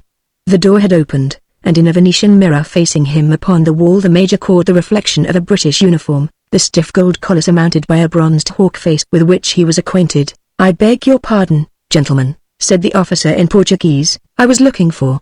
His voice became indistinct, so that they never knew who it was that he had been seeking when he intruded upon their privacy. The door had closed again and the reflection had vanished from the mirror. But there were beads of perspiration on the Major's brow. "It is fortunate," he muttered breathlessly, "that my back was towards him. I would as soon meet the devil face to face. I didn't dream he was in Lisbon." "Who is he?" asked Minos. "Colonel Grant, the British intelligence officer." "Phew. Name of a name. What an escape." The Major mopped his brow with a silk handkerchief. "Beware of him, Monsieur de Samouville." He rose. He was obviously shaken by the meeting. "If one of you will kindly make quite sure that he is not about, I think that I'd better go. If we should meet, everything might be ruined." Then with a change of manner he stayed Samouville, who was already on his way to the door. "We understand each other, then?" he questioned them. "I have my papers, and at dawn I leave Lisbon. I shall report your conclusions to the prince, and in anticipation I may already offer you the expression of his profoundest gratitude. Meanwhile, you know what is to do. Opposition to the policy, and the plans of the fortifications, above all the plans."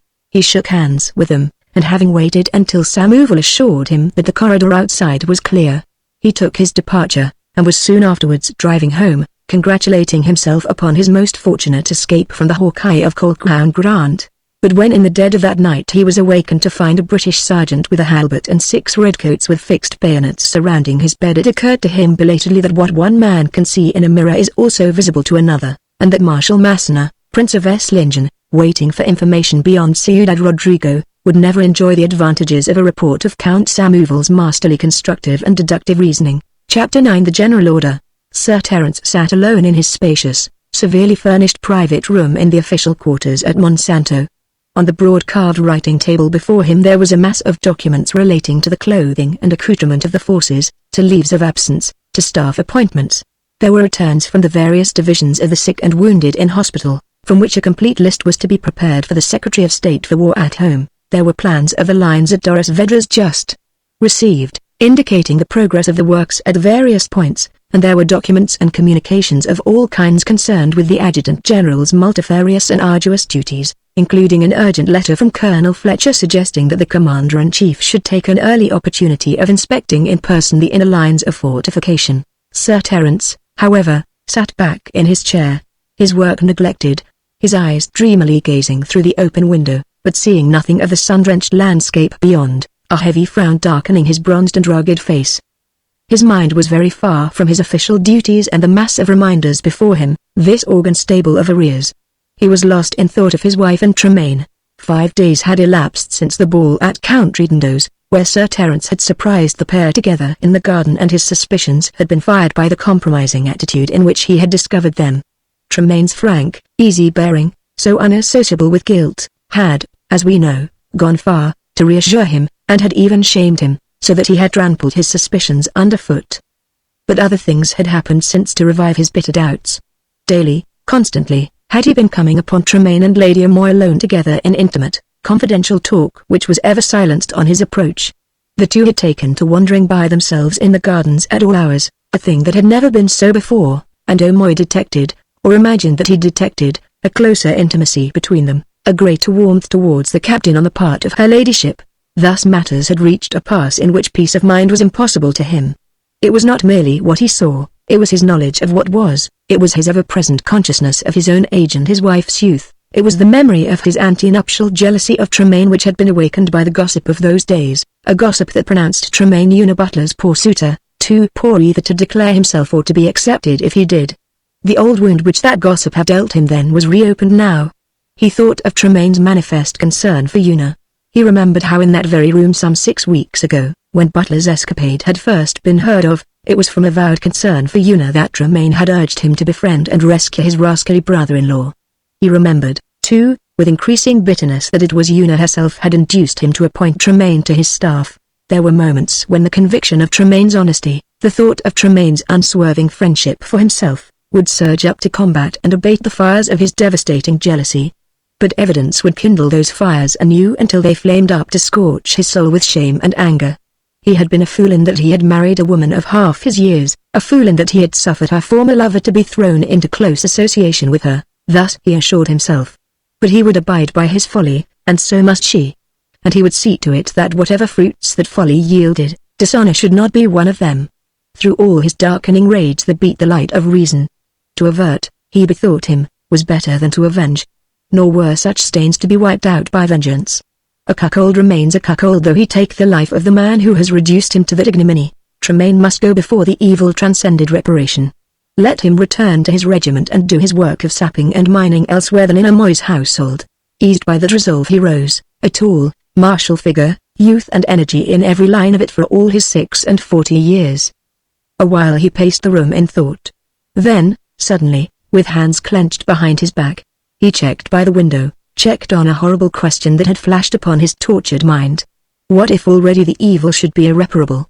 What proof had he that it was not so? The door opened, and Tremaine himself came in quickly. "Here's the very devil to pay, sir," he announced, with that odd mixture of familiarity towards his friend and deference to his chief. Amoy looked at him in silence with smouldering, questioning eyes, thinking of anything but the trouble which the captain's air and manner heralded. "Captain Stanhope has just arrived from headquarters with messages for you. A terrible thing has happened, sir. The dispatches from home by the Thunderbolt which we forwarded from here 3 weeks ago reached Lord Wellington only the day before yesterday." Sir Terence became instantly alert. "Garfield, who carried them, came into collision at Penelva with an officer of Anson's brigade. There was a meeting, and Garfield was shot through the lung. He lay between life and death for a fortnight, with the result that the dispatches were delayed until he recovered sufficiently to remember them and to have them forwarded by other hands. But you had better see Stanhope himself." The aide-de-camp came in. He was splashed from head to foot in witness of the fury with which he had ridden. His hair was caked with dust and his face haggard. But he carried himself with soldierly uprightness, and his speech was brisk. He repeated what Tremaine had already stated, with some few additional details. This wretched fellow sent Lord Wellington a letter dictated from his bed, in which he swore that the duel was forced upon him, and that his honor allowed him no alternative. I don't think any feature of the case has so deeply angered Lord Wellington as this stupid plea. He mentioned that when Sir John Moore was at Herrerias, in the course of his retreat upon Corunna, he sent forward instructions for the leading division to halt at Lugo, where he designed to deliver battle if the enemy would accept it. That dispatch was carried to Sir David Bed by one of Sir John's aides, but Sir David forwarded it by the hand of a trooper who got drunk and lost it. That, says Lord Wellington, is the only parallel, so far as he is aware, of the present case, with this difference, that whilst a common trooper might so far fail to appreciate the importance of his mission, no such lack of appreciation can excuse Captain Garfield. "I am glad of that," said Sir Terence, who had been bristling. "For a moment I imagined that it was to be implied I had been as indiscreet in my choice of a messenger as Sir David Baird. No, no, Sir Terence. I merely repeated Lord Wellington's words that you may realize how deeply angered he is. If Garfield recovers from his wound he will be tried by court-martial. He is under open arrest meanwhile, as is his opponent in the duel, a Major Sykes of the 23rd Dragoons. That they will both be broke is beyond doubt. But that is not all. This affair, which might have had such grave consequences, coming so soon upon the heels of Major Berkeley's business, has driven Lord Wellington to a step regarding which this letter will instruct you." Sir Terence broke the seal. The letter, penned by a secretary, but bearing Wellington's own signature, ran as follows. "The bearer, Captain Stanhope, will inform you of the particulars of this disgraceful business of Captain Garfield's. The affair following so soon upon that of Major Berkeley has determined me to make it clearly understood to the officers in His Majesty's service that they have been sent to the peninsula to fight the French and not each other or members of the civilian population. While this campaign continues, and as long as I am in charge of it, I am determined not to suffer upon any plea whatever the abominable practice of dueling among those under my command. I desire you to publish this immediately in general orders, enjoining upon officers of all ranks without exception the necessity to postpone the settlement of private quarrels at least until the close of this campaign. And to add force to this injunction you will make it known that any infringement of this order will be considered as a capital offence, that any officer hereafter either sending or accepting a challenge will, if found guilty by a general court-martial, be immediately shot." Sir Terence nodded slowly. "Very well," he said. "The measure is most wise, although I doubt if it will be popular. But, then, Unpopularity is the fate of wise measures. I am glad the matter has not ended more seriously. The dispatches in question, so far as I can recollect, were not of great urgency. There is something more, said Captain Stanhope. The dispatches bore signs of having been tampered with. Tampered with? It was a question from Tremaine, charged with incredulity. But who would have tampered with them? There were signs, that is all. Garfield was taken to the house of the parish priest, where he lay lost until he recovered sufficiently to realize his position for himself. No doubt you will have a schedule of the contents of the dispatch, Sir Terence? Certainly. It is in your possession, I think, Tremaine. Tremaine turned to his desk, and a brief search in one of its well-ordered drawers brought to light an oblong strip of paper folded and endorsed. He unfolded and spread it on Sir Terence's table, whilst Captain Stanhope, producing a note with which he came equipped, stooped to check off the items.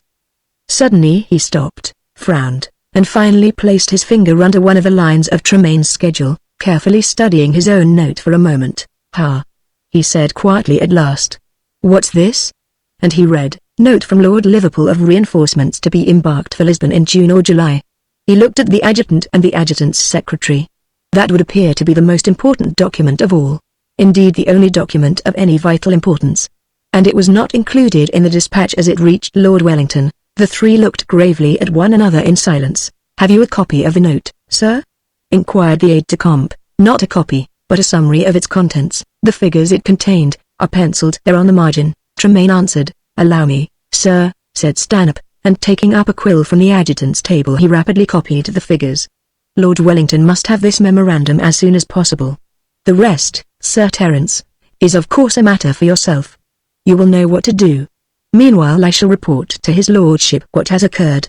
I had best set out at once. If you will rest for an hour, and give my wife the pleasure of your company at luncheon, I shall have a letter ready for Lord Wellington, replied Sir Terence.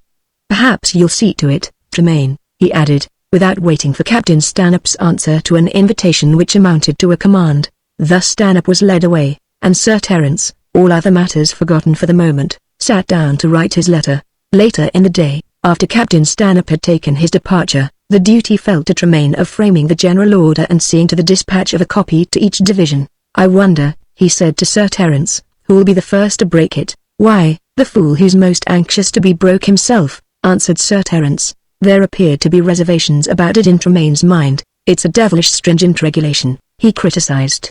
But very salutary and very necessary. Oh, quite. Tremaine's agreement was unhesitating. But I shouldn't care to feel the restraint of it, and I thank heaven I have no enemy thirsting for my blood. Sir Terence's brow darkened. His face was turned away from his secretary. How can a man be confident of that? He wondered. Oh, a clean conscience, I suppose, laughed Tremaine, and he gave his attention to his papers. Frankness, honesty and light-heartedness rang so clear in the words that they sowed in Sir Terence's mind fresh doubts of the galling suspicion he had been harboring. Do you boast a clean conscience, Ned? He asked, not without a lurking shame at this deliberate sly searching of the other's mind. Yet he strained his ears for the answer. Almost clean, said Tremaine. Temptation doesn't stain when it's resisted, does it? Sir Terence trembled. But he controlled himself. Nay, now, that's a question for the casuists. They right answer you that it depends upon the temptation. And he asked point blank, what's tempting you? Tremaine was in a mood for confidences, and Sir Terence was his friend. But he hesitated. His answer to the question was an irrelevance. It's just hell to be poor, O'Moy, he said. The adjutant turned to stare at him. Tremaine was sitting with his head resting on one hand, the fingers thrusting through the crisp fair hair, and there was gloom in his clear-cut face, a dullness in the usually keen grey eyes.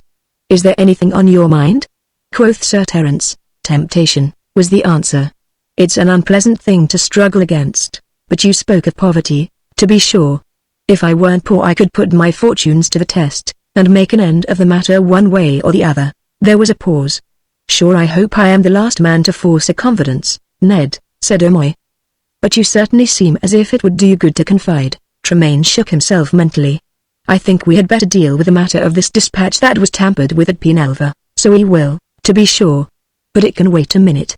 Sir Terence pushed back his chair, and rose. He crossed slowly to his secretary's side. What's on your mind, Ned? He asked with abrupt solicitude, and Ned could not suspect that it was the matter on Sir Terence's own mind that was urging him, but urging him hopefully. Captain Tremaine looked up with a rueful smile. "I thought you boasted that you never forced a confidence." And then he looked away. "Sylvia Armitage tells me that she is thinking of returning to England." For a moment the words seemed to Sir Terence a fresh irrelevance, another attempt to change the subject. Then quite suddenly a light broke upon his mind, shedding a relief so great and joyous that he sought to check it almost in fear. "It is more than she has told me," he answered steadily. "But then, no doubt, you enjoy her confidence." Tremaine flashed him a wry glance and looked away again. "Alas," he said, and fetched a sigh. "And is Sylvia the temptation, Ned?" Tremaine was silent for a while, little dreaming how Sir Terence hung upon his answer, how impatiently he awaited it. "Of course," he said at last. "Isn't it obvious to anyone?" And he grew rhapsodical. "How can a man be daily in her company without succumbing to her loveliness, to her matchless grace of body and of mind, without perceiving that she is incomparable, peerless, as much above other women as an angel perhaps might be above herself?" Before his glum solemnity, and before something else that Tremaine could not suspect, Sir Terence exploded into laughter. Of the immense and joyous relief in it his secretary caught no hint. All he heard was its sheer amusement, and this galled and shamed him. For no man cares to be laughed at for such feelings as Tremaine had been led into betraying. "You think it's something to laugh at?" he said tartly. "Laugh, is it?" spluttered Sir Terence. "God grant I don't burst a blood vessel." Tremaine reddened. "When you've indulged your humor, sir," he said stiffly, "perhaps you'll consider the matter of this dispatch." But Sir Terence laughed more uproariously than ever. He came to stand beside Tremaine, and slapped him heartily on the shoulder. "You'll kill me, Ned," he protested. "For God's sake, not so glum. It's that makes you ridiculous. I am sorry you find me ridiculous. Nay, then, it's glad ye ought to be. By my soul, if Sylvia tempts you, man, why the devil don't ye just succumb and have done with it? She's handsome enough and well set up with her air of an Amazon, and she rides uncommon straight, begad. Indeed it's a broth of a girl she is in the hunting field, the ballroom, or at the breakfast table, although riper acquaintance may discover her not to be quite all that you imagine her at present. Let your temptation lead you then, entirely, and good luck to you, my boy." "Didn't I tell you, oh my," answered the captain, mollified a little by the sympathy and good feeling peeping through the adjutant's boisterousness, "that poverty is just hell. It's my poverty that's in the way, and is that all? Then it's thankful you should be that Sylvia Armitage has got enough for two." "That's just it." "Just what?" "The obstacle. I could marry a poor woman." "But Sylvia, have you spoken to her?" Tremaine was indignant. "How do you suppose I could? It'll not have occurred to you that the lady may have feelings which having aroused you ought to be considering?" A wry smile and a shake of the head was Tremaine's only answer, and then Carruthers came in fresh from Lisbon, where he had been upon business connected with the commissariat, and to Tremaine's relief the subject was perforce abandoned, yet he marvelled several times that day that the hilarity he should have awakened in Sir Terence continued to cling to the adjutant, and that despite the many vexatious matters claiming attention he should preserve an irrepressible and almost boyish gaiety. Meanwhile, however, the coming of Carruthers had brought the adjutant a moment's seriousness, and he reverted to the business of Captain Garfield. When he had mentioned the missing note, Carruthers very properly became grave. He was a short, stiffly built man with a round, good-humoured, rather florid face. "The matter must be probed at once, sir," he ventured. "We know that we move in a tangle of intrigues and espionage. But such a thing as this has never happened before. Have you anything to go upon?" "Captain Stanhope gave us nothing," said the adjutant. "It would be best perhaps to get Grant to look into it," said Tremaine. "If he is still in Lisbon," said Sir Terence. "I passed him in the street an hour ago," replied Carruthers. "Then by all means let a note be sent to him asking him if he will step up to Monsanto as soon as he conveniently can. You might see to it, Tremaine." Chapter 10 The Stifled Quarrel. It was noon of the next day before Colonel Grant came to the house at Monsanto from whose balcony floated the British flag, and before whose portals stood a sentry in the tall bearskin of the Grenadiers. He found the adjutant alone in his room, and apologized for the delay in responding to his invitation, pleading the urgency of other matters that he had in hand. "A wise enactment this of Lord Wellington's," was his next comment. "I mean this prohibition of duelling. It may be resented by some of our young bloods as an unwarrantable interference with their privileges, but it will do a deal of good, and no one can deny that there is ample cause for the measure. It is on the subject of the cause that I'm wanting to consult you," said Sir Terence, offering his visitor a chair. "Have you been informed of the details?" "No." "Let me give you them." And he related how the dispatch bore signs of having been tampered with, and how the only document of any real importance came to be missing from it. Colonel Grant, sitting with his saber across his knees, listened gravely and thoughtfully. In the end he shrugged his shoulders, the keen hawk face unmoved. The harm is done, and cannot very well be repaired. The information obtained, no doubt on behalf of Massenet, will by now be on its way to him. Let us be thankful that the matter is not more grave, and thankful, too, that you were able to supply a copy of Lord Liverpool's figures. What do you want me to do? Take steps to discover the spy whose existence is disclosed by this event. Colquhoun Grant smiled. That is precisely the matter which has brought me to Lisbon. How? Sir Terence was amazed. You knew? Oh, not that this had happened, but that the spy, or rather a network of espionage, existed. We move here in a web of intrigue wrought by ill will, self-interest, vindictiveness and every form of malice. Whilst the great bulk of the Portuguese people and their leaders are loyally cooperating with us, there is a strong party opposing us which would prefer even to see the French prevail. Of course you are aware of this. The heart and brain of all this is, as I gather, the Principal Sousa. Wellington has compelled his retirement from the government. But if by doing so he has restricted the man's power for evil, he has certainly increased his will for evil and his activities. You tell me that Garfield was cared for by the parish priest at Penalva. You are. Half the priesthood of the country are on Sousa's side, since the Patriarch of Lisbon himself is little more than a tool of Sousa's. What happens? This priest discovers that the British officer whom he has so charitably put to bed in his house is the bearer of dispatches. A loyal man would instantly have communicated with Marshal Beresford at Tours. This fellow, instead, advises the intriguers in Lisbon. The captain's dispatches are examined and the only document of real value is abstracted. Of course it would be difficult to establish a case against the priest, and it is always vexatious and troublesome to have dealings with that class, as it generally means trouble with the peasantry. But the case is as clear as crystal. But the intriguers here? Can you not deal with them? I have them under observation, replied the colonel. I already knew the leaders, Sousa's lieutenants in Lisbon, and I can put my hand upon them at any moment. If I have not already done so it is because I find it more profitable to leave them at large. It is possible, indeed, that I may never proceed to extremes against them. Conceive that they have enabled me to seize Laflec, the most dangerous, insidious and skillful of all Napoleon's agents. I found him at Redendo's ball last week in the uniform of a Portuguese major, and through him I was able to track down Sousa's chief instrument. I discovered them closeted with him in one of the card rooms. And you didn't arrest them? Arrest them? I apologized for my intrusion, and withdrew. Laflec took his leave of them.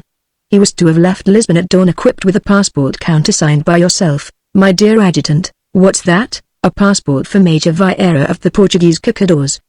Do you remember it, Major Vieira? Sir Terence frowned thoughtfully. Suddenly he recollected.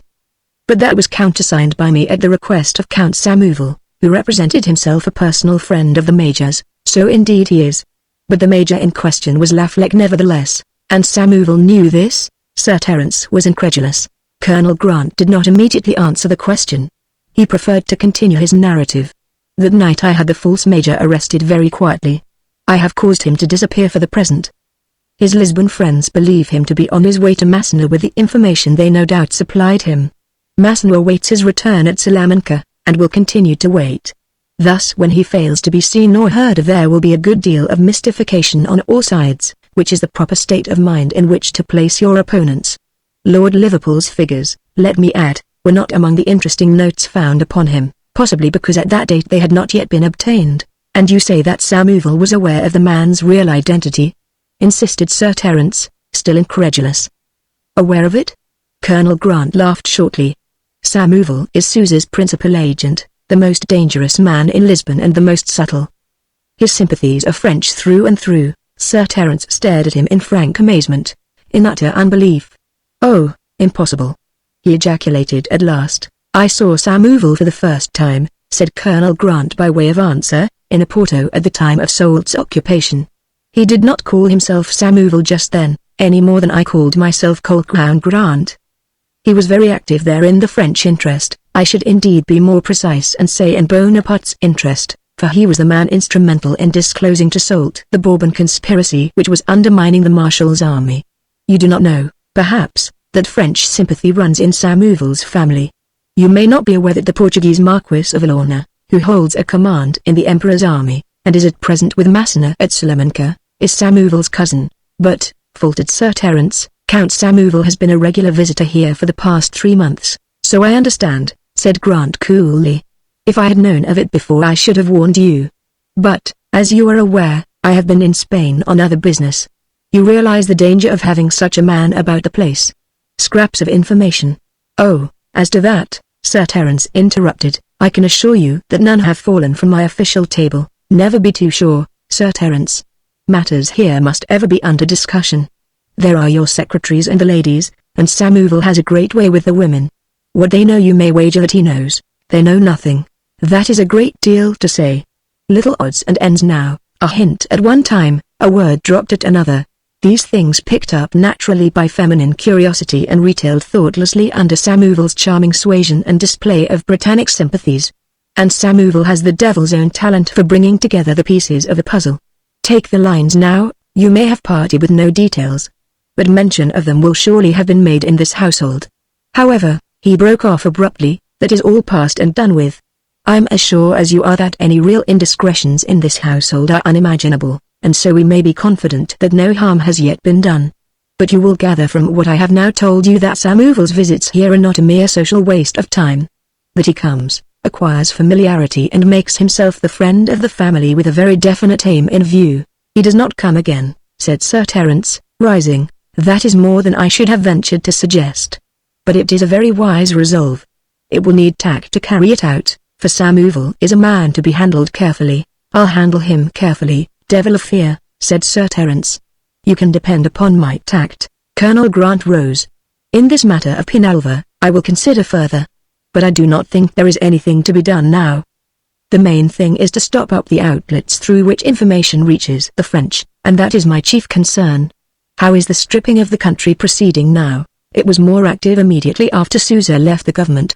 But the last reports announce a slackening again. They are at work in that, too, you see. Sousa will not slumber while there's vengeance and self-interest to keep him awake. And he held out his hand to take his leave. "You'll stay to luncheon?" said Sir Terence.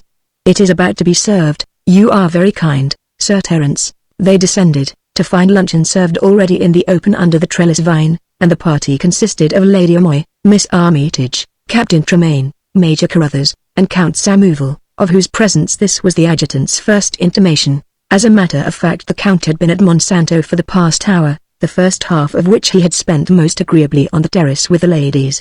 He had spoken so eulogistically of the genius of Lord Wellington and the valor of the British soldier, and, particularly of the Irish soldier, that even Sylvia's instinctive distrust and dislike of him had been lulled a little for the moment. "And they must prevail," he had exclaimed in a glow of enthusiasm, his dark eyes flashing. "It is inconceivable that they should ever yield to the French, although the odds of numbers may lie so heavily against them." "Are the odds of numbers so heavy?" said Lady Amoy in surprise, opening wide those almost childish eyes of hers. "Alas! Anything from 3 to 5 to 1. Ah, but why should we despond on that account?"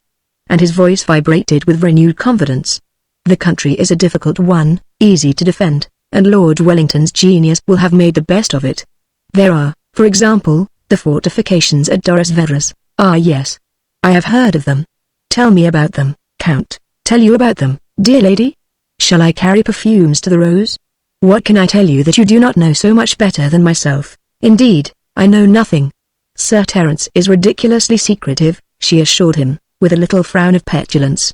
She realized that her husband did not treat her as an intelligent being to be consulted upon these matters. She was his wife, and he had no right to keep secrets from her. In fact, she said so. "Indeed no," Samuel agreed. "And I find it hard to credit that it should be so." "Then you forget," said Sylvia, "that these secrets are not Sir Terence's own. They are the secrets of his office." "Perhaps so," said the unabashed Samuel. "But if I were Sir Terence I should desire above all to allay my wife's natural anxiety.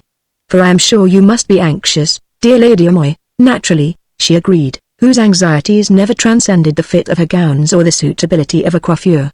"But Terence is like that. Incredible." The Count protested, and raised his dark eyes to heaven as if invoking its punishment upon so unnatural a husband.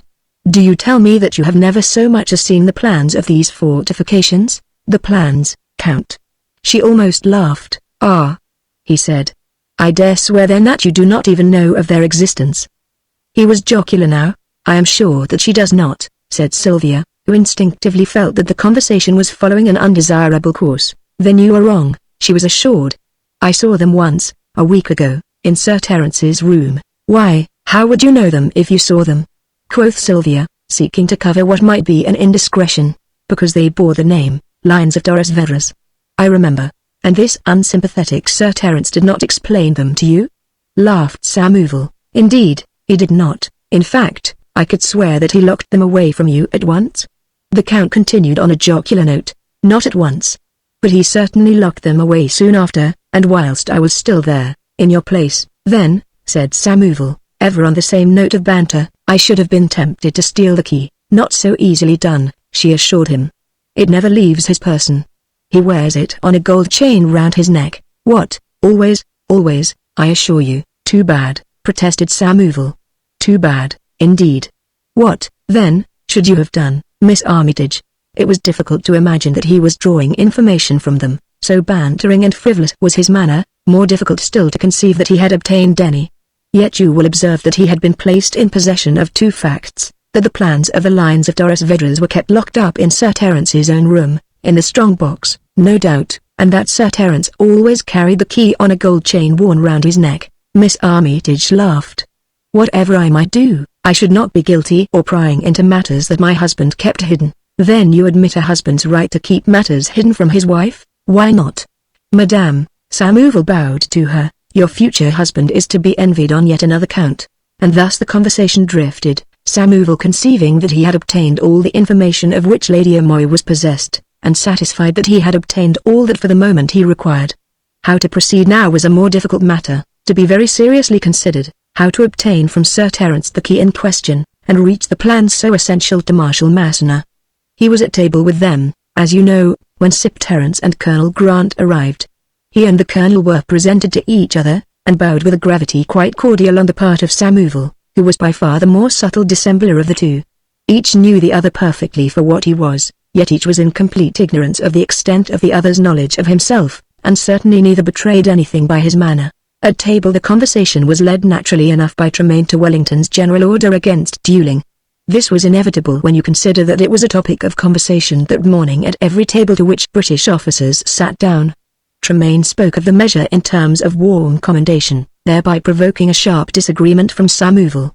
The deep and almost instinctive hostility between these two men, which had often been revealed in momentary flashes, was such that it must invariably lead them to take opposing sides in any matter admitting of contention.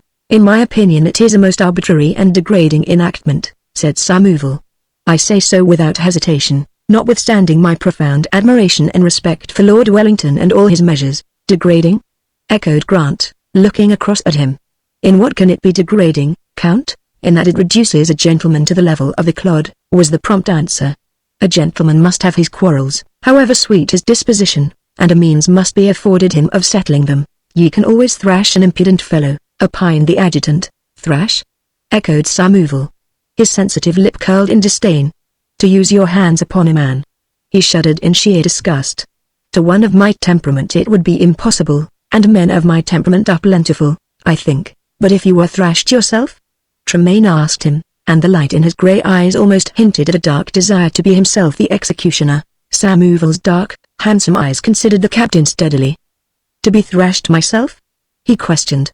"My dear captain, the idea of having hands laid upon me, soiling me, brutalizing me, is so nauseating, so repugnant, that I assure you I should not hesitate to shoot the man who did it just as I should shoot any other wild beast that attacked me. Indeed the two instances are exactly parallel, and my country's courts would uphold in such a case the justice of my conduct." "Then you may thank God," said Amoy, "that you are not under British jurisdiction." "I do," snapped Samuel, "to make an instant recovery, at least so far as the matter is concerned." And he elaborated, "I assure you, sirs, it will be an evil day for the nobility of any country when its government enacts against the satisfaction that one gentleman has the right to demand from another who offends him. Isn't the conversation rather too bloodthirsty for a luncheon table?" wondered Lady Amoy. And tactlessly she added, thinking with flattery to mollify Samuel and cool his obvious heat, "You are yourself such a famous swordsman, Count." And then Tremaine's dislike of the man betrayed him into his deplorable phrase, At the present time Portugal is in urgent need of her famous swordsman to go against the French and not to increase the disorders at home. A silence complete and ominous followed the rash words, and Samuel, white to the lips, pondered the imperturbable captain with a baleful eye. "I think," he said at last, speaking slowly and softly, and picking his words with care, "I think that is innuendo." "I should be relieved, Captain Tremaine, to hear you say that it is not." Tremaine was prompt to give him the assurance. "No innuendo at all. A plain statement of fact. The innuendo I suggested lay in the application of the phrase." "Do you make it personal to myself?" "Of course not," said Sir Terence, cutting in and speaking sharply. "What an assumption. I am asking Captain Tremaine," the Count insisted, with grim firmness, notwithstanding his deferential smile to Sir Terence. "I spoke quite generally, sir," Tremaine assured him, partly under the suasion of Sir Terence's interposition, partly out of consideration for the ladies, who were looking scared. "Of course, if you choose to take it to yourself, sir, that is a matter for your own discretion. I think," he added, also with a smile, "that the ladies find the topic tiresome. Perhaps we may have the pleasure of continuing it when they are no longer present." "Oh, as you please," was the indifferent answer. "Carruthers, may I trouble you to pass the salt?" Lady O'Callaghan was complaining the other night of the abuse of salt in Portuguese cookery. "It is an abuse I have never yet detected. I can't conceive Lady O'Callaghan complaining of too much salt in anything." "Egad," quoth O'Moy, with a laugh. "If you had heard the story she told me about Terence, my dear." His wife checked him, her fine brows raised, her stare frigid. "Faith, we go from bad to worse," said Carruthers. "Will you try to improve the tone of the conversation, Miss Armitage? It stands in urgent need of it." With a general laugh, breaking the ice of the restraint that was in danger of settling about the table, a semblance of ease was restored, and this was maintained until the end of the repast. At last the ladies rose, and, leaving the men at table, they sauntered off towards the terrace. But under the archway Sylvia checked her cousin. "Una," she said gravely, "you had better call Captain Tremaine and take him away for the present." Una's eyes opened wide. "Why?" she inquired. Miss Armitage was almost impatient with her. "Didn't you see? Resentment is only slumbering between those men. It will break out again now that we have left them unless you can get Captain Tremaine away." Una continued to look at her cousin, and then, her mind fastening ever upon the trivial to the exclusion of the important, her glance became arch. "For whom is your concern? For Count Samuel or Ned?" she inquired, and added with a laugh, "You needn't answer me. It is Ned you are afraid for." "I am certainly not afraid for him," was the reply on a faint note of indignation. She had reddened slightly. "But I should not like to see Captain Tremaine or any other British officer embroiled in a duel. You forget Lord Wellington's order which they were discussing, and the consequences of infringing it." Lady O'Moy became scared. "You don't imagine." Sylvia spoke quickly, "I am certain that unless you take Captain Tremaine away, and at once, there will be serious trouble." And now behold Lady O'Moy thrown into a state of alarm that bordered upon terror. She had more reason than Sylvia could dream, more reason she conceived than Sylvia herself, to wish to keep Captain Tremaine out of trouble just at present. Instantly, agitatedly, she turned and called to him, "Ned!" Floated her silvery voice across the enclosed garden. And again, "Ned! I want you at once, please." Captain Tremaine rose. Grant was talking briskly at the time, his intention being to cover Tremaine's retreat, which he himself desired. Count Samuel's smouldering eyes were upon the captain, and full of menace. But he could not be guilty of the rudeness of interrupting Grant or of detaining Captain Tremaine when a lady called him. Chapter 11 The Challenge. Rebuke awaited Captain Tremaine at the hands of Lady O'Moy, and it came as soon as they were alone together sauntering in the thicket of pine and cork oak on the slope of the hill below the terrace. "How thoughtless of you, Ned, to provoke Count Samuel at such a time as this." "Did I provoke him? I thought it was the Count himself who was provoking." Tremaine spoke lightly. "But suppose anything were to happen to you? You know the man's dreadful reputation." Tremaine looked at her kindly. This apparent concern for himself touched him. "My dear Una, I hope I can take care of myself, even against so formidable a fellow, and after all a man must take his chances, a soldier especially." "But what of Dick?"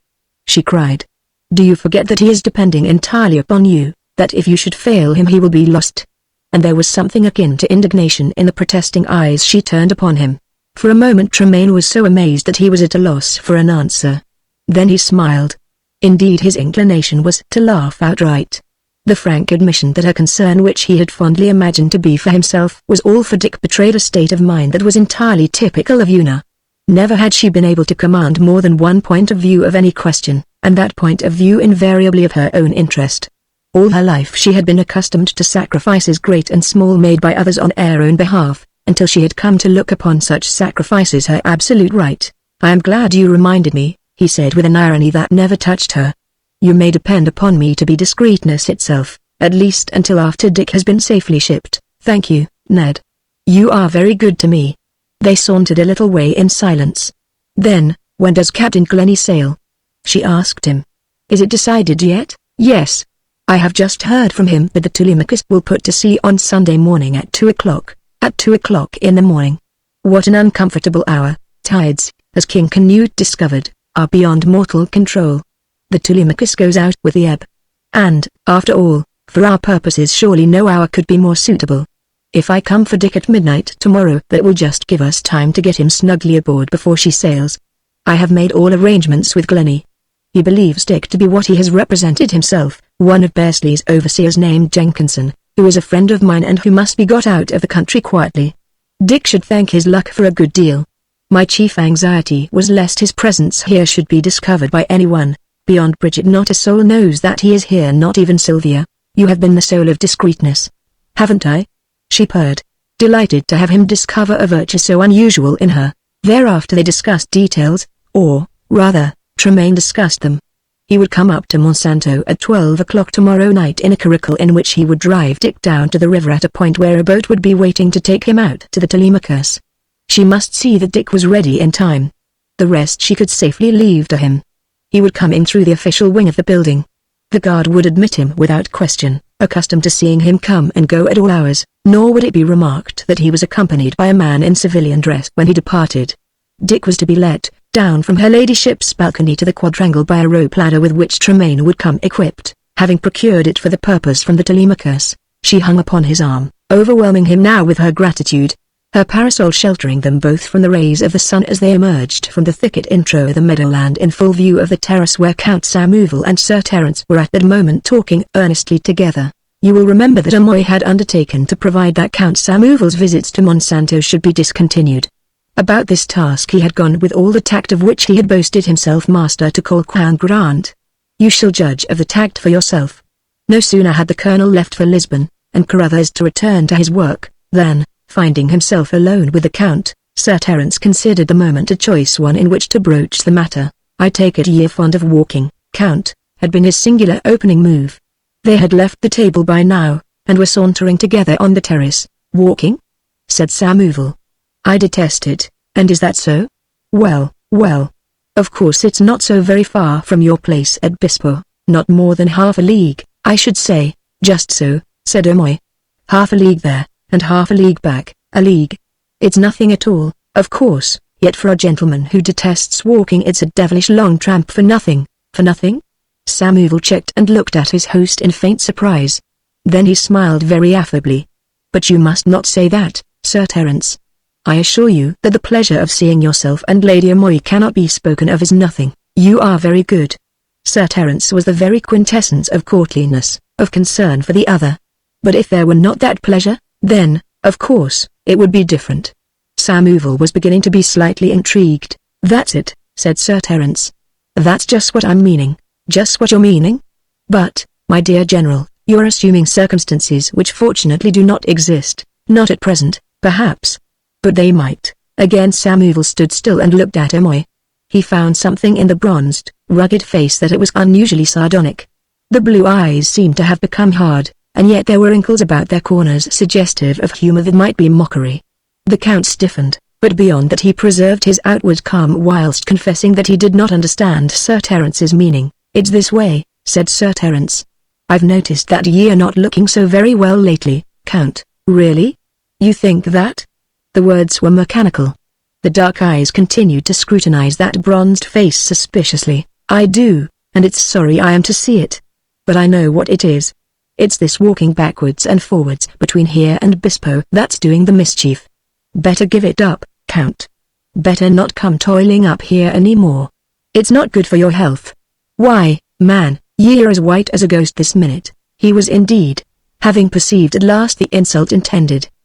To be denied the house at such a time was to checkmate his designs, to set a term upon his crafty and subtle espionage, precisely in the season when he hoped to reap its harvest. But his chagrin sprang not at all from that. His cold anger was purely personal. He was a gentleman, of the fine flower, as he would have described himself, of the nobility of Portugal, and that a probably upstart Irish soldier, himself, from Samuel's point of view, a guest in that country, should deny him his house, and choose such terms of ill-considered jocularity in which to do it, was an affront beyond all endurance. For a moment passion blinded him, and it was only by an effort that he recovered and kept his self-control. But keep it he did. You may trust your practiced duellist for that when he comes face to face with the necessity to demand satisfaction. And soon the mist of passion clearing from his keen wits, he sought swiftly for a means to fasten the quarrel upon Sir Terence in Sir Terence's own coin of galling mockery. Instantly he found it. Indeed it was not very far to seek.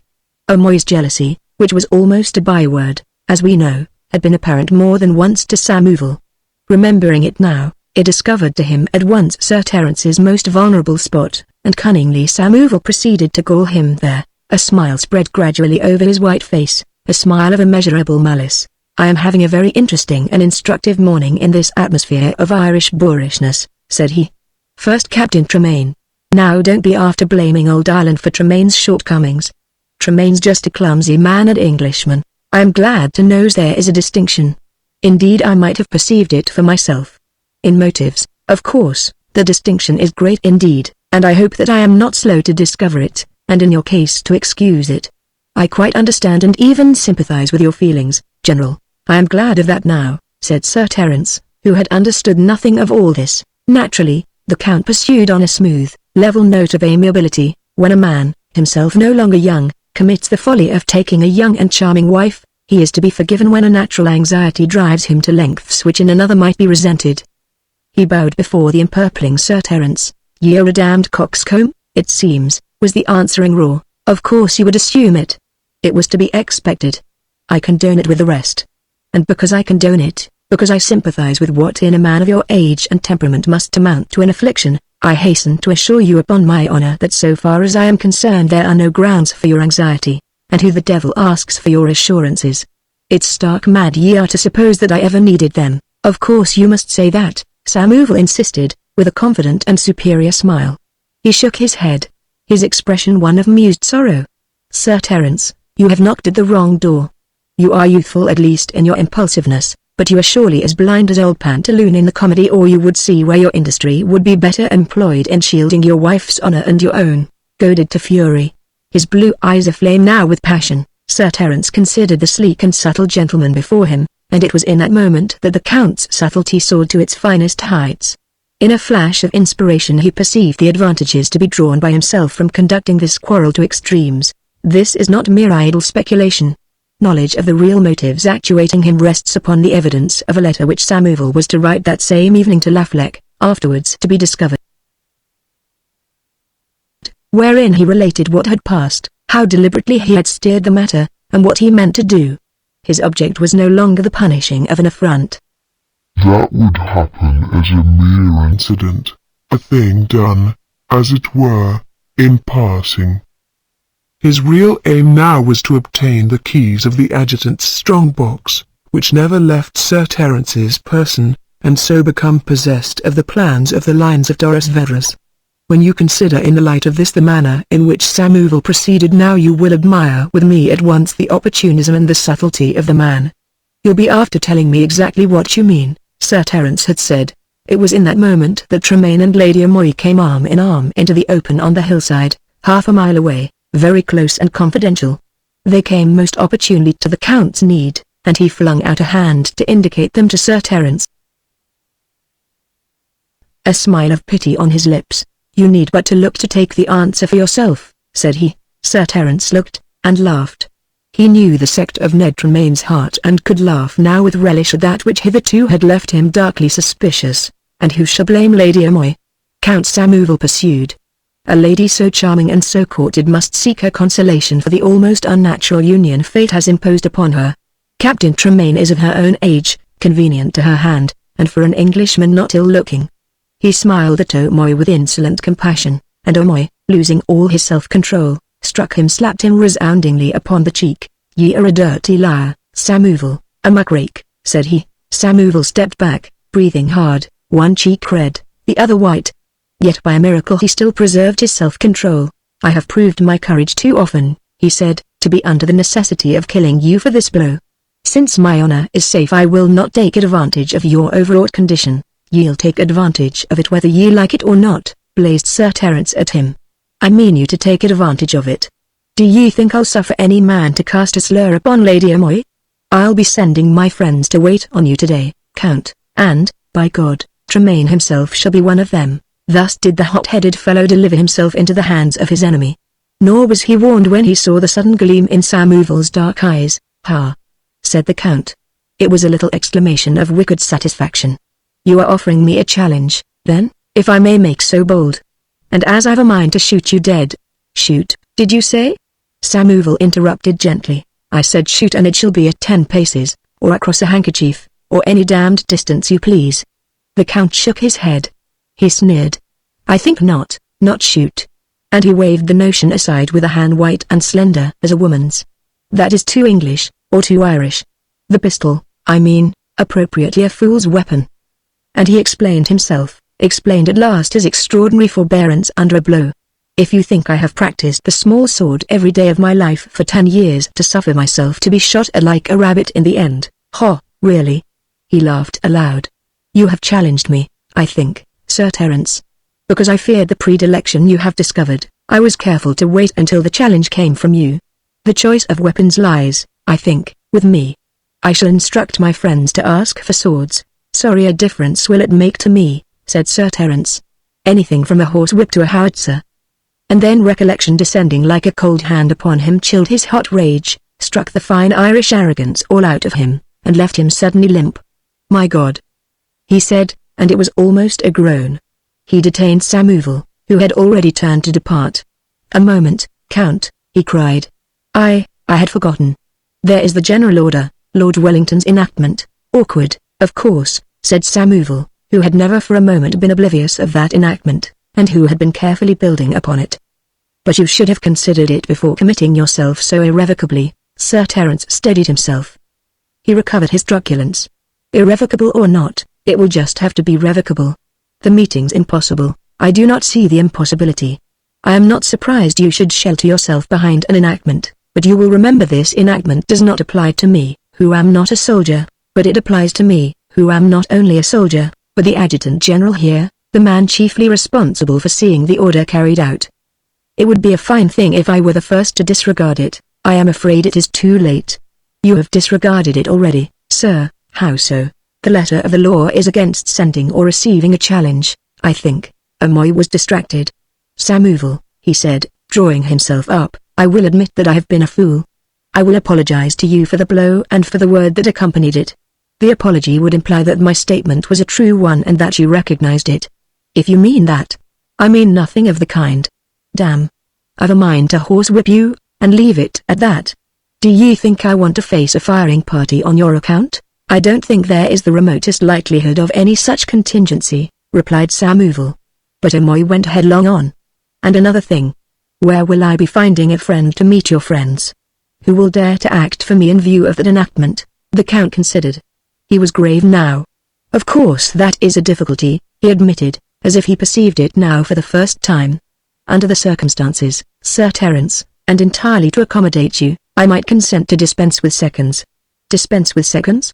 Sir Terence was horrified at the suggestion. "You know that is irregular, that a charge of murder would lie against the survivor." "Oh, quite so. But it is for your own convenience that I suggest it, though I appreciate your considerate concern on the score of what may happen to me afterwards should it come to be known that I was your opponent." "Afterwards? After what?" "After I have killed you. And is it like that?" cried Omoy, his countenance inflaming again, his mind casting all prudence to the winds. It followed, of course, that without further thought for anything but the satisfaction of his rage Sir Terence became as wax in the hands of Samuel's desires. "Where do you suggest that we meet?" he asked. "There is my place at Bispo. We should be private in the gardens there. As for time, the sooner the better, though for secrecy's sake we had better meet at night." Shall we say at midnight? But Sir Terence would agree to none of this. Tonight is out of the question for me. I have an engagement that will keep me until late. Tomorrow night, if you will, I shall be at your service. And because he did not trust Samuel, he added, as Samuel himself had almost reckoned, but I should prefer not to come to Bisport. I might be seen going or returning. Since there are no such scruples on my side, I am ready to come to you here if you prefer it. It would suit me better. Then expect me promptly at midnight tomorrow, provided that you can arrange to admit me without my being seen. You will perceive my reasons. Those gates will be closed, said O'Moy, indicating the now gaping massive doors that closed the archway at night. But if you knock, I shall be waiting for you, and I will admit you by the wicket. Excellent, said Samuel suavely. Then, until tomorrow night, General. He bowed with almost extravagant submission, and turning walked sharply away, energy and suppleness in every line of his slight figure, leaving Sir Terence to the unpleasant, almost desperate, thoughts that reflection must usher in as his anger faded. Chapter 12. The Duel. It was a time of stress and even of temptation for Sir Terence. Honor and pride demanded that he should keep the appointment made with Samuel. Common sense urged him at all costs to avoid it. His frame of mind, you see, was not at all enviable. At moments he would consider his position as adjutant general, the enactment against dueling, the irregularity of the meeting arranged, and, consequently, the danger in which he stood on every score. At others he could think of nothing but the unpardonable affront that had been offered him and the venomously insulting manner in which it had been offered, and his rage welled up to blot out every consideration other than that of punishing Samuel. For 2 days and a night he was a sort of shuttlecock tossed between these alternating moods, and he was still the same when he paced the quadrangle with bowed head and hands clasped behind him awaiting Samuel at a few minutes before 12 of the following night.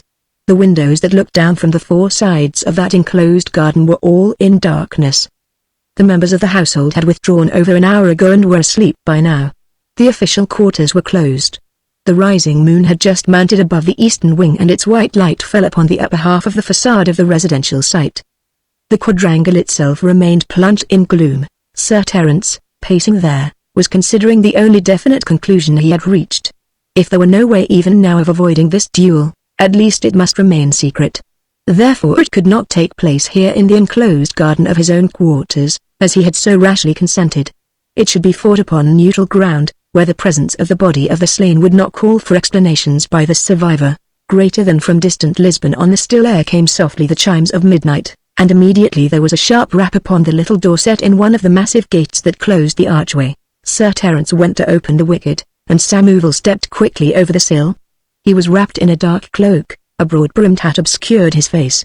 Sir Terence closed the door again. The 2 men bowed to each other in silence, and as Samuel's cloak fell open he produced a pair of dueling swords swathed together in a skin of leather. "You are very punctual, sir," said O'Moy. "I hope I shall never be so discourteous as to keep an opponent waiting." "It is a thing of which I have never yet been guilty," replied Samuel, with deadly smoothness in that reminder of his victorious past. He stepped forward and looked about the quadrangle. "I am afraid the moon will occasion us some delay," he said. "It were perhaps better to wait some 5 or 10 minutes, by then the light in here should have improved." "We can avoid the delay by stepping out into the open," said Sir Terence. "Indeed it is what I had to suggest in any case.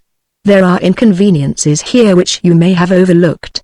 But Samuel, who had purposes to serve of which this duel was but a preliminary, was of a very different mind. "We are quite private here, your household being abed," he answered, "whilst outside one can never be sure even at this hour of avoiding witnesses and interruption.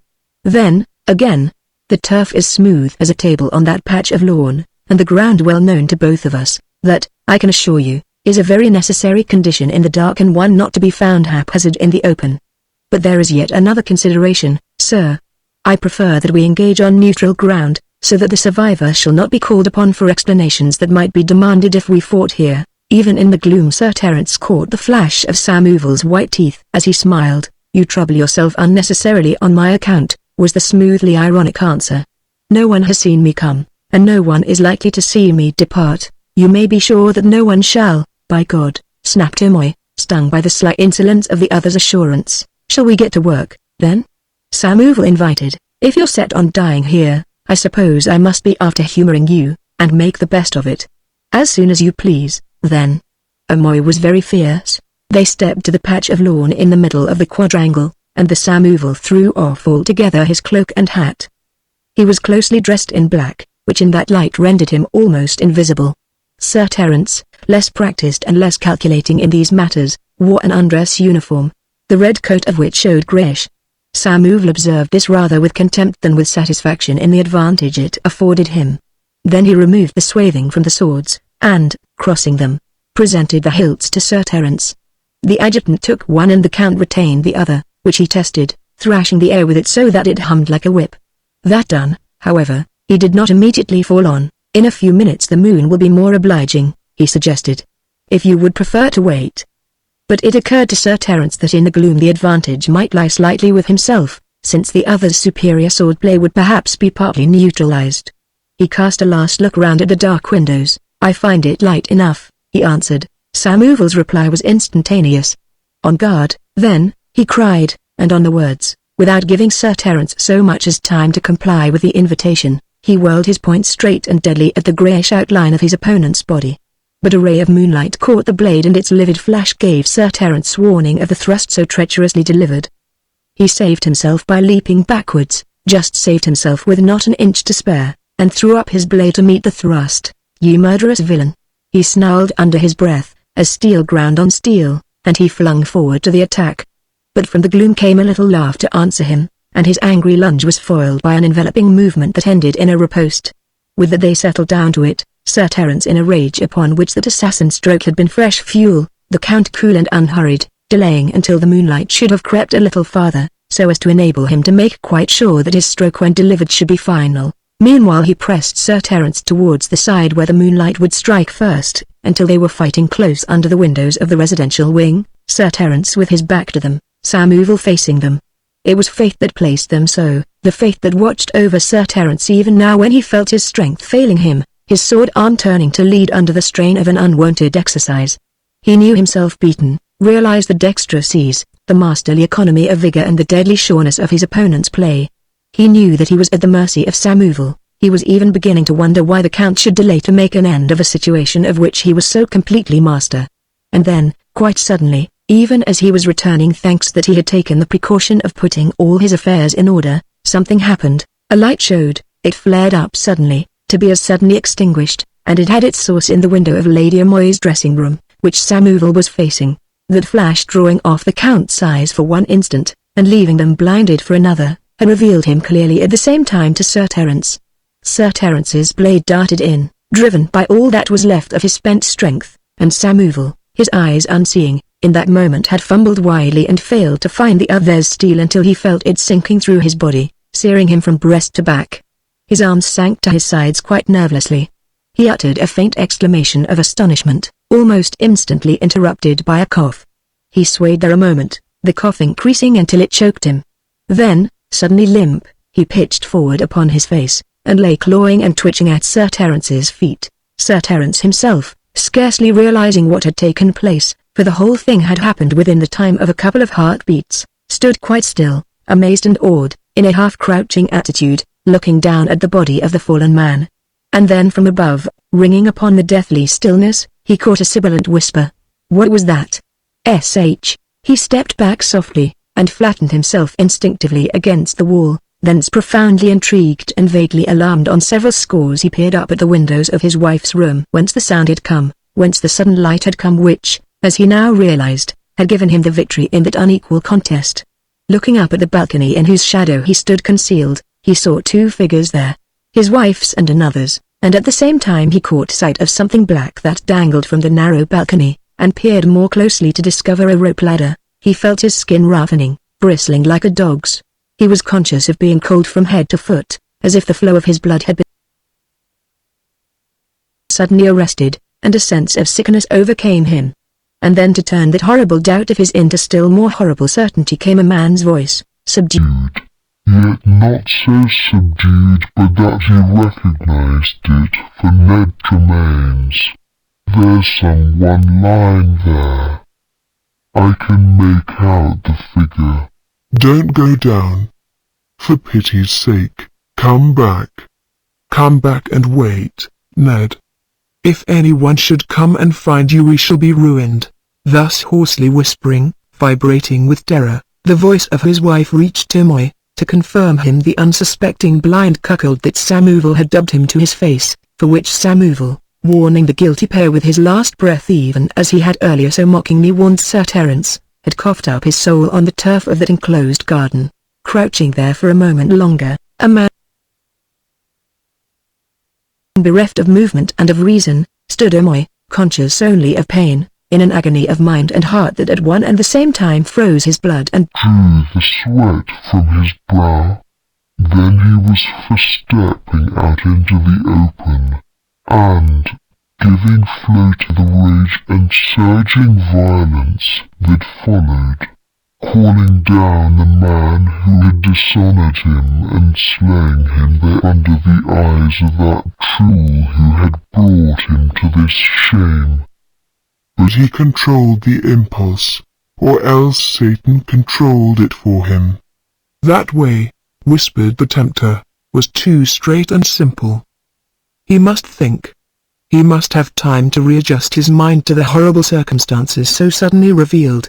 Very soft and silently, keeping well within the shadow of the wall, he sidled to the door which he had left ajar. Soundlessly he pushed it open, passed in and as soundlessly closed it again. For a moment he stood leaning heavily against its timbers, his breath coming in short panting sobs. Then he steadied himself and turning, made his way down the corridor to the little study which had been fitted up for him in the residential wing, and where sometimes he worked at night. He had been writing that evening ever since dinner, and he had quitted the room only to go to his assignation with Samuel, leaving the lamp burning on his open desk. He opened the door, but before passing in he paused a moment, straining his ears to listen for sounds overhead. His eyes, glancing up and down, were arrested by a thin blade of light under a door at the end of the corridor.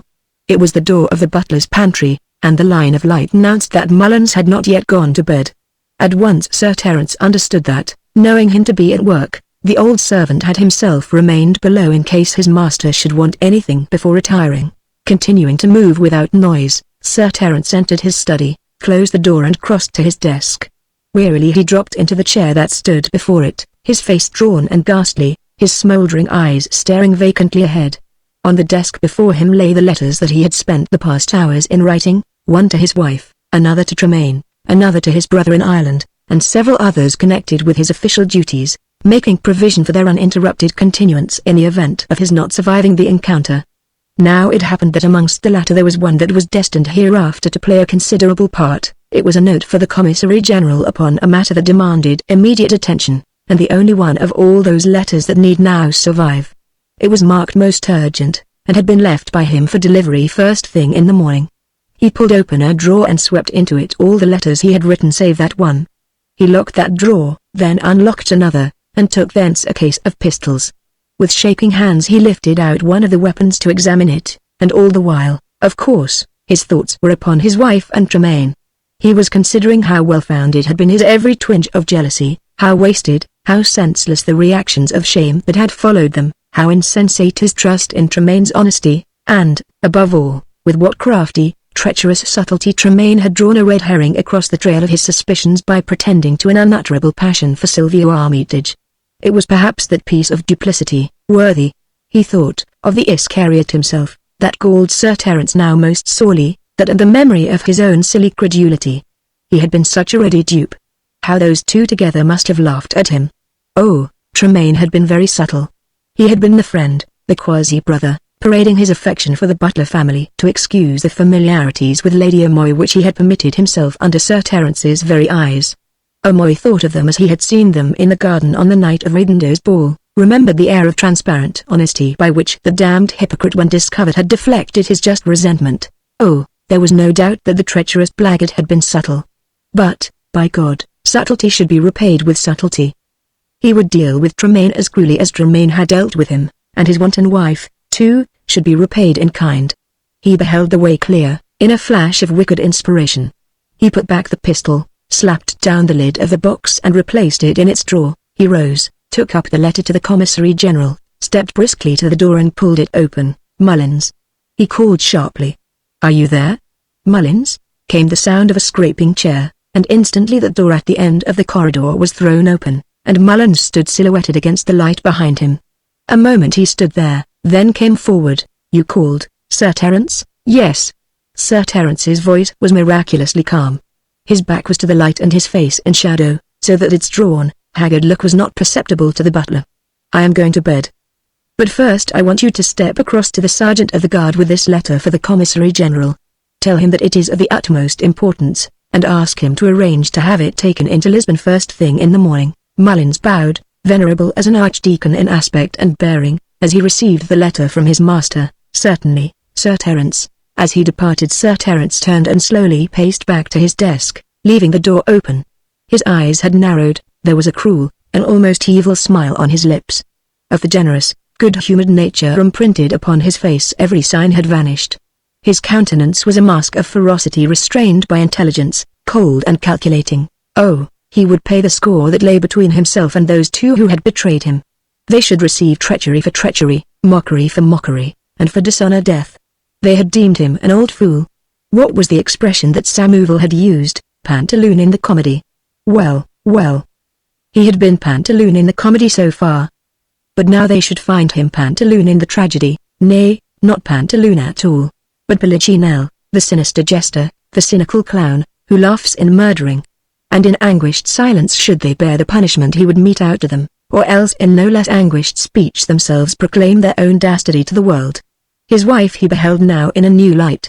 It was out of vanity and greed that she had married him, because of the position in the world that he could give her. Having done so, at least she might have kept faith, she might have been honest, and abided by the bargain. If she had not done so, it was because honesty was beyond her shallow nature. He should have seen before what he now saw so clearly.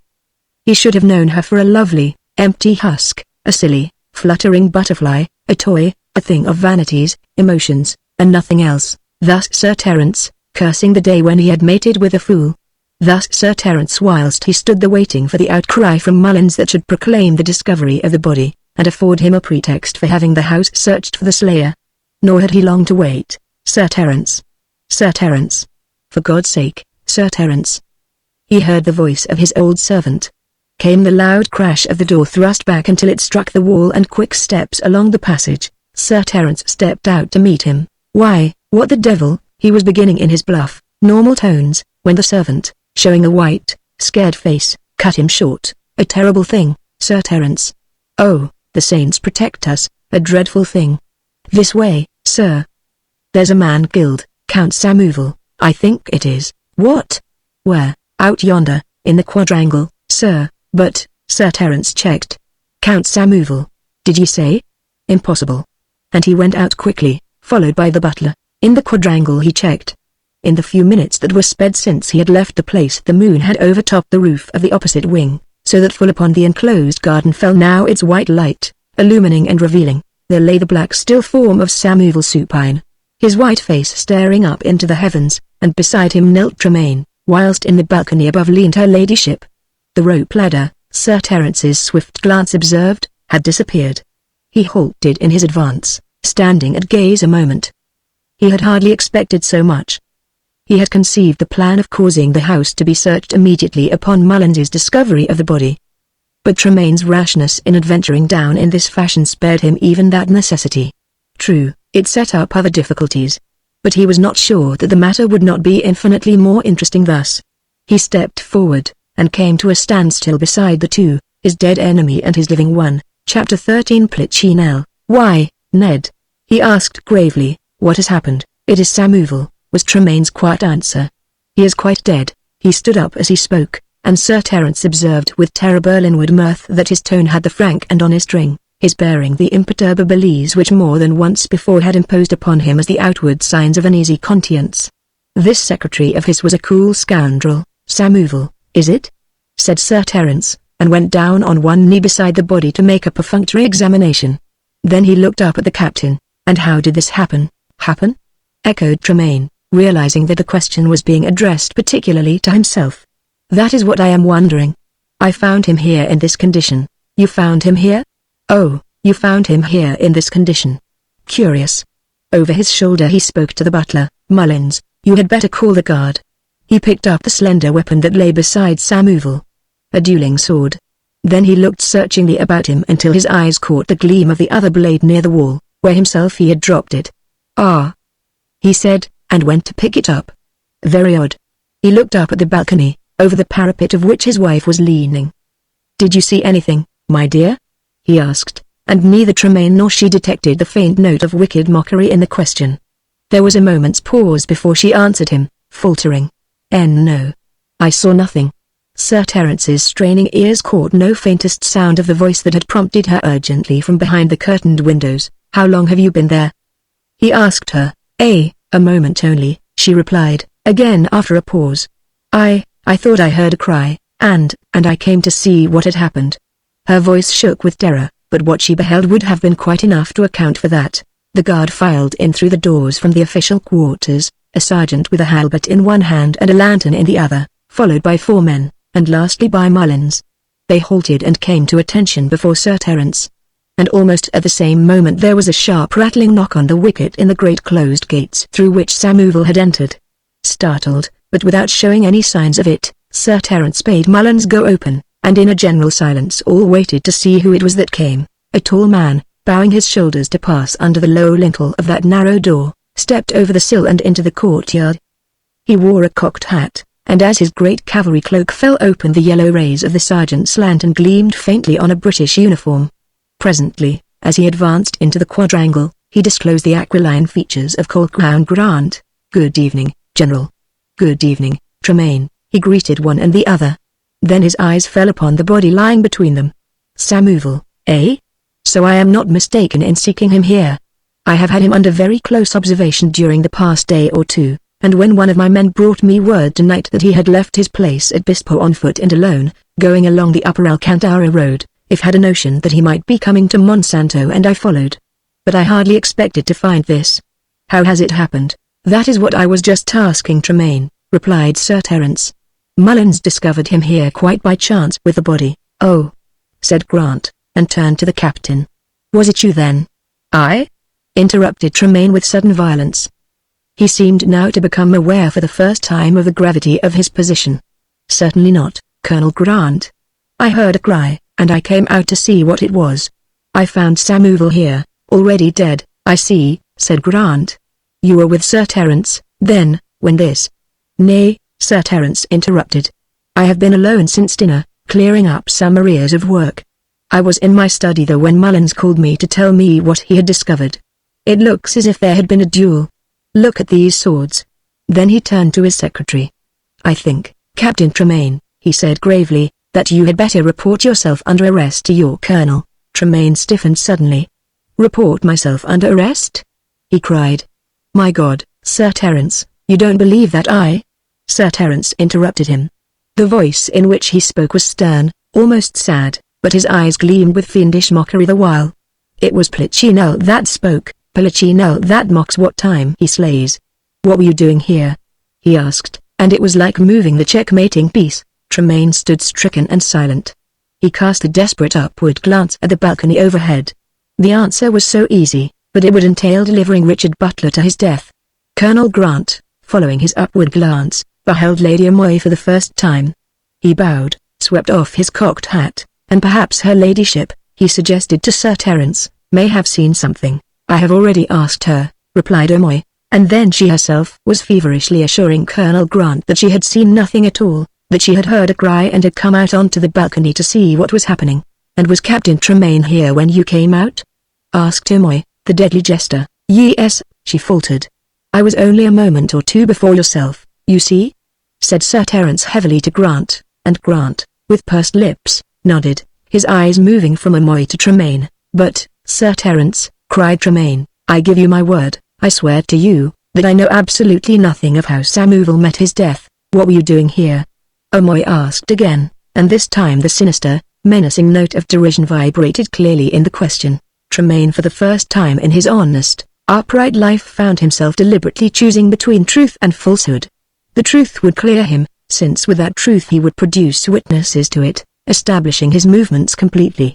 But the truth would send a man to his death, and so for the sake of that man's life he was driven into falsehood. "I was on my way to see you," he said, "at midnight," cried Sir Terence on a note of grim doubt. "To what purpose, really, Sir Terence, if my word is not sufficient, I refuse to submit to cross-examination. Sir Terence turned to the sergeant of the guard. How long is it since Captain Tremaine arrived? He asked. The sergeant stood to attention. Captain Tremaine, sir, arrived rather more than half an hour ago. He came in a curricle, which is still waiting at the gates. Half an hour ago, eh? Said Sir Terence, and from Colquhoun Grant there was a sharp and audible intake of breath, expressive either of understanding, or surprise, or both. The adjutant looked at Tremaine again. As my questions seem only to entangle you further, he said, I think you had better do as I suggest without more protests. Report yourself under arrest to Colonel Fletcher in the morning, sir. Still Tremaine hesitated for a moment. Then drawing himself up, he saluted curtly. Very well, sir, he replied. But, Terence, cried her ladyship from above. Said Sir Terence, and he looked up. You would say dash? He encouraged her, for she had broken off abruptly, checked again, although none below could guess it, by the one behind who prompted her. Couldn't you wait? She was faltering, compelled to it by his question. Certainly. But for what? Quoth he, grimly sardonic. Wait until you have some explanation, she concluded lamely. That will be the business of the court-martial, he answered. My duty is quite clear and simple, I think. You needn't wait, Captain Tremaine. And so, without another word, Tremaine turned and departed. The soldiers, in compliance with the short command issued by Sir Terence, took up the body and bore it away to a room in the official quarters, and in their wake went Colonel Grant, after taking his leave of Sir Terence. Her ladyship vanished from the balcony and closed her windows, and finally Sir Terence, followed by Mullins, slowly, with bowed head and dragging steps, re-entered the house. In the quadrangle, flooded now by the cold, white light of the moon, all was peace once more. Sir Terence turned into his study, sank into the chair by his desk and sat there a while staring into vacancy, a diabolical smile upon his handsome, mobile mouth. Gradually the smile faded and horror overspread his face. Finally he flung himself forward and buried his head in his arms. There were steps in the hall outside, a quick mutter of voices, and then the door of his study was flung open, and Miss Armitage came sharply to rouse him. Terence. What has happened to Captain Tremaine? He sat up stiffly, as she sped across the room to him. She was wrapped in a blue quilted bedgown, her dark hair hung in two heavy plaits, and her bare feet had been hastily thrust into slippers. Sir Terence looked at her with eyes that were dull and heavy and that yet seemed to search her white, startled face. She set her hand on his shoulder, and looked down into his ravaged, haggard countenance. He seemed suddenly to have been stricken into an old man. Mullins has just told me that Captain Tremaine has been ordered under arrest for killing Count Samuvel. Is it true? Is it true? She demanded wildly. It is true, he answered her, and there was a heavy, sneering curl on his upper lip. But, she stopped, and put a hand to her throat. She looked as if she would stifle. She sank to her knees beside him, and caught his hand in both her own that were trembling. Oh, you can't believe it. Captain Tremaine is not the man to do a murder. The evidence points to a duel, he answered dully. A duel.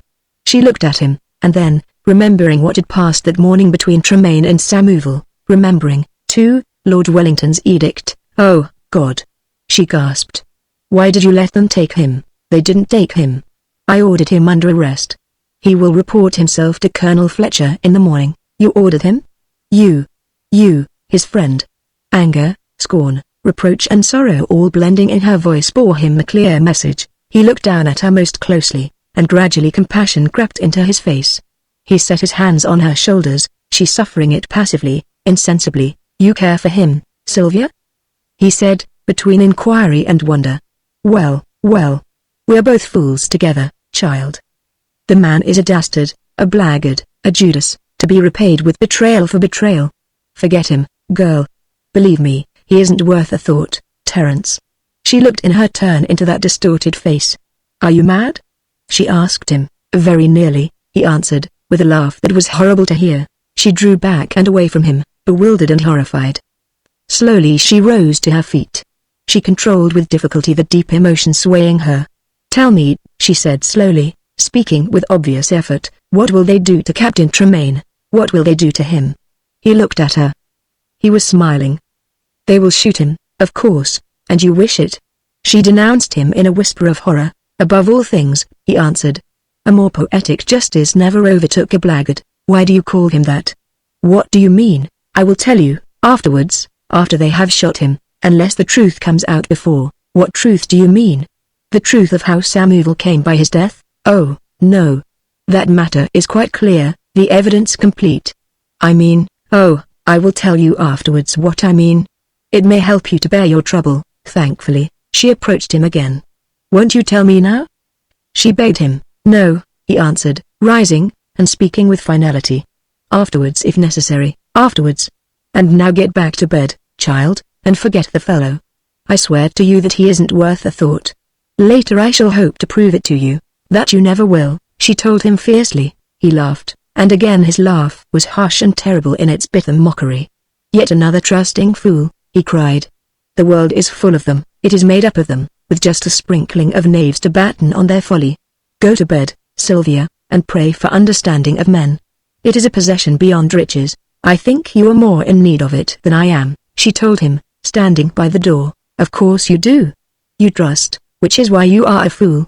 Trust, he said, speaking the very language of Polichinelle, is the livery of fools. She went without answering him and toiled upstairs with dragging feet. She paused a moment in the corridor above, outside Yuna's door. She was in such need of communion with someone that for a moment she thought of going in. But she knew beforehand the greeting that would await her. The empty platitudes. The obvious small change of verbiage which her ladyship would dole out. The very thought of it restrained her, and so she passed on to her own room and a sleepless night in which to piece together the puzzle which the situation offered her, the amazing enigma of Sir Terence's seeming access of insanity. And the only conclusion that she reached was that intertwined with the death of Samuel there was some other circumstance which had aroused in the adjutant an unreasoning hatred of his friend, converting him into Tremaine's bitterest enemy, intent, as he had confessed, upon seeing him shot for that night's work. And because she knew them both for men of honor above all, the enigma was immeasurably deepened. Had she but obeyed the transient impulse to seek Lady Amoy she might have discovered all the truth at once. For she would have come upon her ladyship in a frame of mind almost as distraught as her own, and she might, had she penetrated to the dressing-room where her ladyship was, have come upon Richard Butler at the same time. Now, in view of what had happened, her ladyship, ever impulsive, was all for going there and then to her husband to confess the whole truth, without pausing to reflect upon the consequences to others than Ned Tremaine. As you know, it was beyond her to see a thing from 2 points of view at one and the same time. It was also beyond her brother. The failing, as I think I have told you, was a family one, and her brother saw this matter only from the point of view of his own safety. A single word to Terence, he had told her, putting his back to the door of the dressing-room to bar her intended egress, and you realize that it will be a court-martial and a firing party for me. That warning effectively checked her. Yet certain stirrings of conscience made her think of the man who had imperiled himself for her sake and her brother's. But, Dick, what is to become of Ned? She had asked him. Oh, Ned will be all right. What is the evidence against him after all? Men are not shot for things they haven't done. Justice will out, you know. Leave Ned to shift for himself for the present. Anyhow his danger isn't grave, nor is it immediate, and mine is. Helplessly distraught, she sank to an ottoman. The night had been a very trying one for her ladyship. She gave way to tears. It is all your fault, Dick, she reproached him. Naturally you would blame me, he said with resignation, the complete martyr. If only you had been ready at the time, as he told you to be, there would have been no delays, and you would have got away before any of this happened. Was it my fault that I should have reopened my wound, bad luck to it, in attempting to get down that damned ladder? He asked her. Is it my fault that I am neither an ape nor an acrobat? Tremaine should have come up at once to assist me, instead of waiting until he had to come up to help me bandage my leg again. Then time would not have been lost, and very likely my life with it. He came to a gloomy conclusion. Your life? What do you mean, Dick? Just that. What are my chances of getting away now? He asked her. Was there ever such infernal luck as mine? The Telemachus will sail without me, and the only man who could and would have helped me to get out of this damned country is under arrest. It's clear I shall have to shift for myself again, and I can't even do that for a day or two with my leg in this state. I shall have to go back into that stuffy store cupboard of yours till God knows when. He lost all self-control at the prospect and broke into imprecations of his luck. She attempted to soothe him. But he wasn't easy to soothe, and then, he grumbled on, you have so little sense that you want to run straight off to Terence and explain to him what Tremaine was doing here. You might at least have the grace to wait until I am off the premises, and give me the mercy of a start before you set the dogs on my trail. Oh, Dick, You are so cruel," she protested. "How can you say such things to me, whose only thought is for you, to save you?" "Then don't talk any more about telling Terence," he replied. "I won't, Dick. I won't." She drew him down beside her on the ottoman and her fingers smoothed his rather tumbled red hair, just as her words attempted to smooth the ruffles in his spirit. "You know I didn't realize, or I should not have thought of it even.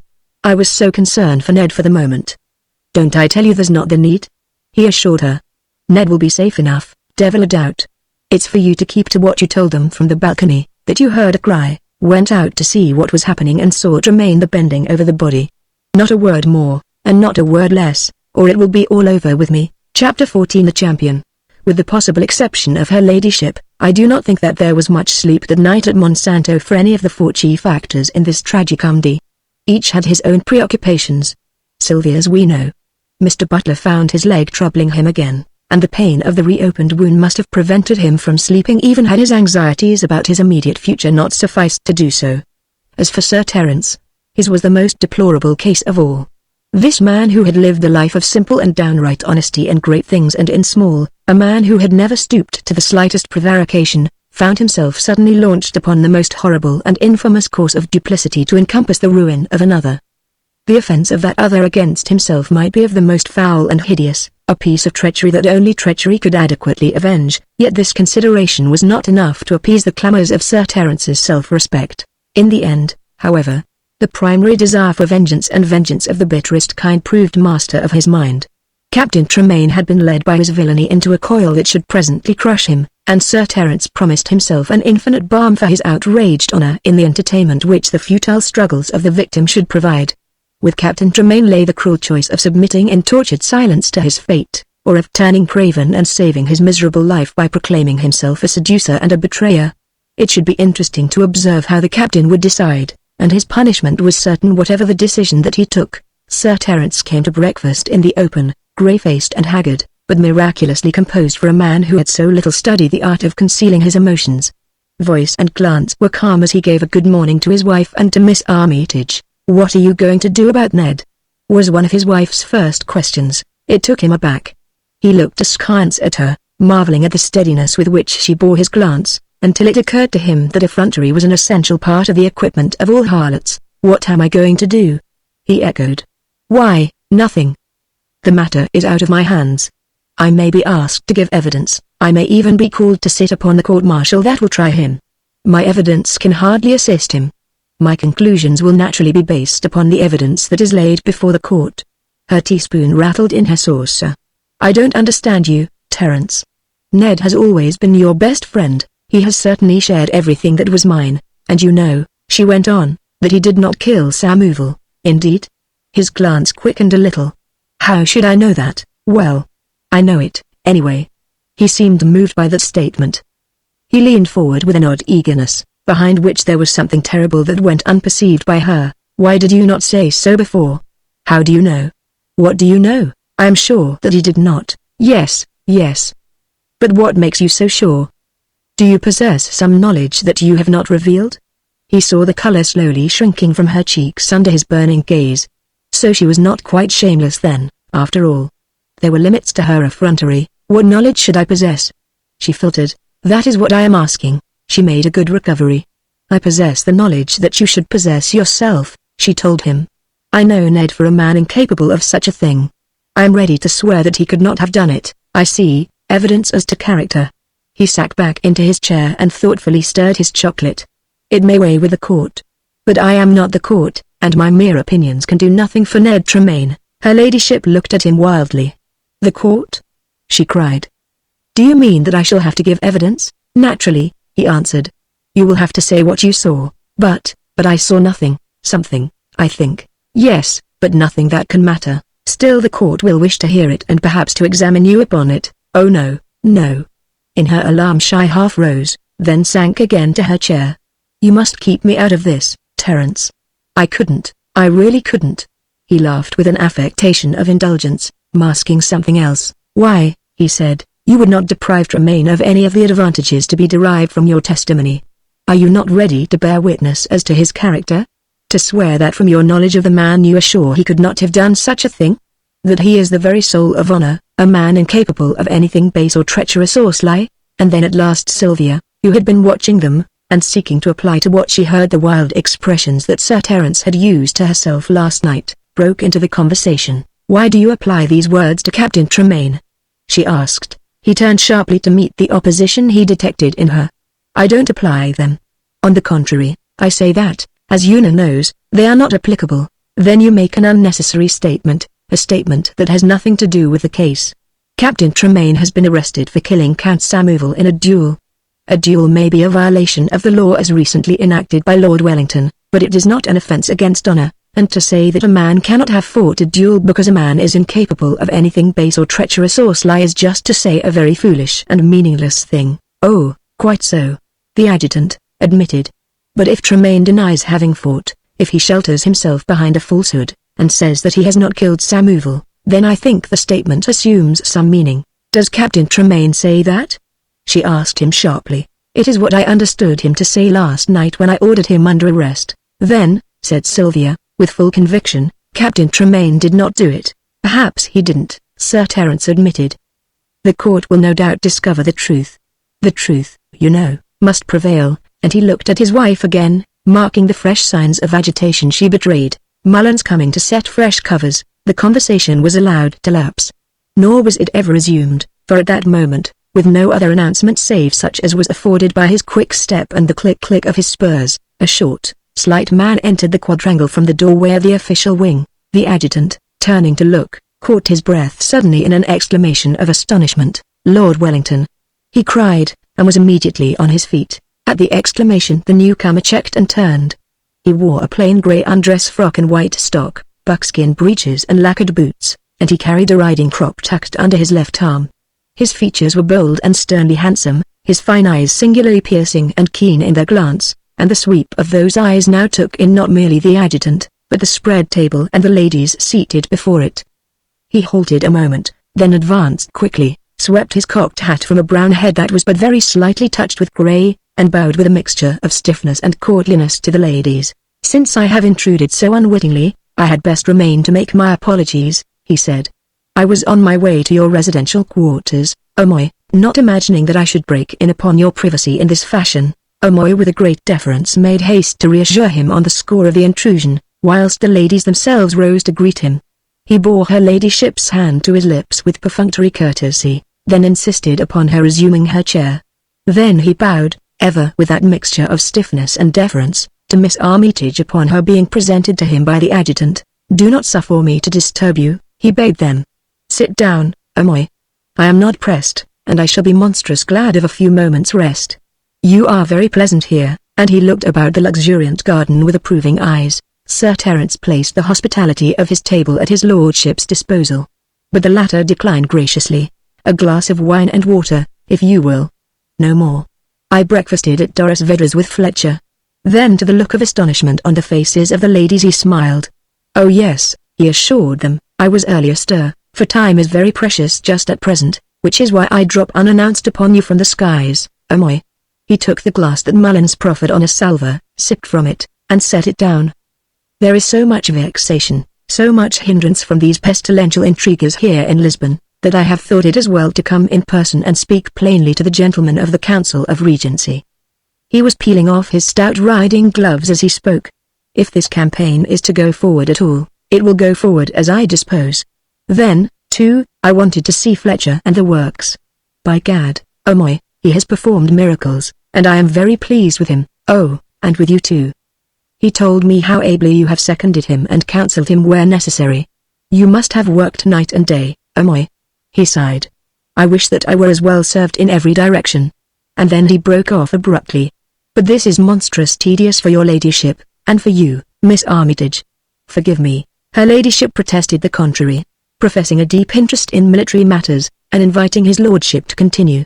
Lord Wellington, however, ignoring the invitation, turned the conversation upon life in Lisbon, inquiring hopefully whether they found the place afforded them adequate entertainment. "Indeed yes," Lady O'Moy assured him. "We are very gay at times. There are private theatricals and dances, occasionally an official ball, and we are promised picnics and water parties now that the summer is here. And in the autumn, ma'am, we may find you little hunting," his lordship promised them. Plenty of foxes, a rough country, though, but what's that to an Irish woman? He caught the quickening of Miss Armitage's eye. The prospect interests you, I see. Miss Armitage admitted it, and thus they made conversation for a while, what time the great soldier sipped his wine and water to wash the dust of his morning ride from his throat. When at last he set down an empty glass, Sir Terence took this as the intimation of his readiness to deal with official matters, and, rising, he announced himself entirely at his lordship's service. Lord Wellington claimed his attention for a full hour with the details of several matters that are not immediately concerned with this narrative. Having done, he rose at last from Sir Terence's desk, at which he had been sitting, and took up his riding crop and cocked hat from the chair where he had placed them. "And now," he said, "I think I will ride into Lisbon and endeavour to come to an understanding with Count Redendo and Don Miguel Forges." Sir Terence advanced to open the door. But Wellington checked him with a sudden sharp inquiry. "You published my order against duelling, did you not?" "Immediately upon receiving it, sir." "Ha! It doesn't seem to have taken long for the order to be infringed, then." His manner was severe, his eyes stern. Sir Terence was conscious of a quickening of his pulses. Nevertheless his answer was calmly regretful. "I am afraid not." The great man nodded. "Disgraceful. I heard of it from Fletcher this morning. Captain Watts, his name, had just reported himself under arrest, I understand, and Fletcher had received a note from you giving the grounds for this. The deplorable part of these things is that they always happen in the most troublesome manner conceivable. In Berkeley's case the victim was a nephew of the patriarchs. Samuel, now, was a person of even greater consequence, a close friend of several members of the council. His death will be deeply resented, and may set up fresh difficulties. It is monstrous vexatious." And abruptly he asked what did they quarrel about? O'Moy trembled, and his glance avoided the other's gimlet eye. "The only quarrel that I am aware of between them," he said, "was concerned with this very enactment of your lordship's. Samuel proclaimed it infamous, and Tremaine resented the term. Hot words passed between them, but the altercation was allowed to go no further at the time by myself and others who were present." His lordship had raised his brows. "By gad, sir," he ejaculated, "there almost appears to be some justification for the captain.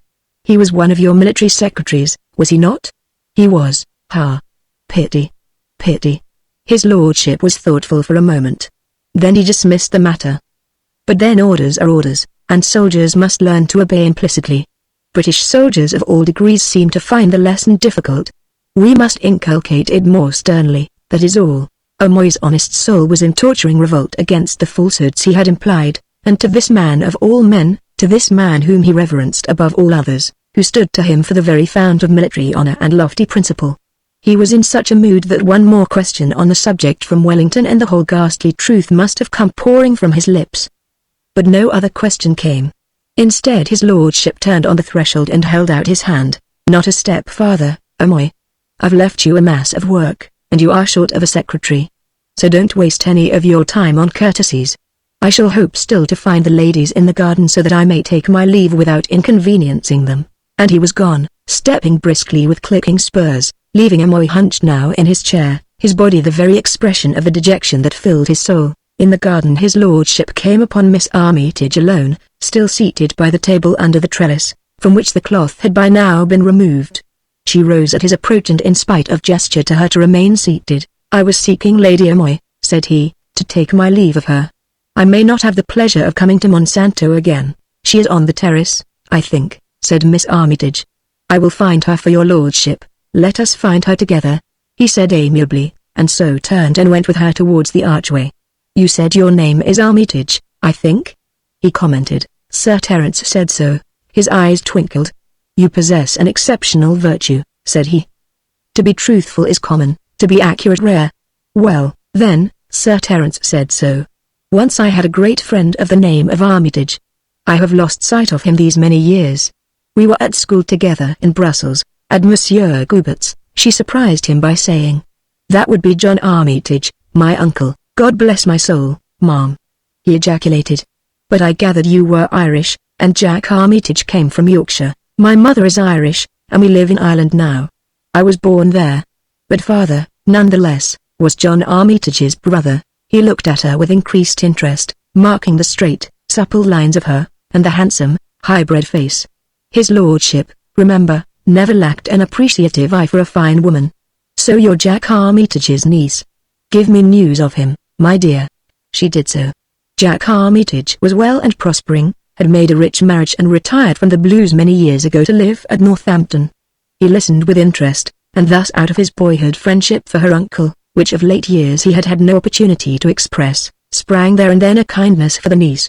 Her own personal charms may have contributed to it, for the great soldier was intensely responsive to the appeal of beauty. They reached the terrace. Lady O'Moy was nowhere in sight. But Lord Wellington was too much engrossed in his discovery to be troubled. "My dear," he said, "if I can serve you at any time both for Jack's sake and your own, I hope that you will let me know of it." She looked at him a moment, and he saw her color come and go, arguing a sudden agitation. "You tempt me, sir," she said, with a wistful smile. "Then yield to the temptation, child," he urged her kindly, those keen, penetrating eyes of his perceiving trouble here. "It isn't for myself," she responded. "Yet there is something I would ask you if I dare, something I had intended to ask you in any case if I could find the opportunity. To be frank, that is why I was waiting there in the garden just now. It was to waylay you. I hoped for a word with you." "Well, well," he encouraged her. "It should be the easier now, since in a sense we find that we are old friends." He was so kind, so gentle, despite that stern, strong face of his, that she melted at once to his persuasion. "It is about Lieutenant Richard Butler," she began. "Ah," said he lightly, "I feared as much when you said it was not for yourself you had a favor to ask." But, looking at him, she instantly perceived how he had misunderstood her. "Mr. Butler," she said, "is the officer who was guilty of the affair at Tavora." He knit his brow in thought. "Butler Tavora?" he muttered questioningly. Suddenly his memory found what it was seeking. "Oh yes, the violated nunnery." His thin lips tightened, the sternness of his ace increased. "Yes?" he inquired, but the tone was now forbidding. Nevertheless she was not deterred. "Mr. Butler is Lady O'Moy's brother," she said. He stared a moment, taken aback. "Good God! Ye don't say so, child. Her brother? O'Moy's brother-in-law? And O'Moy never said a word to me about it. What should he say?" Sir Terence himself pledged his word to the Council of Regency that Mr. Butler would be shot when taken. "Did he, egad?" He was still further surprised out of his sternness. Something of a Roman this O'Moy in his conception of duty. The Council no doubt demanded this, so I understand, my lord. Lady O'Moy, realizing her brother's grave danger, is very deeply troubled. "Naturally," he agreed. "But what can I do, Miss Armitage? What were the actual facts? Do you happen to know?" She recited them, putting the case bravely for the scapegrace Mr. Butler, dwelling particularly upon the error under which he was laboring, that he had imagined himself to be knocking at the gates of a monastery of Dominican friars, that he had broken into the convent because denied admittance, and because he suspected some treacherous reason for that denial. He heard her out, watching her with those keen eyes of his the while. You make out so good a case for him that one might almost believe you instructed by the gentleman himself. Yet I gather that nothing has since been heard of him?" "Nothing, sir, since he vanished from Tavora, nearly 2 months ago. And I have only repeated to your lordship the tale that was told by the sergeant and the troopers who reported the matter to Sir Robert Crawford on their return." He was very thoughtful. Leaning on the balustrade, he looked out across the sunlit valley, turning his boldly chiseled profile to his companion. At last he spoke slowly, reflectively, "But if this were really so, a mere blunder, I see no sufficient grounds to threaten him with capital punishment. His subsequent desertion, if he has deserted, I mean if nothing has happened to him, is really the grave matter of the two. I gathered, sir, that he was to be sacrificed to the Council of Regency, a sort of scapegoat." He swung round sharply, and the sudden blaze of his eyes almost terrified her. Instantly he was cold again and inscrutable. "Ah, you're oddly well informed throughout. But of course you would be," he added, with an appraising look into that intelligent face in which he now caught a faint likeness of Jack Armitage. "Well, well, my dear, I am very glad you have told me of this. If Mr. Butler is ever taken and in danger, there will be a court-martial, of course. Send me word of it, and I will see what I can do, both for your sake and for the sake of strict justice." "Oh, not for my sake," she protested, reddening slightly at the gentle imputation. "Mr. Butler is nothing to me, that is to say, he is just my cousin. It is for Una's sake that I am asking this." "Why, then, for Lady O'Moy's sake, since you ask it," he replied readily. "But," he warned her, "say nothing of it until Mr. Butler is found." It is possible he believed that Butler never would be found. "And remember, I promise only to give the matter my attention." If it is as you represent it, I think you may be sure that the worst that will befall Mr. Butler will be dismissal from the service. He deserves that. But I hope I should be the last man to permit a British officer to be used as a scapegoat or a burnt offering to the mob or to any council of regency. By the way, who told you this about his scapegoat? Captain Tremaine. Captain Tremaine? Oh, the man who killed Samuel? He didn't, she cried. On that almost fierce denial his lordship looked at her, raising his eyebrows in astonishment. But I am told that he did, and he is under arrest for at this moment, for that, and for breaking my order against dueling. You were not told the truth, my lord. Captain Tremaine says that he didn't, and if he says so it is so. Oh, of course, Miss Armitage. He was a man of unparalleled valor and boldness, yet so fierce was she in that moment that for the life of him he dared not have contradicted her. Captain Tremaine is the most honorable man I know, she continued, and if he had killed Samuel he would never have denied it. He would have proclaimed it to all the world. There is no need for all this heat, my dear, he reassured her. The point is not one that can remain in doubt. The seconds of the duel will be forthcoming, and they will tell us who are the principals. There were no seconds, she informed him. No seconds. He cried in horror. Do ye mean they just fought a rough and tumble fight? I mean they never fought at all.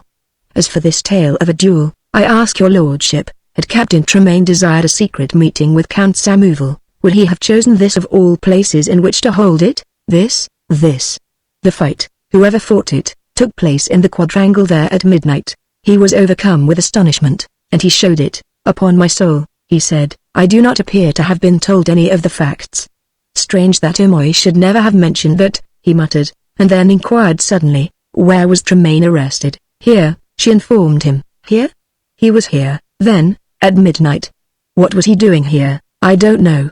But whatever he was doing, can your lordship believe that he would have come here to fight a secret duel? It certainly puts a monstrous strain upon belief, said he. But what can he have been doing here? I don't know, she repeated. She wanted to add a warning of Omoy. She was tempted to tell his lordship of the odd words that Omoy had used to her last night concerning Tremaine. But she hesitated, and her courage failed her. Lord Wellington was so great a man, bearing the destinies of nations on his shoulders, and already he had wasted upon her so much of the time that belonged to the world and history, that she feared to trespass further, and whilst she hesitated came Colquhoun Grant clanking across the quadrangle looking for his lordship. He had come up, he announced, standing straight and stiff before them, to see Omoy, but hearing of Lord Wellington's presence, had preferred to see his lordship in the first instance. And indeed you arrive very opportunely, Grant, his lordship confessed. He turned to take his leave of Jack Armitage's niece. I'll not forget either Mr. Butler or Captain Tremaine, he promised her, and his stern face softened into a gentle, friendly smile. They are very fortunate in their champion. Chapter 15 The Wallet. A queer, mysterious business this death of Samuel, said Colonel Grant. So I was beginning to perceive, Wellington agreed, his brow dark. They were alone together in the quadrangle under the trellis, through which the sun, already high, was dappling the table at which his lordship sat. It would be easier to read if it were not for the dueling swords. Those and the nature of Samuel's wound certainly point unanswerably to a duel. Otherwise there would be considerable evidence that Samuel was a spy caught in the act and dealt with out of hand as he deserved. How? Count Samuel a spy? In the French interest, answered the colonel without emotion, acting upon the instructions of the Sousa faction, whose tool he had become. And Colonel Grant proceeded to relate precisely what he knew of Samuel. Lord Wellington sat a while in silence, cogitating. Then he rose, and his piercing eyes looked up at the colonel, who stood a good head taller than himself. Is this the evidence of which you spoke? By no means, was the answer. The evidence I have secured is much more palpable. I have it here. He produced a little wallet of red morocco bearing the initial S surmounted by a coronet. Opening it, he selected from it some papers, speaking the while. I thought it as well before I left last night to make an examination of the body. This is what I found, and it contains, among other lesser documents, these to which I would draw your lordship's attention. First this. And he placed in Lord Wellington's hand a holograph note from the Prince of Esslingen introducing the bearer, M. de Laflec, his confidential agent, who would consult with the Count, and thanking the Count for the valuable information already received from him. His lordship sat down again to read the letter. It is a full confirmation of what you have told me, he said calmly. Then this, said Colonel Grant, and he placed upon the table a note in French of the approximate number and disposition of the British troops in Portugal at the time. The handwriting is Samuel's own, as those who know it will have no difficulty in discerning. And now this, sir. He unfolded a small sketch map, bearing the title also in French. Probable position and extent of the fortifications north of Lisbon. The notes at the foot, he added, are in cipher, and it is the ordinary cipher employed by the French, which in itself proves how deeply Samuel was involved. Here is a translation of it. And he placed before his chief a sheet of paper on which Lord Wellington read. This is based upon my own personal knowledge of the country, odd scraps of information received from time to time, and my personal verification of the roads closed to traffic in that region. It is intended merely as a guide to the actual locale of the fortifications, an exact plan of which I hope shortly to obtain. His lordship considered it very attentively, but without betraying the least discomposure. For a man working upon such slight data as he himself confesses, was the quiet comment, he is damnably accurate. It is as well, I think, that this did not reach Marshal Massena. My own assumption is that he put off sending it, intending to replace it by the actual plan, which he here confesses to the expectation of obtaining shortly. I think he died at the right moment. Anything else? Indeed, said Colonel Grant, I have kept the best for the last. And unfolding yet another document, he placed it in the hands of the Commander-in-Chief. It was Lord Liverpool's note of the troops to be embarked for Lisbon in June and July, the note abstracted from the dispatch carried by Captain Garfield. His lordship's lips tightened as he considered it. His death was timely indeed, damned timely, and the man who killed him deserves to be mentioned in dispatches. Nothing else, I suppose? The rest is of little consequence, sir. Very well. He rose. You will leave these with me, and the wallet as well, if you please. I am on my way to confer with the members of the Council of Regency, and I am glad to go armed with so stout a weapon as this. Whatever may be the ultimate finding of the court-martial, the present assumption must be that Samuel met the death of a spy caught in the act, as you suggested. That is the only conclusion the Portuguese government can draw when I lay these papers before it. They will effectively silence all protests. Shall I tell Amoy? Inquired the colonel. Oh, certainly, answered his lordship, instantly to change his mind. Stay. He considered. His chin in his hand, his eyes dreamy. Better not, perhaps. Better not tell anybody. Let us keep this to ourselves for the present. It has no direct bearing on the matter to be tried. By the way, when does the court-martial sit? I have just heard that Marshal Beresford has ordered it to sit on Thursday here at Monsanto. His lordship considered. Perhaps I shall be present. I may be at Doris Vedres until then. It is a very odd affair. What is your own impression of it, Grant? Have you formed any? Grant smiled darkly. I have been piecing things together.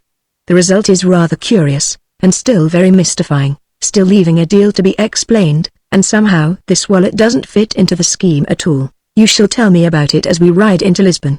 I want you to come with me. Lady Amoy must forgive me if I take French leave, since she is nowhere to be found. The truth was, that her ladyship had purposely gone into hiding, after the fashion of suffering animals that are denied expression of their pain. She had gone off with her load of sorrow and anxiety into the thicket on the flank of Monsanto, and the Sylvia found her presently, dejectedly seated by a spring on a bank that was thick with flowering violets. Her ladyship was in tears, her mind swollen to bursting point by the secret which it sought to contain but felt itself certainly unable to contain much longer. Why, Una dear, cried Miss Armitage, kneeling beside her and putting a motherly arm about that full-grown child, what is this? Her ladyship wept copiously, the springs of her grief gushing forth in response to that sympathetic touch. Oh, my dear, I am so distressed. I shall go mad, I think. I am sure I have never deserved all this trouble. I have always been considerate of others. You know I wouldn't give pain to anyone. And Dick has always been so thoughtless. Dick? Said Miss Armitage, and there was less sympathy in her voice. It is Dick you are thinking about at present, of course. All this trouble has come through Dick. I mean, she recovered, that all my troubles began with this affair of Dick's. And now there is Ned under arrest and to be court-martialed, but what has Captain Tremaine to do with Dick? Nothing, of course, her ladyship agreed, with more than usual self-restraint. But it's one trouble on another. Oh, it's more than I can bear, I know, my dear, I know, Miss Armitage said soothingly, and her own voice was not so steady. You don't know. How can you? It isn't your brother or your friend. It isn't as if you cared very much for either of them. If you did, if you loved Dick or Ned, you might realize what I am suffering. Miss Armitage's eyes looked straight ahead into the thick green foliage, and there was an odd smile, half wistful, half scornful, on her lips. "Yet I have done what I could," she said presently. "I have spoken to Lord Wellington about them both." Lady Amoy checked her tears to look at her companion, and there was dread in her eyes. "You have spoken to Lord Wellington?" "Yes. The opportunity came, and I took it." "And whatever did you tell him?" She was all a tremble now, as she clutched Miss Armitage's hand. Miss Armitage related what had passed, how she had explained the true facts of Dick's case to his lordship, how she had protested her faith that Tremaine was incapable of lying, and that if he said he had not killed Samuel it was certain that he had not done so, and, finally, how his lordship had promised to bear both cases in his mind. "That doesn't seem very much," her ladyship complained, "but he said that he would never allow a British officer to be made a scapegoat, and that if things proved to be as I stated them he would see that the worst that happened to Dick would be his dismissal from the army. He asked me to let him know immediately if Dick were found." More than ever was her ladyship on the very edge of confiding. A chance word might have broken down the last barrier of her will. But that word was not spoken, and so she was given the opportunity of first consulting her brother. He laughed when he heard the story. "A trap to take me, that's all," he pronounced it. "My dear girl, that stiff-necked martinet knows nothing of forgiveness for a military offense. Discipline is the god at whose shrine he worships." And he afforded her anecdotes to illustrate and confirm his assertion of Lord Wellington's ruthlessness. "I tell you," he concluded, "it's nothing but a trap to catch me. And if you had been fool enough to yield, and to have blabbed of my presence to Sylvia, you would have had it proved to you." She was terrified and of course convinced, for she was easy of conviction, believing always the last person to whom she spoke. She sat down on one of the boxes that furnished the cheerless refuge of Mr. Butler's. "Then what's to become of Ned?" she cried. "Oh, I had hoped that we had found a way out at last." He raised himself on his elbow on the camp bed they had fitted up for him. "Be easy now," he bade her impatiently. "They can't do anything to Ned until they find him guilty, and how are they going to find him guilty when he's innocent?" "Yes, but the appearances, fiddlesticks," he answered her, and the expression chosen was a mere concession to her sex, and not at all what Mr. Butler intended. "Appearances can't establish guilt. Do be sensible, and remember that they will have to prove that he killed Samuel. And you can't prove a thing to be what it isn't." "You can't, are you sure?" "Certain sure," he replied with emphasis. "Do you know that I shall have to give evidence before the court?" she announced resentfully. It was an announcement that gave him pause. Thoughtfully he stroked his abominable tuft of red beard. Then he dismissed the matter with a shrug and a smile. "Well, and what of it?" he cried. "They are not likely to bully you or cross-examine you. Just tell them what you saw from the balcony. Indeed you can't very well say anything else, or they will see that you are lying, and then heaven alone knows what may happen to you, as well as to me." She got up in a pet. "You're callous, Dick, callous," she told him. "Oh, I wish you had never come to me for shelter." He looked at her and sneered. "That's a matter you can soon mend," he told her. "Call up Terence and the others and have me shot. I promise I shall make no resistance. You see, I'm not able to resist even if I would." "Oh, how can you think it?" She was indignant. "Well, what is a poor devil to think? You blow hot and cold all in a breath. I'm sick and ill and feverish," he continued with self-pity, "and now even you find me a trouble. I wish to God they'd shoot me and make an end. I'm sure it would be best for everybody." And now she was on her knees beside him, soothing him, protesting that he had misunderstood her, that she had meant, oh, she didn't know what she had meant. She was so distressed on his account. "And there's never the need to be," he assured her. "Surely you can be guided by me if you want to help me. As soon as ever my leg gets well again I'll be after fending for myself, and trouble you no further. But if you want to shelter me until then, do it thoroughly, and don't give way to fear at every shadow without substance that falls across your path." She promised it, and on that promise left him, and, believing him, she bore herself more cheerfully for the remainder of the day. But that evening after they had dined her fears and anxieties drove her at last to seek her natural and legal protector. Sir Terence had sauntered off towards the house, gloomy and silent as he had been throughout the meal. She ran after him now, and came tripping lightly at his side up the steps. She put her arm through his. "Terence dear, you are not going back to work again?" she pleaded. He stopped, and from his fine height looked down upon her with a curious smile. Slowly he disengaged his arm from the clasp of her own. "I am afraid I must," he answered coldly. "I have a great deal to do, and I am short of a secretary. When this inquiry is over I shall have more time to myself, perhaps." There was something so repellent in his voice, in his manner of uttering those last words, that she stood rebuffed and watched him vanish into the building. Then she stamped her foot and her pretty mouth trembled. "Oaf," she said aloud. Chapter 16 The Evidence. The board of officers convened by Marshal Beresford to form the court that was to try Captain Tremaine, was presided over by General Sir Harry Stapleton, who was in command of the British troops quartered in Lisbon. It included, amongst others, the Adjutant General, Sir Terence O'Moy, Colonel Fletcher of the Engineers, who had come in haste from Torres Vedras, having first desired to be included in the board chiefly on account of his friendship for Tremaine, and Major Carruthers. The Judge Advocate's task of conducting the case against the prisoner was deputed to the quartermaster of Tremaine's own regiment, Major Swan. The court sat in a long, cheerless hall, once the refectory of the Franciscans, who had been the first tenants of Monsanto. It was stone-flagged, the windows set at a height of some 10 feet from the ground, the bare, whitewashed walls hung with very wooden portraits of long-departed kings and princes of Portugal who had been benefactors of the order. The court occupied the abbot's table, which was set on a shallow dais at the end of the room, a table of stone with a covering of oak, over which a green cloth had been spread.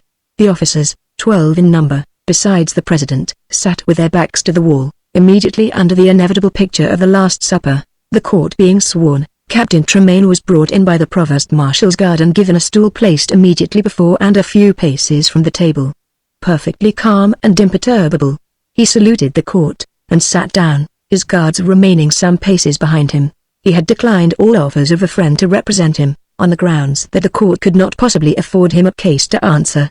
The president, a florid, rather pompous man, who spoke with a faint lisp, cleared his throat and read the charge against the prisoner from the sheet with which he had been supplied.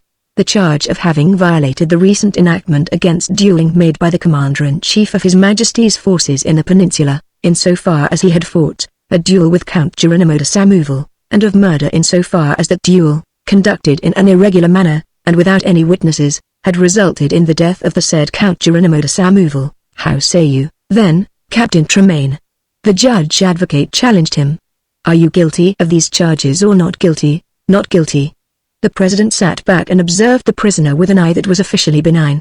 Tremaine's glance considered the court and met the concerned and grave regard of his colonel, of his friend Carruthers and of 2 other friends of his own regiment, the cold indifference of 3 officers of the 14th, then stationed in Lisbon with whom he was unacquainted, and the utter inscrutability of O'Moy's rather lowering glance, which profoundly intrigued him, and, lastly, the official hostility of Major Swan, who was on his feet setting forth the case against him.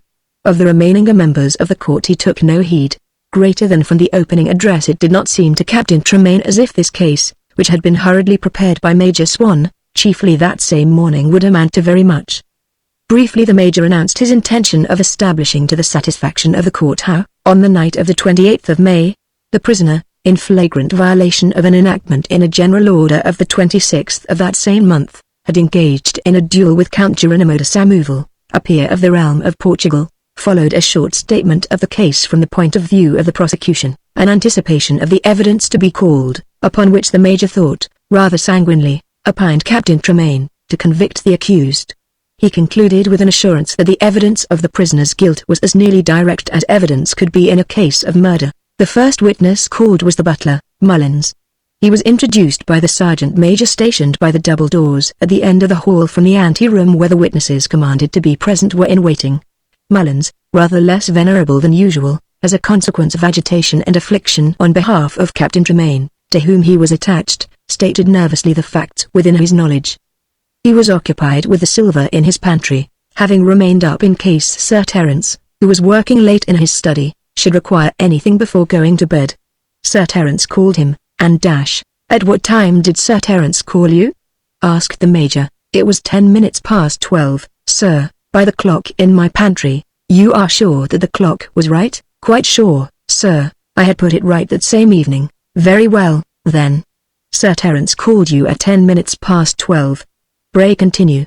"He gave me a letter addressed to the Commissary General. 'Take that,' says he, 'to the Sergeant of the Guard at once, and tell him to be sure that it is forwarded to the Commissary General first thing in the morning.' I went out at once, and on the lawn in the quadrangle I saw a man lying on his back on the grass and another man kneeling beside him. I ran across to them. It was a bright, moonlight night, bright as day it was, and you could see quite clear. The gentleman that was kneeling looks up at me, and I sees it was Captain Tremaine. "Sir." "What's this, Captain dear?" says I.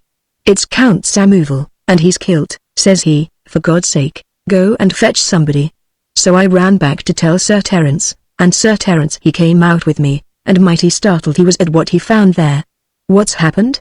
says he, and the captain answers him just as he had answered me, "It's Count Samuel, and he's killed." "But how did it happen?" says Sir Terence. "Sure, and that's just what I want to know," says the captain. "I found him here." And then Sir Terence turns to me, and Mullins, says he, "Just fetch the guard," and of course, I went at once. "Was there anyone else present?"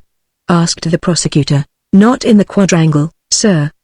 But Lady Amoy was on the balcony of her room all the time." "Well, then, you fetched the guard. What happened when you returned?" "Colonel Grant arrived, sir, and I understood him to say that he had been following Count Samuel." "Which way did Colonel Grant come?" "Put in the president, by the gate from the terrace." "Was it open?" "No, sir." Sir Terence himself went to open the wicket when Colonel Grant knocked. Sir Harry nodded and Major Swan resumed the examination. "What happened next?" Sir Terence ordered the captain under arrest. "Did Captain Tremaine submit at once?" "Well, not quite at once, sir. He naturally made some bother. 'Good God,' he says, 'you'll never be after thinking I killed him? I tell you I just found him here like this.' 'What were ye doing here, then?' says Sir Terence. 'I was coming to see you,' says the captain. 'What about?' says Sir Terence, and with that the captain got angry, said he refused to be cross-questioned and went off to report himself under arrest as he was bid. That closed the butler's evidence, and the judge advocate looked across at the prisoner. "Have you any questions for the witness?" he inquired. "None," replied Captain Tremaine. "He has given his evidence very faithfully and accurately." Major Swan invited the court to question the witness in any manner it considered desirable. The only one to avail himself of the invitation was Carruthers, who, out of his friendship and concern for Tremaine, and a conviction of Tremaine's innocence begotten chiefly by that friendship, desired to bring out anything that might tell in his favor. "What was Captain Tremaine's bearing when he spoke to you and to Sir Terence?" "Quite as usual, sir. He was quite calm, not at all perturbed, devil a bit, not until Sir Terence ordered him under arrest, and then he was a little hot." "Thank you, Mullins." Dismissed by the court, Mullins would have departed, but that upon being told by the sergeant major that he was at liberty to remain if he chose, he found a seat on one of the benches ranged against the wall. The next witness was Sir Terence, who gave his evidence quietly from his place at the board immediately on the president's right.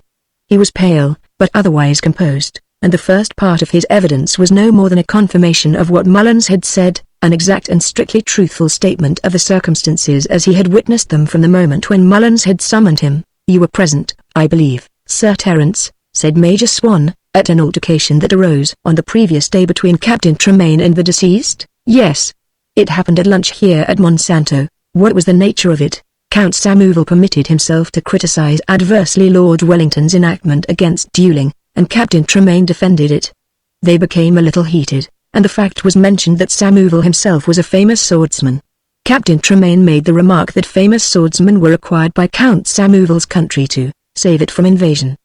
The remark was offensive to the deceased, and although the subject was abandoned out of regard for the ladies present, it was abandoned on a threat from Count Samuel to continue it later. "Was it so continued?" "Of that I have no knowledge."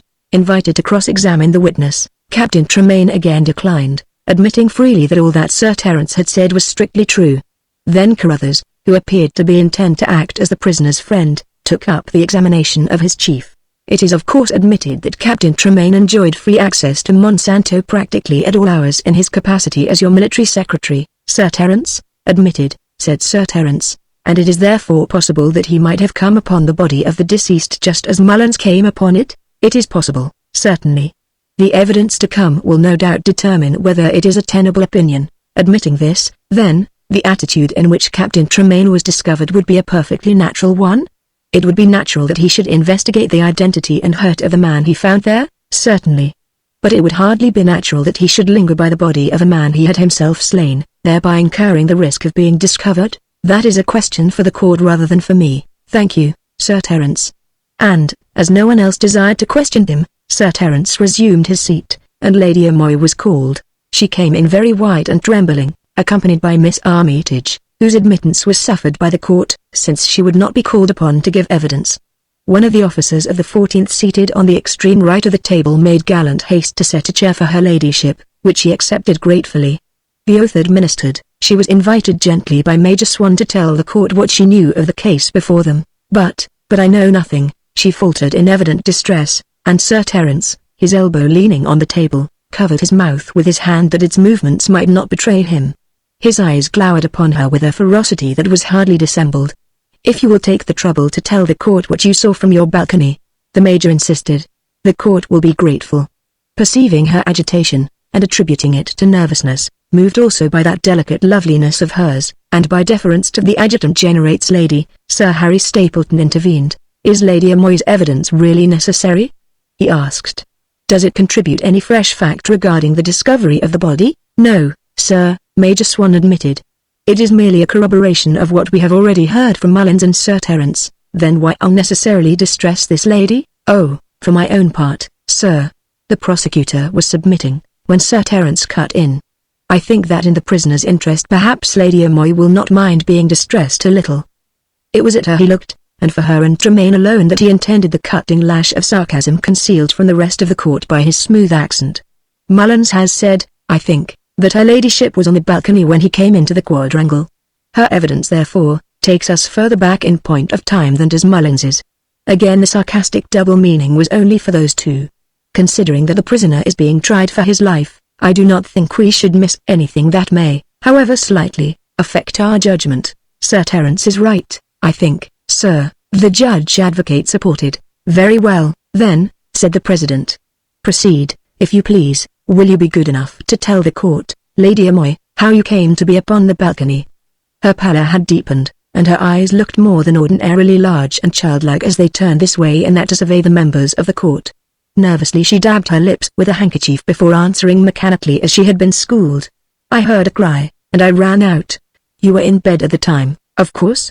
quoth her husband, interrupting. "What on earth has that to do with it, Sir Terence?"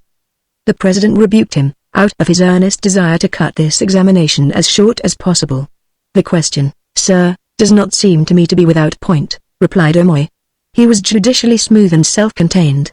"It is intended to enable us to form an opinion as to the lapse of time between her ladyship's hearing the cry and reaching the balcony." Grudgingly the president admitted the point, and the question was repeated. "Yes," came Lady Amoy's tremulous, faltering answer, "I was in bed, but not asleep." "Or were you asleep?"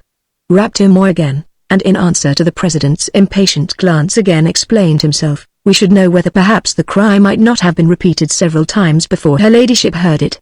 "That is of value. It would be more regular," ventured the judge advocate, "if Sir Terence would reserve his examination of the witness until she has given her evidence." "Very well," grumbled Sir Terence, and he sat back, foiled for the moment in his deliberate intent to torture her into admissions that must betray her if made. "I was not asleep," she told the court, thus answering her husband's last question.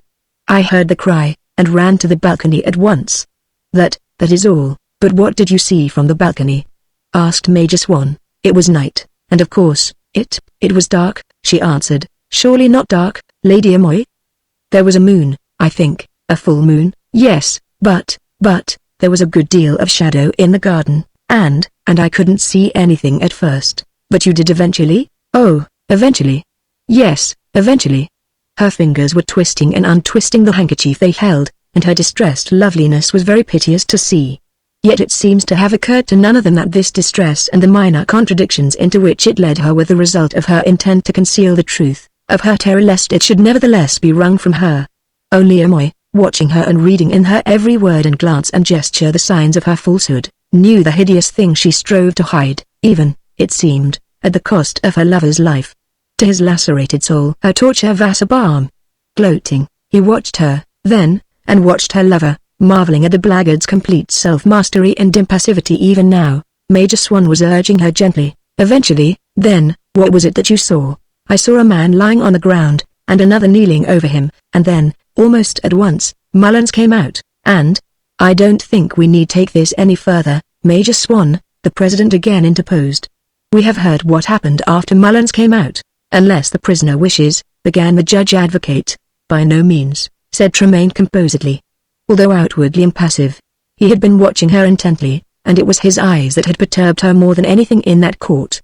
It was she who must determine for him how to proceed, how far to defend himself. He had hoped that by now Dick Butler might have been got away, so that it would have been safe to tell the whole truth, although he began to doubt how far that could avail him, how far, indeed, it would be believed in the absence of Dick Butler. Her evidence told him that such hopes as he may have entertained had been idle, and that he must depend for his life simply upon the court's inability to bring the guilt home to him. In this he had some confidence, for, knowing himself innocent, it seemed to him incredible that he could be proven guilty.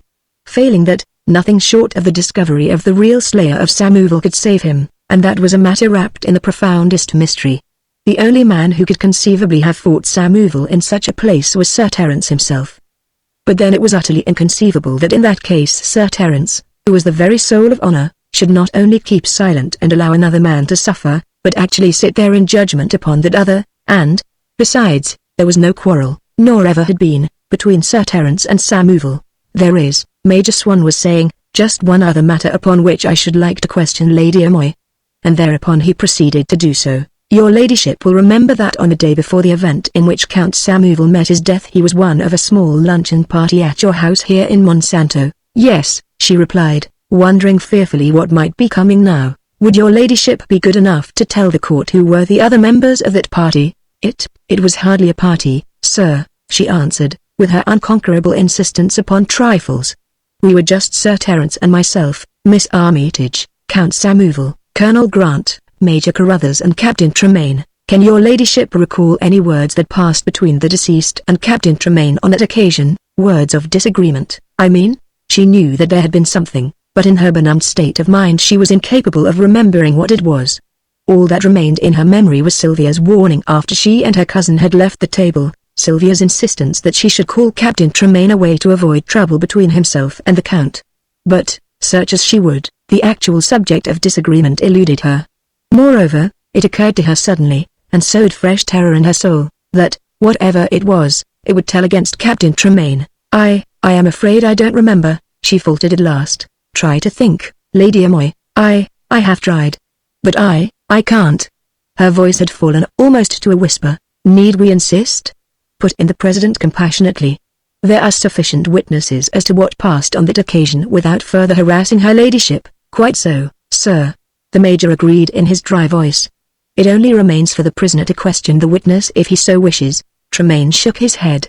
It is quite unnecessary, sir, he assured the President, and never saw the swift, grim smile that flashed across Sir Terence's stern face. Of the court Sir Terence was the only member who could have desired to prolong the painful examination of her ladyship. But he perceived from the President's attitude that he could not do so without betraying the vindictiveness actuating him, and so he remained silent for the present. He would have gone so far as to suggest that her ladyship should be invited to remain in court against the possibility of further evidence being presently required from her, but that he perceived there was no necessity to do so. Her deadly anxiety concerning the prisoner must in itself be sufficient to determine her to remain, as indeed it proved. Accompanied and half supported by Miss Armitage, who was almost as pale as herself, but otherwise very steady in her bearing, Lady Amoy made her way, with faltering steps, to the benches ranged against the side wall, and sat there to hear the remainder of the proceedings, after the uninteresting and perfunctory evidence of the sergeant of the guard who had been present when the prisoner was ordered under arrest. The next witness called was Colonel Grant. His testimony was strictly in accordance with the facts which we know him to have witnessed, but when he was in the middle of his statement an interruption occurred. At the extreme right of the dais on which the table stood there was a small oaken door set in the wall and giving access to a small anteroom that was known, rightly or wrongly, as the abbot's chamber. That anteroom communicated directly with what was now the guardroom, which accounts for the newcomer being ushered in that way by the corporal at the time. At the opening of that door the members of the court looked round in sharp annoyance, suspecting here some impertinent intrusion. The next moment, however, this was changed to respectful surprise. There was a scraping of chairs and they were all on their feet in token of respect for the slight man in the grey undress frock who entered. It was Lord Wellington, saluting the members of the court with 2 fingers to his cocked hat. He immediately desired them to sit, peremptorily waving his hand, and requesting the President not to allow his entrance to interrupt or interfere with the course of the inquiry. A chair here for me, if you please, Sergeant, he called and, when it was fetched, took his seat to the end of the table, with his back to the door through which he had come and immediately facing the prosecutor. He retained his hat, but placed his riding crop on the table before him, and the only thing he would accept was an officer's notes of the proceedings as far as they had gone, which that officer himself was prompt to offer. With a repeated injunction to the court to proceed, Lord Wellington became instantly absorbed in the study of these notes. Colonel Grant, standing very straight and stiff in the originally red coat which exposure to many weathers had faded to an autumnal brown, continued and concluded his statement of what he had seen and heard on the night of the 28th of May in the garden at Monsanto. The judge advocate now invited him to turn his memory back to the luncheon party at Sir Terence's on the 27th, and to tell the court of the altercation that had passed on that occasion between Captain Tremaine and Count Samuvel. The conversation at table, he replied, turned, as was perhaps quite natural, upon the recently published general order prohibiting duelling and making it a capital offence for officers in His Majesty's service in the Peninsula. Count Samuvel stigmatized the order as a degrading and arbitrary one, and spoke in defence of single combat as the only honourable method of settling differences between gentlemen. Captain Tremaine dissented rather sharply, and appeared to resent the term degrading applied by the Count to the enactment. Words followed, and then someone, Lady Amoy, I think, and as I imagine with intent to soothe the feelings of Count Samuvel, which appeared to be ruffled, appealed to his vanity by mentioning the fact that he was himself a famous swordsman. To this Captain Tremaine's observation was a rather unfortunate one, although I must confess that I was fully in sympathy with it at the time.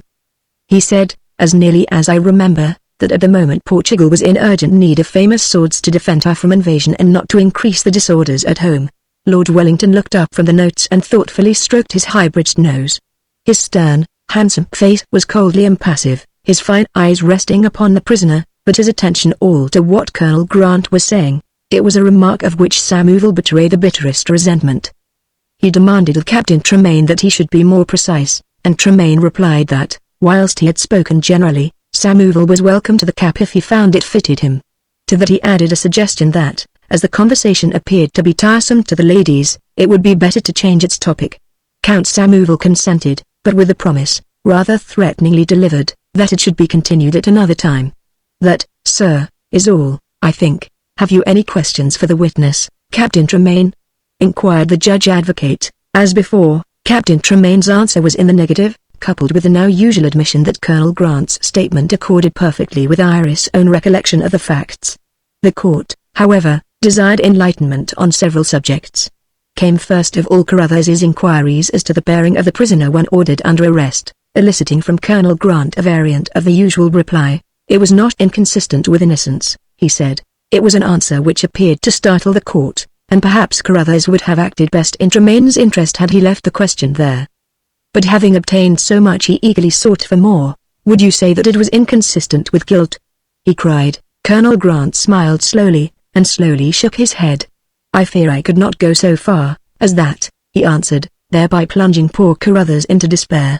And now Colonel Fletcher voiced a question agitating the minds of several members of the Count. Colonel Grant, he said, you have told us that on the night in question you had Count Samuvel under observation, and that upon word being brought to you of his movements by one of your agents you yourself followed him to Monsanto.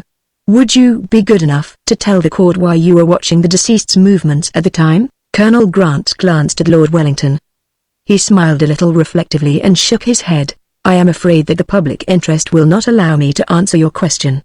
Since, however, Lord Wellington himself is present, I would suggest that you ask his lordship whether I am to give you the information you require. Certainly not, said his lordship crisply, without awaiting further question. Indeed, one of my reasons for being present is to ensure that nothing on that score shall transpire. There followed a moment's silence. Then the President ventured a question. May we ask, sir, at least whether Colonel Grant's observation of Count Samuvel resulted from any knowledge of, or expectation of, this duel that was impending? Certainly you may ask that, Lord Wellington consented. It did not, sir, said Colonel Grant in answer to the question. What grounds had you, Colonel Grant, for assuming that Count Samuvel was going to Monsanto? The President asked. Chiefly the direction taken, and nothing else? I think we are upon forbidden ground again, said Colonel Grant, and again he looked at Lord Wellington for direction. I do not see the point of the question, said Lord Wellington, replying to that glance. Colonel Grant has quite plainly informed the court that his observation of Count Samuvel had no slightest connection with this duel, nor was inspired by any knowledge or suspicion on his part that any such duel was to be fought. With that I think the court should be content. it has been necessary for Colonel Grant to explain to the court his own presence at Monsanto at midnight on the 28th.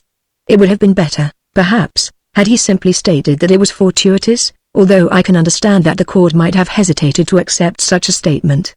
That, however, is really all that concerns the matter. Colonel Grant happened to be there. That is all that the court need remember. Let me add the assurance that it would not in the least assist the court to know more, so far as the case under consideration is concerned.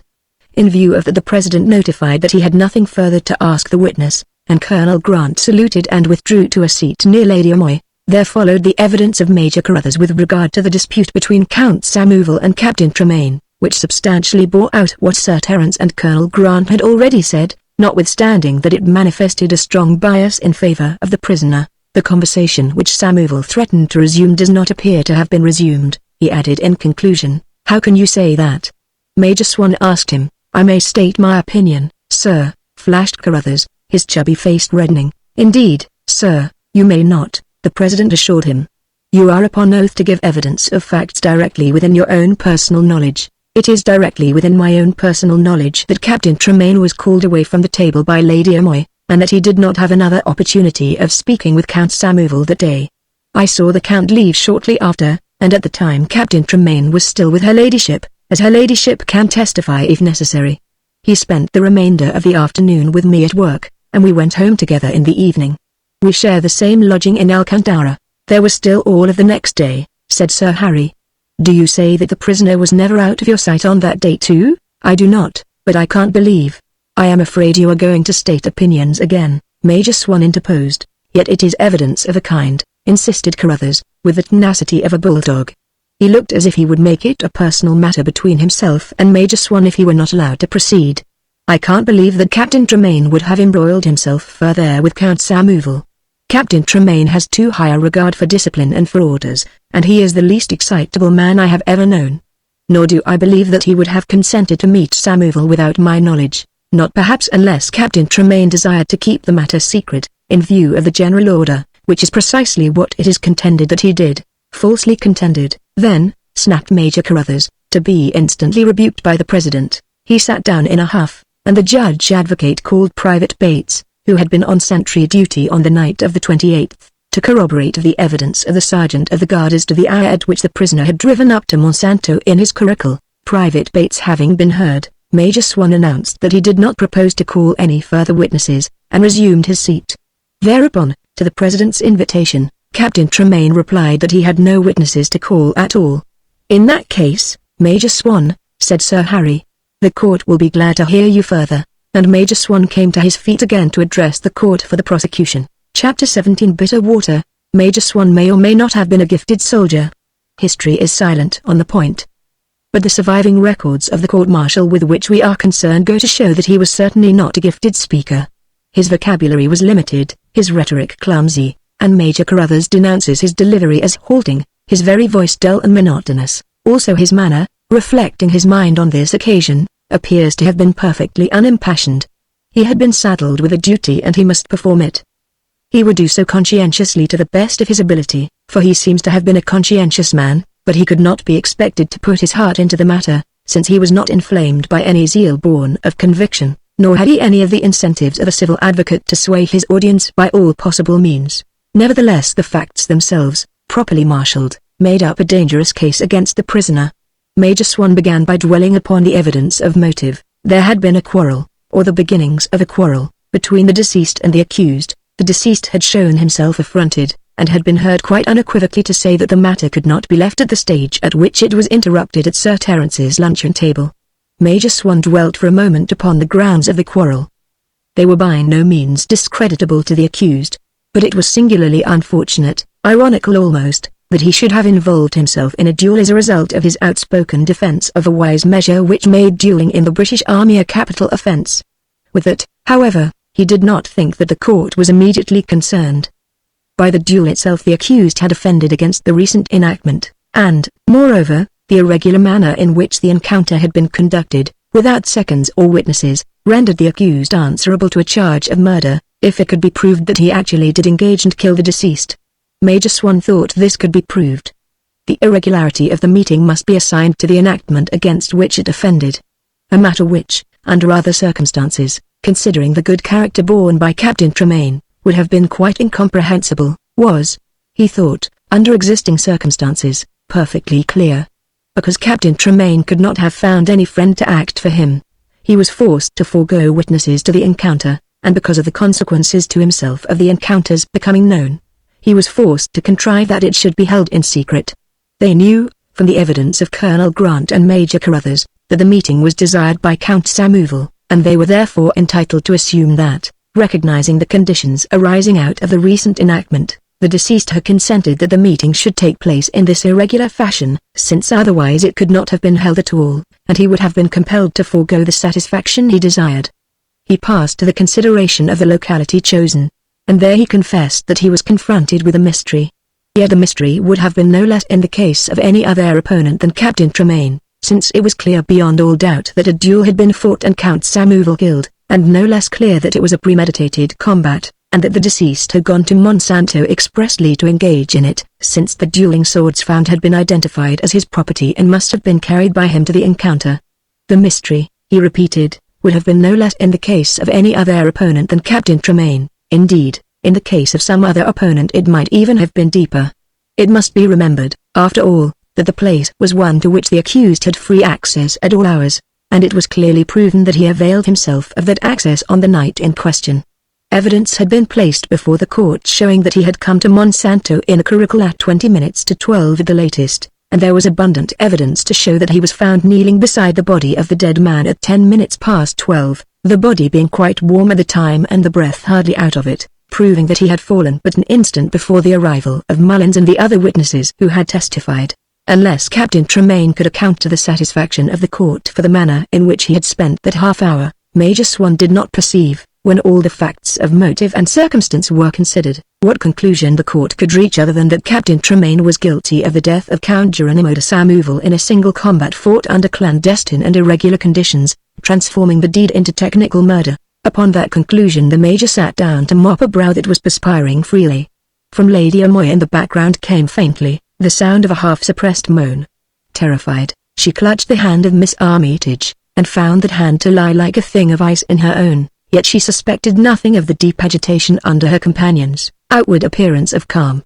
Captain Tremaine rose slowly to address the court in reply to the prosecution. As he faced his judges now he met the smouldering eyes of Sir Terence considering him with such malevolence that he was shocked and bewildered. Was he prejudged already, and by his best friend? If so, what must be the attitude of the others?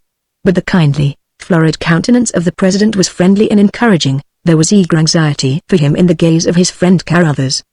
He glanced at Lord Wellington sitting at the tables and sternly inscrutable, a mere spectator, yet one whose habit of command gave him an air that was authoritative and prejudicial. At length he began to speak. He had considered his defense, and he had based it mainly upon a falsehood, since the strict truth must have proved ruinous to Richard Butler. My answer, gentlemen, he said, will be a very brief one, as brief, indeed, as the prosecution merits, for I entertain the hope that no member of this court is satisfied that the case made out against me is by any means complete. He spoke easily, fluently, and calmly, a man supremely self-controlled. It amounts, indeed, to throwing upon me the onus of proving myself innocent, and that is a burden which no British laws, civil or military, would ever commit the injustice of imposing upon an accused. That certain words of disagreement passed between Count Samuvel and myself on the eve of the affair in which the Count met his death, as you have heard from various witnesses, I at once and freely admitted.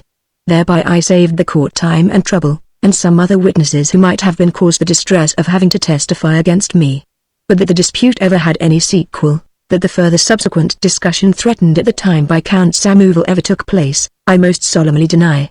From the moment that I left Sir Terence's luncheon table on the Saturday I never set eyes on Count Samuvel again until I discovered him dead or dying in the garden here at Monsanto on Sunday night. I can call no witnesses to support me in this, because it is not a matter susceptible to proof by evidence. Nor have I troubled to call the only witnesses I might have called, witnesses as to my character and my regard for discipline, who might have testified that any such encounter as that of which I am accused would be utterly foreign to my nature. There are officers in plenty in His Majesty's service who could bear witness that the practice of duelling is one that I hold in the utmost abhorrence, since I have frequently avowed it, and since in all my life I have never fought a single duel. My service in His Majesty's army has happily afforded me the means of dispensing with any such proof of courage as the duel is supposed to give. I say I might have called witnesses to that fact and I have not done so.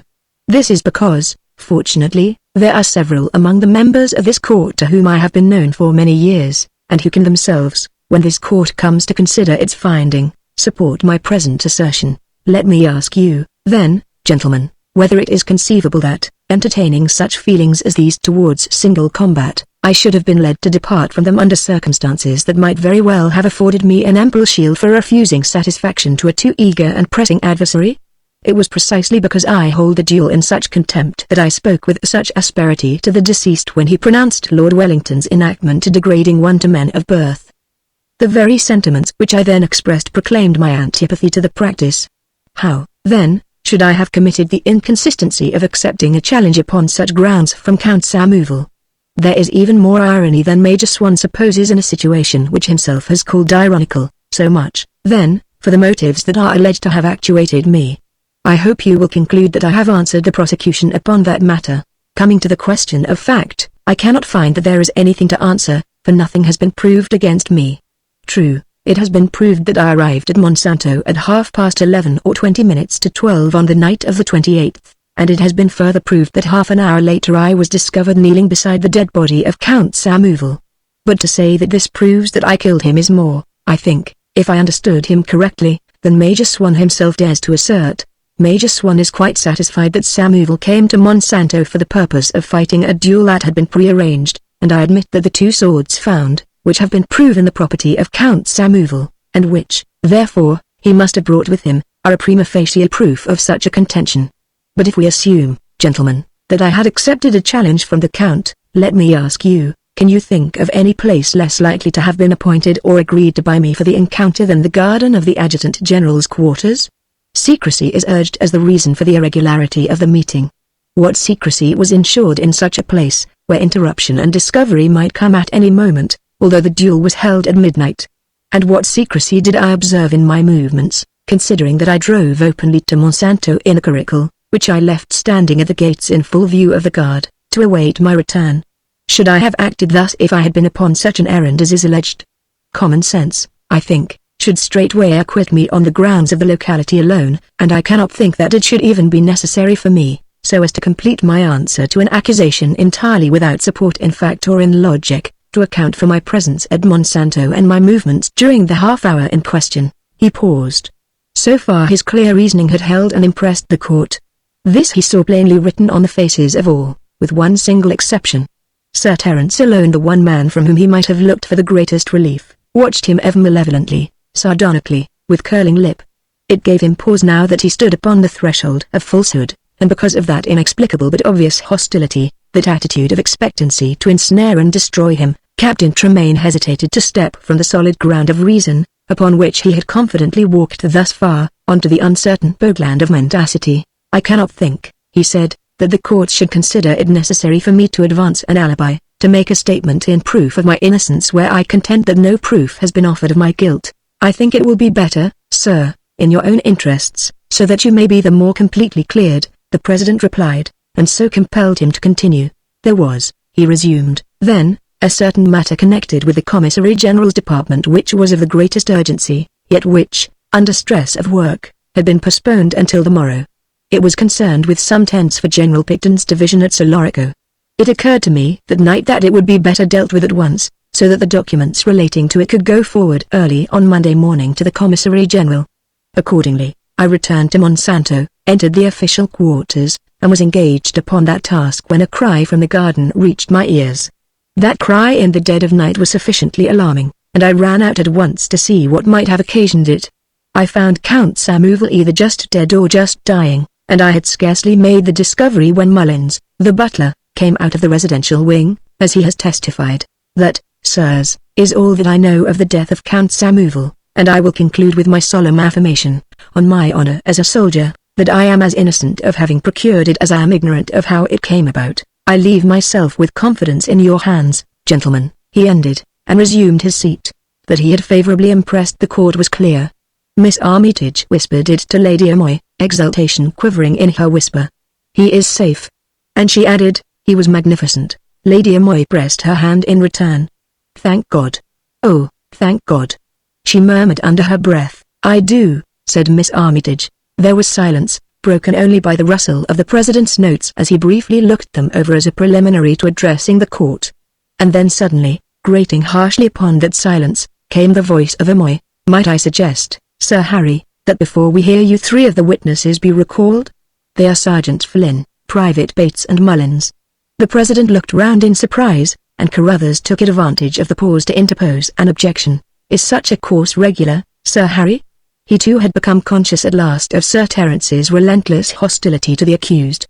"The court has been given an opportunity of examining those witnesses. The accused has declined to call any on his own behalf, and the prosecution has already closed its case." Sir Harry considered a moment. He had never been very clear upon matters of procedure, which he looked upon as none of a soldier's real business. Instinctively in this difficulty he looked at Lord Wellington as if for guidance, but his lordship's face told him absolutely nothing, the commander-in-chief remaining an impassive spectator. Then, whilst the president coughed and pondered, Major Swan came to the rescue. "The court," said the judge advocate, "is entitled at any time before the finding to call or recall any witnesses, provided that the prisoner is afforded an opportunity of answering anything further that may be elicited in re-examination of these witnesses." "That is the rule," said Sir Terence, "and rightly so, for, as in the present instance, the prisoner's own statement may make it necessary." The president gave way, thereby renewing Miss Armitage's terrors and shaking at last even the prisoner's calm. Sergeant Flynn was the first of the witnesses recalled at Sir Terence's request, and it was Sir Terence who took up his re-examination. "You said, I think, that you were standing in the guardroom doorway when Captain Tremaine passed you at 20 minutes to 12 on the night of the 28th? "Yes, sir. I had turned out upon hearing the curricle draw up. I had come to see who it was, naturally." "Well, now, did you observe which way Captain Tremaine went, whether he went along the passage leading to the garden or up the stairs to the offices?" The sergeant considered for a moment, and Captain Tremaine became conscious for the first time that morning that his pulses were throbbing. At last his dreadful suspense came to an end. "No, sir. Captain Tremaine turned the corner, and was out of my sight, seeing that I didn't go beyond the guardroom doorway." Sir Terence's lips parted with a snap of impatience. "But you must have heard," he insisted. "You must have heard his steps, whether they went upstairs or straight on." "I am afraid I didn't take notice, sir." "But even without taking notice it seems impossible that you should not have heard the direction of his steps. Steps going upstairs sound quite differently from steps walking along the level. Try to think." The sergeant considered again. But the president interposed. The testiness which Sir Terence had been at no pains to conceal annoyed Sir Harry, and this insistence offended his sense of fair play. "The witness has already said that they didn't take notice.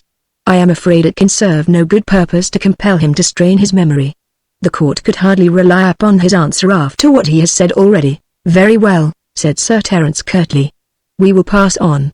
After the body of Count Samuvel had been removed from the courtyard, did Mullins, my butler, come to you? "Yes, Sir Terence." "What was his message?" "Please tell the court. He brought me a letter with instructions that it was to be forwarded first thing in the morning to the Commissary General's office." "Did he make any statement beyond that when he delivered the letter?" The sergeant pondered a moment. "Only that he had been bringing it when he found Count Samuvel's body." "That is all I wish to ask, Sir Harry," Amoy intimated, and looked round at his fellow members of that court as if to inquire whether they had drawn any inference from the sergeant's statements. "Have you any questions to ask the witness, Captain Tremaine?" the president inquired. "None, sir," replied the prisoner. Came Private Bates next, and Sir Terence proceeded to question him. "You said in your evidence that Captain Tremaine arrived at Monsanto between 11:30 and 20 minutes to 12? "Yes, sir. You told us, I think, that you determined this by the fact that you came on duty at 11 o'clock, and that it would be half an hour or a little more after that when Captain Tremaine arrived?" "Yes, sir. That is quite in agreement with the evidence of your sergeant. Now tell the court where you were during the half hour that followed, until you heard the guard being turned out by the sergeant, pacing in front of quarters." "Sir. Did you notice the windows of the building at all during that time?" "I can't say that I did, sir." "Why not?" "Why not?" echoed the private. "Yes, why not? Don't repeat my words. How did it happen that you didn't notice the windows?" "Because they were in darkness, sir." Amoy's eyes gleamed. "All of them?" "Certainly, sir, all of them." "You are quite certain of that?" "Oh, quite certain, sir. If a light had shone from one of them I couldn't have failed to notice it." "That will do, Captain Tremaine," began the president. "I have no questions for the witness, sir," Tremaine announced. Sir Harry's face expressed surprise. "After the statement he has just made?" he exclaimed, and thereupon he again invited the prisoner, in a voice that was as grave as his countenance, to cross-examine his witness. He did more than invite, he seemed almost to plead. But Tremaine, preserving by a miracle his outward calm, for all that inwardly he was filled with despair and chagrin to see what a pit he had dug for himself by his falsehood, declined to ask any questions. Private Bates retired, and Mullins was recalled. A gloom seemed to have settled now upon the court. A moment ago their way had seemed fairly clear to its members, and they had been inwardly congratulating themselves that they were relieved from the grim necessity or passing sentence upon a brother officer esteemed by all who knew him. But now a subtle change had crept in. The statement drawn by Sir Terence from the sentry appeared flatly to contradict Captain Tremaine's own account of his movements on the night in question. "You told the court," O'Moy addressed the witness Mullins, consulting his notes as he did so, "that on the night on which Count Samuel met his death, I sent you at 12 to take a letter to the sergeant of the guard, an urgent letter which was to be forwarded to its destination first thing on the following morning.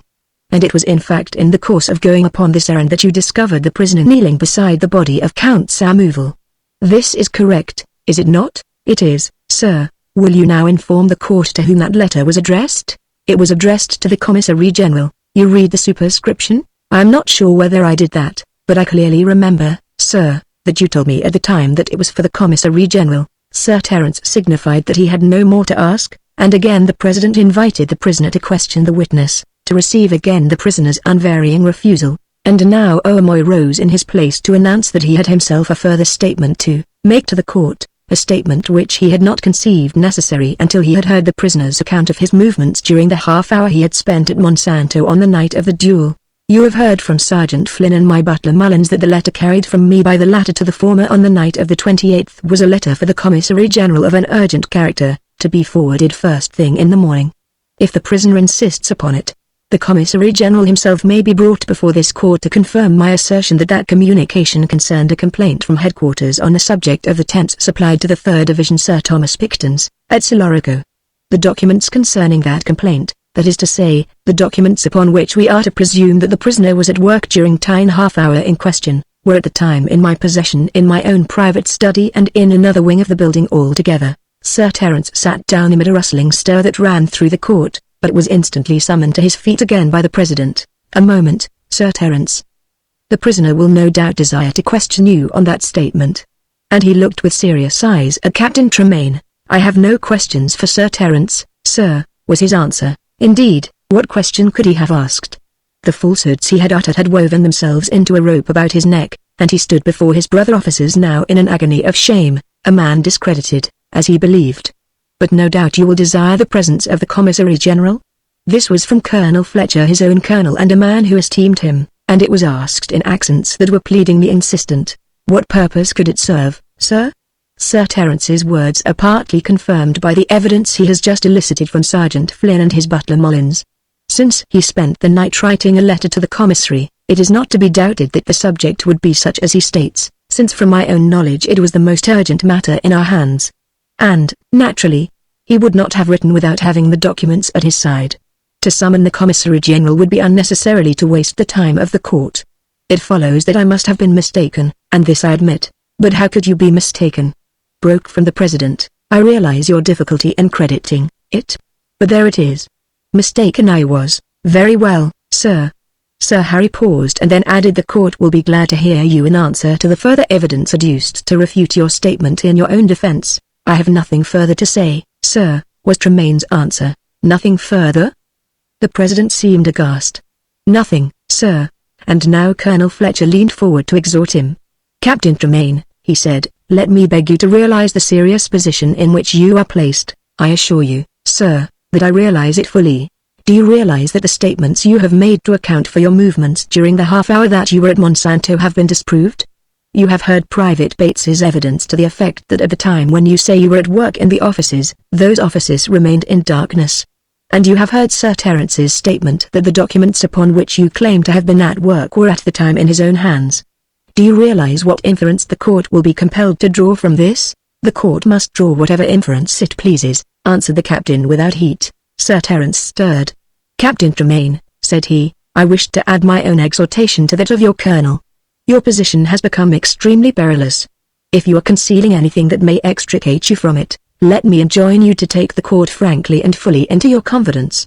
The words in themselves were kindly, but through them ran a note of bitterness, of cruel derision, that was faintly perceptible to Tremaine and to one or two others. Lord Wellington's piercing eyes looked a moment at O'Moy, then turned upon the prisoner. Suddenly he spoke, his voice as calm and level as his glance. "Captain Tremaine, if the President will permit me to address you in the interests of truth and justice, you bear, to my knowledge, the reputation of an upright, honorable man. You are a man so unaccustomed to falsehood that when you adventure upon it, as you have obviously just done, your performance is a clumsy one, its faults easily distinguished. That you are concealing something the court must have perceived. If you are not concealing something other than that Count Samuel fell by your hand, let me enjoin you to speak out. If you are shielding anyone, perhaps the real perpetrator of this deed, let me assure you that your honor as a soldier demands, in the interests of truth and justice, that you should not continue silent." Tremaine looked into the stern face of the great soldier, and his glance fell away. He made a little gesture of helplessness, then drew himself stiffly up. "I have nothing more to say." "Then, Captain Tremaine," said the President, "the court will pass to the consideration of its finding. And if you cannot account for the half-hour that you spent at Monsanto while Count Samuel was meeting his death, I am afraid that, in view of all the other evidences against you, your position is likely to be one of extremest gravity. For the last time, sir, before I order your removal, let me add my own to the exhortations already addressed to you, that you should speak. If still you elect to remain silent, the court, I fear, will be unable to draw any conclusion but one from your attitude." For a long moment Captain Tremaine stood there in tense, expectant silence. Yet he was not considering. He was waiting. Lady O'Moy he knew to be in court, behind him. She had heard, even as he had heard, that his fate hung perhaps upon whether Richard Butler's presence were to be betrayed or not. Not for him to break faith with her. Let her decide. And, awaiting that decision, he stood there, silent, like a man considering. And then, because no woman's voice broke the silence to proclaim at once his innocence, and the alibi that must ensure his acquittal, he spoke at last. "I thank you, sir. Indeed, I am very grateful to the court for the consideration it has shown me. I appreciate it deeply, but I have nothing more to say." And then, when all seemed lost, a woman's voice rang out at last. "But I have." Its sharp, almost strident note acted like an electric discharge upon the court, but no member of the assembly was more deeply stricken than Captain Tremaine. For though the voice was a woman's, yet it was not the voice for which he had been waiting. In his excitement he turned, to see Miss Armitage standing there, straight and stiff, her white face stamped with purpose, and beside her, still seated, clutching her arm in an agony of fear, Lady O'Moy, murmuring for all to hear her, "No, no, Sylvia. Be silent, for God's sake." But Sylvia had risen to speak, and speak she did, and though the words she uttered were such as a virgin might wish to whisper with veiled countenance and averted glance, yet her utterance of them was bold to the point of defiance. "I can tell you why Captain Tremaine is silent. I can tell you whom he shields. Oh God!" gasped Lady O'Moy, wondering through her anguish how Sylvia could have become possessed of her secret. "Miss Armitage, I implore you," cried Tremaine, forgetting where he stood, his voice shaking at last, his hand flung out to silence her, and then the heavy voice of O'Moy crashed in. "Let her speak. Let us have the truth. The truth." And he smote the table with his clenched fist. "And you shall have it," answered Miss Armitage. "Captain Tremaine keeps silent to shield a woman, his mistress." Sir Terence sucked in his breath with a whistling sound. Lady O'Moy desisted from her attempts to check the speaker and fell to staring at her in stony astonishment, whilst Tremaine was too overcome by the same emotion to think of interrupting. The others preserved a watchful, unbroken silence. Captain Tremaine spent that half-hour at Monsanto in her room. He was with her when he heard the cry that took him to the window. Thence he saw the body in the courtyard, and in alarm went down at once, without considering the consequences to the woman. But because he has considered them since, he now keeps silent. "Sir, sir," Captain Tremaine turned in wild appeal to the President, "this is not true." He conceived at once the terrible mistake that Miss Armitage had made. She must have seen him climb down from Lady O'Moy's balcony, and she had come to the only possible, horrible conclusion. "This lady is mistaken. I am ready to—" "A moment, sir. You are interrupting," the President rebuked. And then the voice of Amoy on the note of terrible triumph sounded again like a trumpet through the long room. "Ah, but it is the truth at last. We have it now. Her name. Her name," he shouted. Who was this wanton? Miss Armitage's answer was as a bludgeon stroke to his ferocious exultation. "Myself. Captain Tremaine was with me." Chapter 18. Fool's Mate. Writing years afterwards of this event, in the rather tedious volume of reminiscences which he has left us, Major Carruthers ventures the opinion that the court should never have been deceived, that it should have perceived at once that Miss Armitage was lying. He argues this opinion upon psychological grounds, contending that the lady's deportment in that moment of self-accusation was the very last that in the circumstances she alleged would have been natural to such a character as her own. Had she indeed, he writes, been Tremaine's mistress, as she represented herself, it was not in her nature to have announced it after the manner in which she did so. She bore herself before us with all the effrontery of a harlot, and it was well known to most of us that a more pure, chaste, and modest lady did not live. There was here a contradiction so flagrant that it should have rendered her falsehood immediately apparent. Major Carruthers, of course, is writing in the light of later knowledge, and even, setting that aside, I am very far from agreeing with his psychological deduction.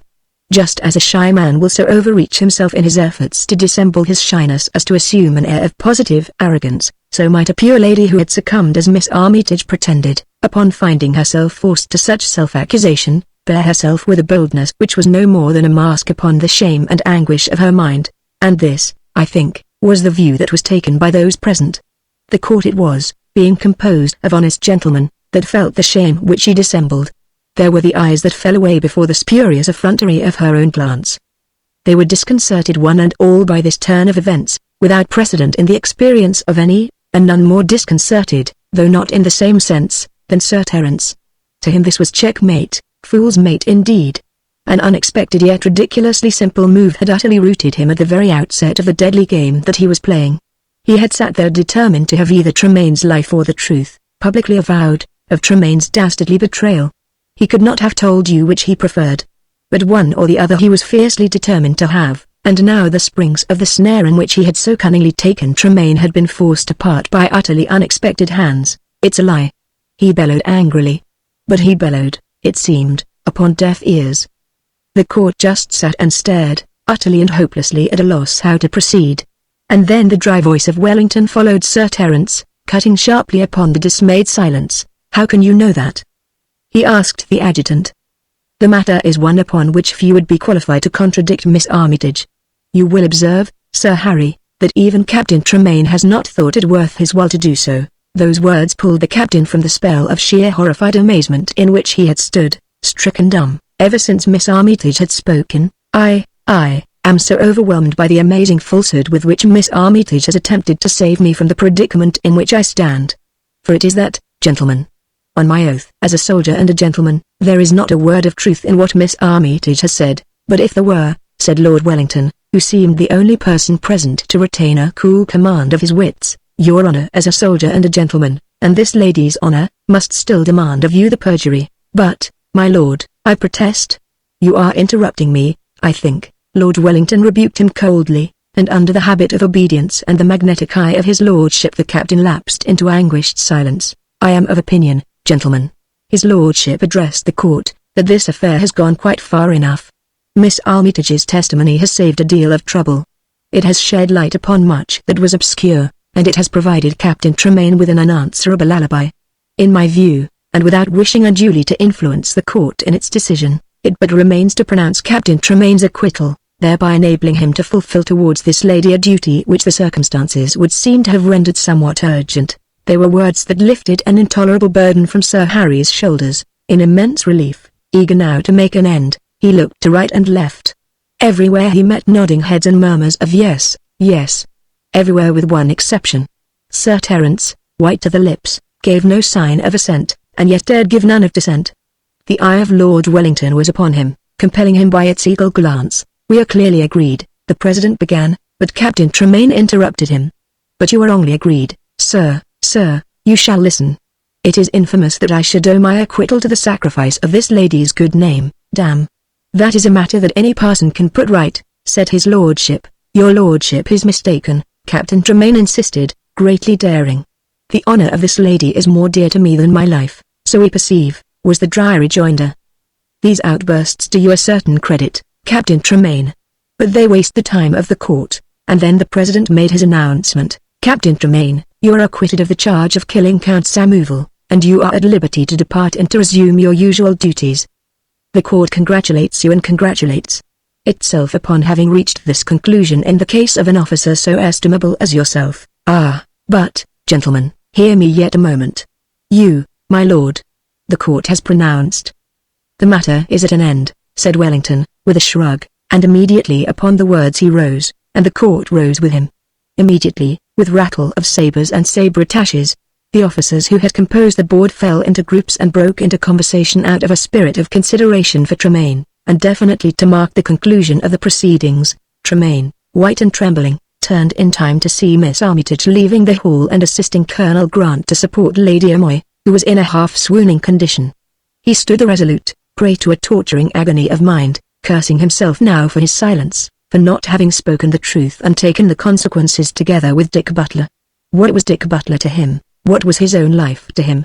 If they should demand it for the grave breach of duty he had committed by his readiness to assist a prescribed offender to escape, compared with the honor of Sylvia Armitage. And she, why had she done this for him? Could it be possible that she cared, that she was concerned so much for his life as to immolate her honor to deliver him from peril? The event would seem to prove it. Yet the overmastering joy that at any other time, and in any other circumstances, such a revelation must have procured him, was stifled now by his agonized concern for the injustice to which she had submitted herself. And then, as he stood there, a suffering, bewildered man, came Carruthers to grasp his hand and in terms of warm friendship to express satisfaction at his acquittal, sooner than have such a price as that paid. He said bitterly, and with a shrug left his sentence unfinished. Amoy came stalking past him, pale-faced, with eyes that looked neither to right nor left. Amoy! He cried. Sir Terence checked, and stood stiffly as if to attention, his handsome blue eyes blazing into the captain's own. Thus a moment. Then, we will talk of this again, you and I, he said grimly, and passed on and out with clanking step, leaving Tremaine to reflect that the appearances certainly justified Sir Terence's resentment. My God, Carruthers! What must he think of me?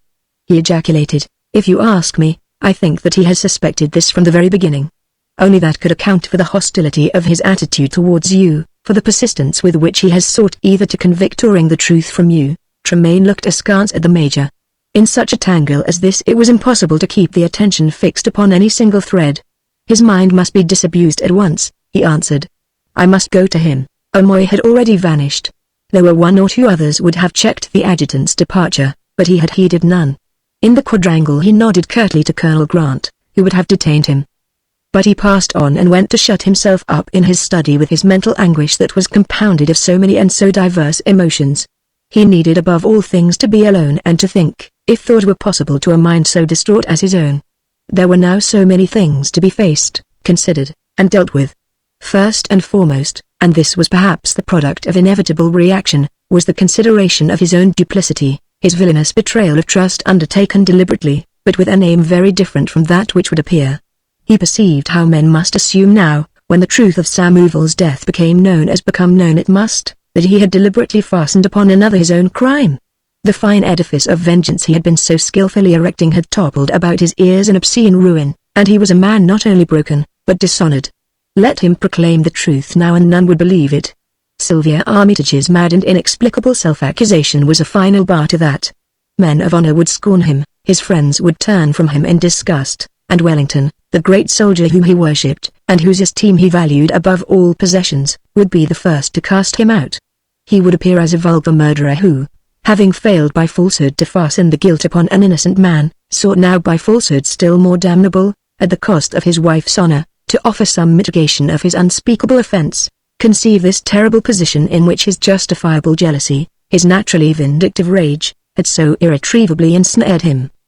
He had been so intent upon the administration of poetic justice, so intent upon condignly punishing the false friend who had dishonored him, upon finding a balm for his lacerated soul in the spectacle of Tremaine's own ignominy, that he had never paused to see whither all this might lead him. He had been a fool to have adopted these subtle, tortuous ways, a fool not to have obeyed the earlier and honest impulse which had led him to take that case of pistols from the drawer. And he was served as a fool deserves to be served. His folly had recoiled upon him to destroy him. Fool's mate had checked his perfidious vengeance at a blow. Why had Sylvia Armitage discarded her honor to make of it a cloak for the protection of Tremaine? Did she love Tremaine and take the desperate way to save a life she accounted lost, or was it that she knew the truth, and out of affection for Una had chosen to immolate herself? Sir Terence was no psychologist, but he found it difficult to believe in so much of self-sacrifice from a woman for a woman's sake, however dear. Therefore he held to the first alternative. To confirm it came the memory of Sylvia's words to him on the night of Tremaine's arrest. And it was to such a man that she gave the priceless treasure of her love, for such a man, and in such a sordid cause, that she sacrificed the inestimable jewel of her honor. He laughed through clenched teeth at a situation so bitterly ironical. Presently he would talk to her. She should realize what she had done, and he would wish her joy of it. First, however, there was something else to do. He flung himself wearily into the chair at his writing table, took up a pen and began to write. Chapter 19. The truth, to Captain Tremaine, fretted with impatience in the dining room, came, at the end of a long hour of waiting, Sylvia Armitage. She entered unannounced, at a moment when for the third time he was on the point of ringing for Mullins, and for a moment they stood considering each other mutually ill at ease. Then Miss Armitage closed the door and came forward, moving with that grace peculiar to her, and carrying her head erect, facing Captain Tremaine now with some lingering signs of the defiance she had shown the members of the court-martial. "Mullins tells me that you wish to see me," she said, the merest conventionality to break the disconcerting, uneasy silence. "After what has happened that should not surprise you," said Tremaine. His agitation was clear to behold, his usual imperturbability all departed. "Why," he burst out suddenly, "why did you do it?" She looked at him with the faintest ghost of a smile on her lips, as if she found the question amusing. But before she could frame any answer he was speaking again, quickly and nervously. "Could you suppose that I should wish to purchase my life at such a price? Could you suppose that your honor was not more precious to me than my life? It was infamous that you should have sacrificed yourself in this manner." "Infamous of whom?" she asked him coolly. The question gave him pause. "I don't know," he cried desperately. "Infamous of the circumstances, I suppose," she shrugged. "The circumstances were there, and they had to be met. I could think of no other way of meeting them." Hastily he answered her out of his anger for her sake. "It should not have been your affair to meet them at all." He saw the scarlet flush sweep over her face and leave it deathly white, and instantly he perceived how horribly he had blundered. "I'm sorry to have been interfering," she answered stiffly, "but, after all, it is not a matter that need trouble you." And on the words she turned to depart again. "Good day, Captain Tremaine." Wait." He flung himself between her and the door. "We must understand each other, Miss Armitage." "I think we do, Captain Tremaine," she answered, fire dancing in her eyes. And she added, "You are detaining me, intentionally." He was calm again, and he was masterful for the first time in all his dealings with her. "We are very far from any understanding. Indeed, we are overhead in a misunderstanding already. You misconstrue my words. I am very angry with you. I do not think that in all my life I have ever been so angry with anybody. But you are not to mistake the source of my anger. I am angry with you for the great wrong you have done yourself. That should not be your affair," she answered him, thus flinging back the offending phrase. "But it is. I make it mine," he insisted. "Then I do not give you the right. Please let me pass." She looked him steadily in the face, and her voice was calm to coldness. Only the heave of her bosom betrayed the agitation under which she was laboring. "Whether you give me the right or not, I intend to take it," he insisted. "You are very rude," she reproved him. He laughed. "Even at the risk of being rude, then? I must make myself clear to you. I would suffer anything sooner than leave you under any misapprehension of the grounds upon which I should have preferred to face a firing party rather than have been rescued at the sacrifice of your good name. I hope," she said, with faint but cutting irony, "you do not intend to offer me the reparation of marriage." It took his breath away for a moment. It was a solution that in his confused and irate state of mind he had never even paused to consider. Yet now that it was put to him in this scornfully reproachful manner he perceived not only that it was the only possible course, but also that on that very account it might be considered by her impossible. Her testiness was suddenly plain to him. She feared that he was come to her with an offer of marriage out of a sense of duty, as an amend, to correct the false position into which, for his sake, she had placed herself. And he himself by his blundering phrase had given color to that hideous fear of hers. He considered a moment whilst he stood there meeting her defiant glance. Never had she been more desirable in his eyes, and hopeless as his love for her had always seemed, never had it been in such danger of hopelessness as at this present moment, unless he proceeded here with the utmost care. And so Ned Tremaine became subtle for the first time in his honest, straightforward, soldierly life. "No," he answered boldly, "I do not intend it. I am glad that you spare me that," she answered him, yet her pallor seemed to deepen under his glance. "And that," he continued, "is the source of all my anger, against you, against myself, and against circumstances. If I had deemed myself remotely worthy of you," he continued, "I should have asked you weeks ago to be my wife. Oh, wait, and hear me out. I have more than once been upon the point of doing so. The last time was that night on the balcony at Count Redendo's. I would have spoken then, I would have taken my courage in my hands, confessed my unworthiness and my love. But I was restrained because, although I might confess, there was nothing I could ask. I am a poor man, Sylvia, you are the daughter of a wealthy one, men speak of you as an heiress. To ask you to marry me." He broke off. "You realize that I could not, that I should have been deemed a fortune hunter, not only by the world, which matters nothing, but perhaps by yourself, who matter everything." I, he faltered, fumbling for words to express thoughts of an overwhelming intricacy. "It was not perhaps that so much as the thought that, if my suit should come to prosper, men would say you had thrown yourself away on a fortune hunter. To myself I should have accounted the reproach well earned, but it seemed to me that it must contain something slighting to you, and to shield you from all slights must be the first concern of my deep worship for you.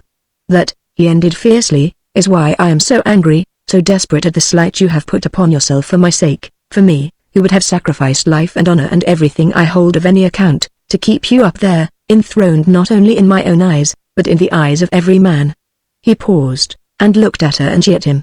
She was still very white, and one of her long, slender hands was pressed to her bosom as if to contain an repressed tumult. But her eyes were smiling, and yet it was a smile he could not read. It was compassionate, wistful, and yet tinged, it seemed to him, with mockery. "I suppose," he said, "it would be expected of me in the circumstances to seek words in which to thank you for what you have done. But I have no such words. I am not grateful. How could I be grateful? You have destroyed the thing that I most valued in this world. What have I destroyed?" She asked him. "Your own good name, the respect that was your due from all men, yet if I retain your own, what is that worth?" He asked almost resentfully. "Perhaps more than all the rest." She took a step forward and set her hand upon his arm. There was no mistaking now her smile. It was all tenderness, and her eyes were shining. "Ned, there is only one thing to be done." He looked down at her who was only a little less tall than himself, and the color faded from his own face now. "You haven't understood me after all," he said. "I was afraid you would not. I have no clear gift of words, and if I had, I am trying to say something that would overtax any gift. On the contrary, Ned, I understand you perfectly. I don't think I have ever understood you until now. Certainly never until now could I be sure of what I hoped, of what you hoped." His voice sank as if in awe. "What?" he asked. She looked away, and her persisting, yet ever-changing smile grew slightly arch. "You do not then intend to ask me to marry you?" she said. "How could I?" It was an explosion almost of anger. "You yourself suggested that it would be an insult, and so it would. It is to take advantage of the position into which your foolish generosity has betrayed you." "Oh." He clenched his fists and shook them a moment at his sides. "Very well," she said. "In that case I must ask you to marry me." "You?" He was thunderstruck. "What alternative do you leave me? You say that I have destroyed my good name. You must provide me with a new one. At all costs I must become an honest woman. Isn't that the phrase? Don't," he cried, and pain quivered in his voice.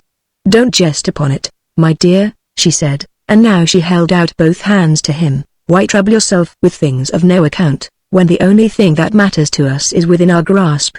We love each other, and—" Her glance fell away, her lip trembled, and her smile at last took flight. He caught her hands, holding them in a grip that hurt her. He bent his head, and his eyes sought her own, but sought in vain. "Have you considered," he was beginning, when she interrupted him. Her face flushed upward, surrendering to that questing glance of his, and its expression was now between tears and laughter. "You will be forever considering, Ned. You consider too much, where the issues are plain and simple. For the last time, will you marry me?" The subtlety he had employed had been greater than he knew, and it had achieved something beyond his utmost hopes. He murmured incoherently and took her to his arms. I really do not see that he could have done anything else.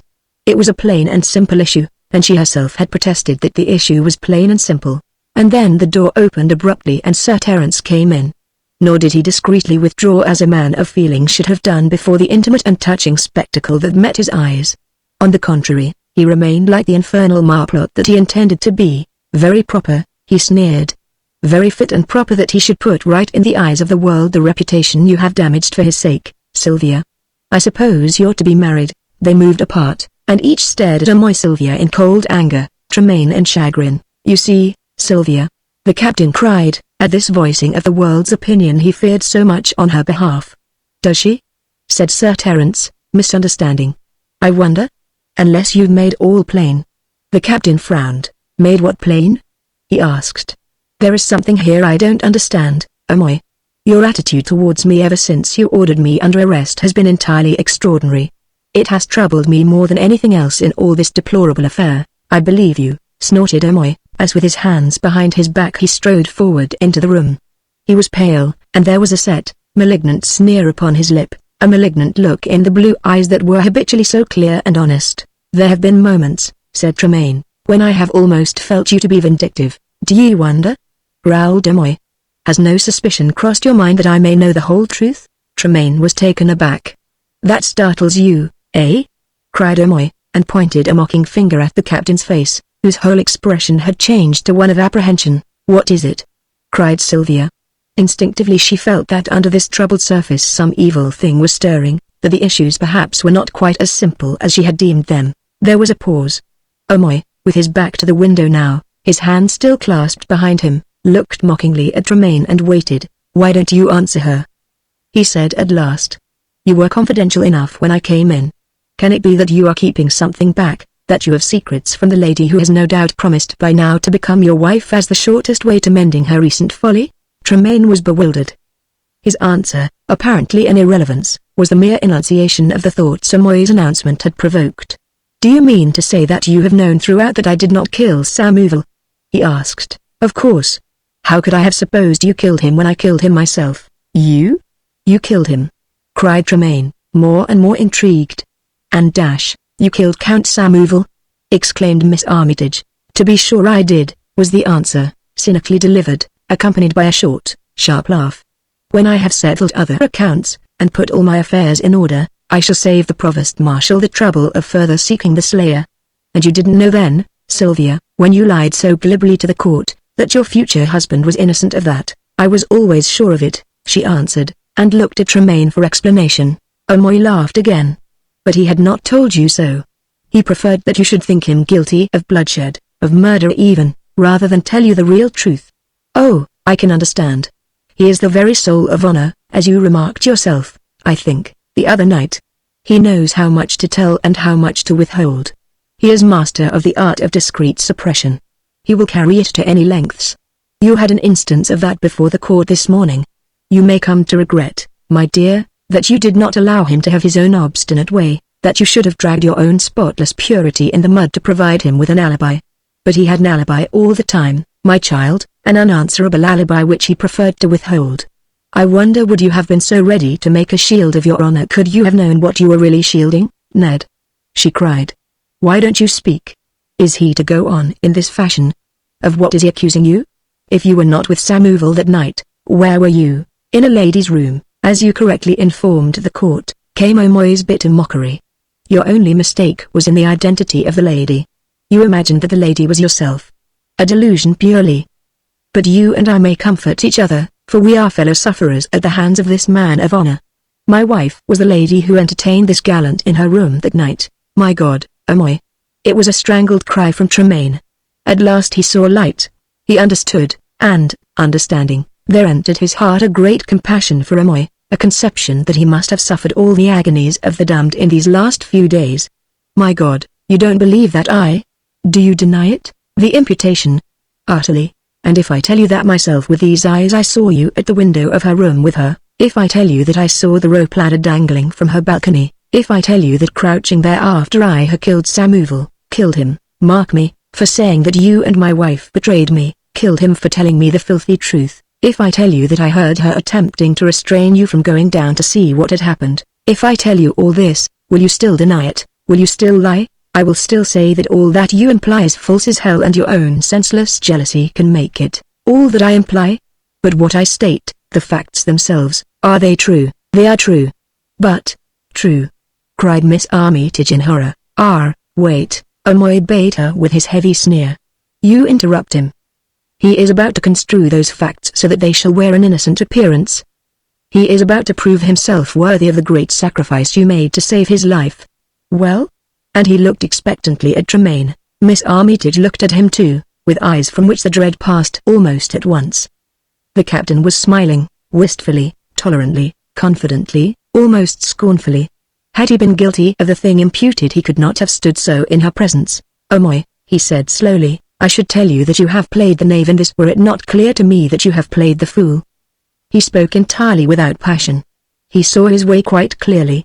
Things had reached a pass in which, for the sake of all concerned, and perhaps for the sake of Miss Armitage more than anyone, the whole truth must be spoken without regard to its consequences to Richard Butler. You dare to take that tone?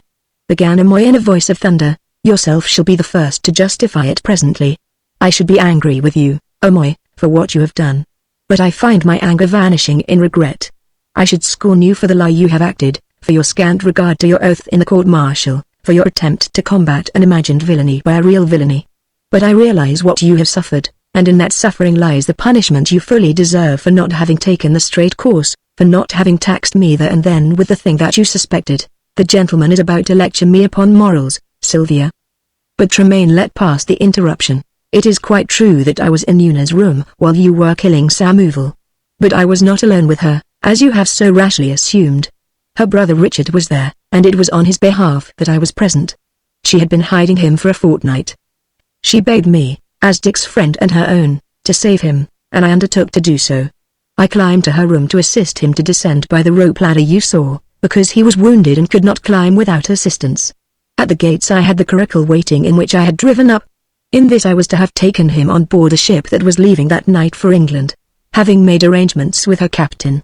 You should have seen, had you reflected, that, as I told the court, had I been coming to a clandestine meeting, I should hardly have driven up in so open a fashion, and left the curricle to wait for me at the gates. The death of Samuel and my own arrest thwarted our plans and prevented Dick's escape. That is the truth. Now that you have it, I hope you like it, and I hope that you thoroughly relish your own behavior in the matter. There was a fluttering sigh of relief from Miss Armitage. Then silence followed, in which O'Moy stared at Tremaine, emotion after emotion sweeping across his mobile face. Dick Butler? He said at last, and cried out, I don't believe a word of it. Ye are lying, Tremaine, you have cause enough to hope so. The captain was faintly scornful. If it were true, Una would not have kept it from me. It was to me she would have come. The trouble with you, O'Moy, is that jealousy seems to have robbed you of the power of coherent thought, or else you would remember that you were the last man to whom Una could confide Dick's presence here. I warned her against doing so. I told her of the promise you had been compelled to give the secretary, Forgers, and I was even at pains to justify you to her when she was indignant with you for that. It would perhaps be better, he concluded, if you were to send for Una. It's what I intend, said Sir Terence in a voice that made a threat of the statement. He strode stiffly across the room and pulled open the door. There was no need to go farther. Lady Amoy, white and tearful, was discovered on the threshold. Sir Terence stood aside, holding the door for her, his face very grim. She came in slowly, looking from one to another with her troubled glance, and finally accepting the chair that Captain Tremaine made haste to offer her. She had so much to say to each person present that it was impossible to know where to begin. It remained for Sir Terence to give her the lead she needed, and this he did so soon as he had closed the door again. Planted before it like a sentry, he looked at her between anger and suspicion. How much did you overhear? He asked her. All that you said about Dick, she answered without hesitation. Then you stood listening? Of course. I wanted to know what you were saying. There are other ways of ascertaining that without stooping to keyholes, said her husband. I didn't stoop, she said, taking him literally. I could hear what was said without that, especially what you said, Terence. You will raise your voice so on the slightest provocation, and the provocation in this instance was, of course, of the slightest. Since you have heard Captain Tremaine's story, of course you'll have no difficulty in confirming it. If you still can doubt, O'Moy, said Tremaine, it must be because you wish to doubt, because you are afraid to face the truth now that it has been placed before you. I think, Una, it will spare a deal of trouble, and save your husband from a great many expressions that he may afterwards regret, if you go and fetch Dick. God knows, Terence has enough to overwhelm him already." At the suggestion of producing Dick, Omoy's anger, which had begun to simmer again, was stilled. He looked at his wife almost in alarm, and she met his look with one of utter blankness. "I can't," she said plaintively. "Dick's gone, gone," cried Tremaine. "Gone," said Omoy, and then he began to laugh. "Are you quite sure that he was ever here?" But, she was a little bewildered, and a frown puckered her perfect brow. "Hasn't Ned told you, then?" "Oh, Ned has told me." "Ned has told." His face was terrible. "And don't you believe him? Don't you believe me?" She was more plaintive than ever. It was almost as if she called heaven to witness what manner of husband she was forced to endure. "Then you had better call Mullins and ask him."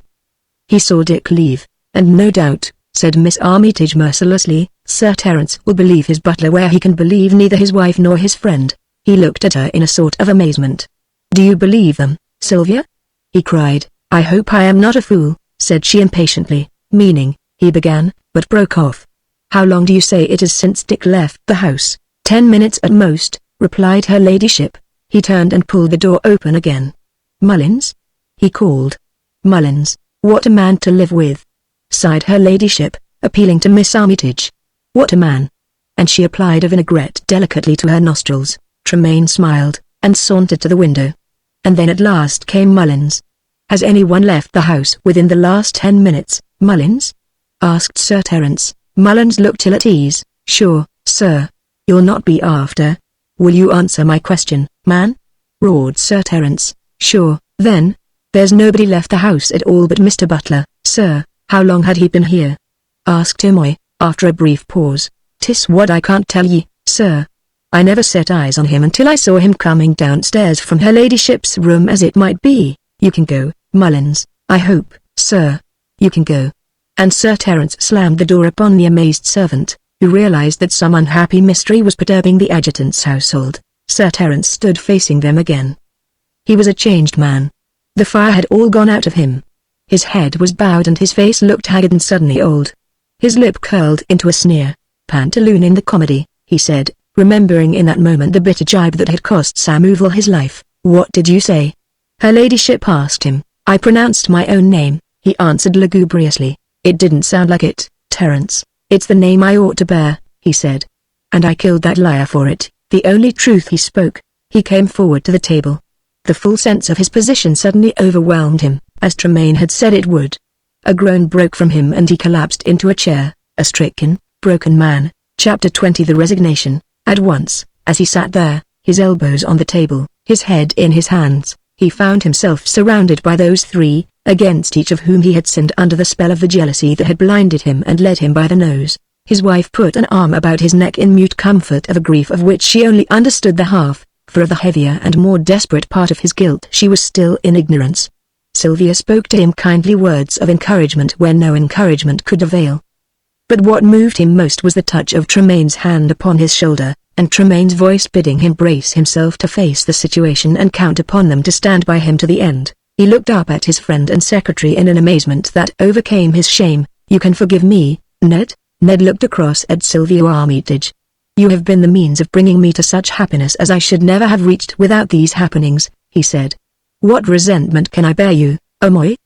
Besides, I understand, and who understands can never do anything but forgive.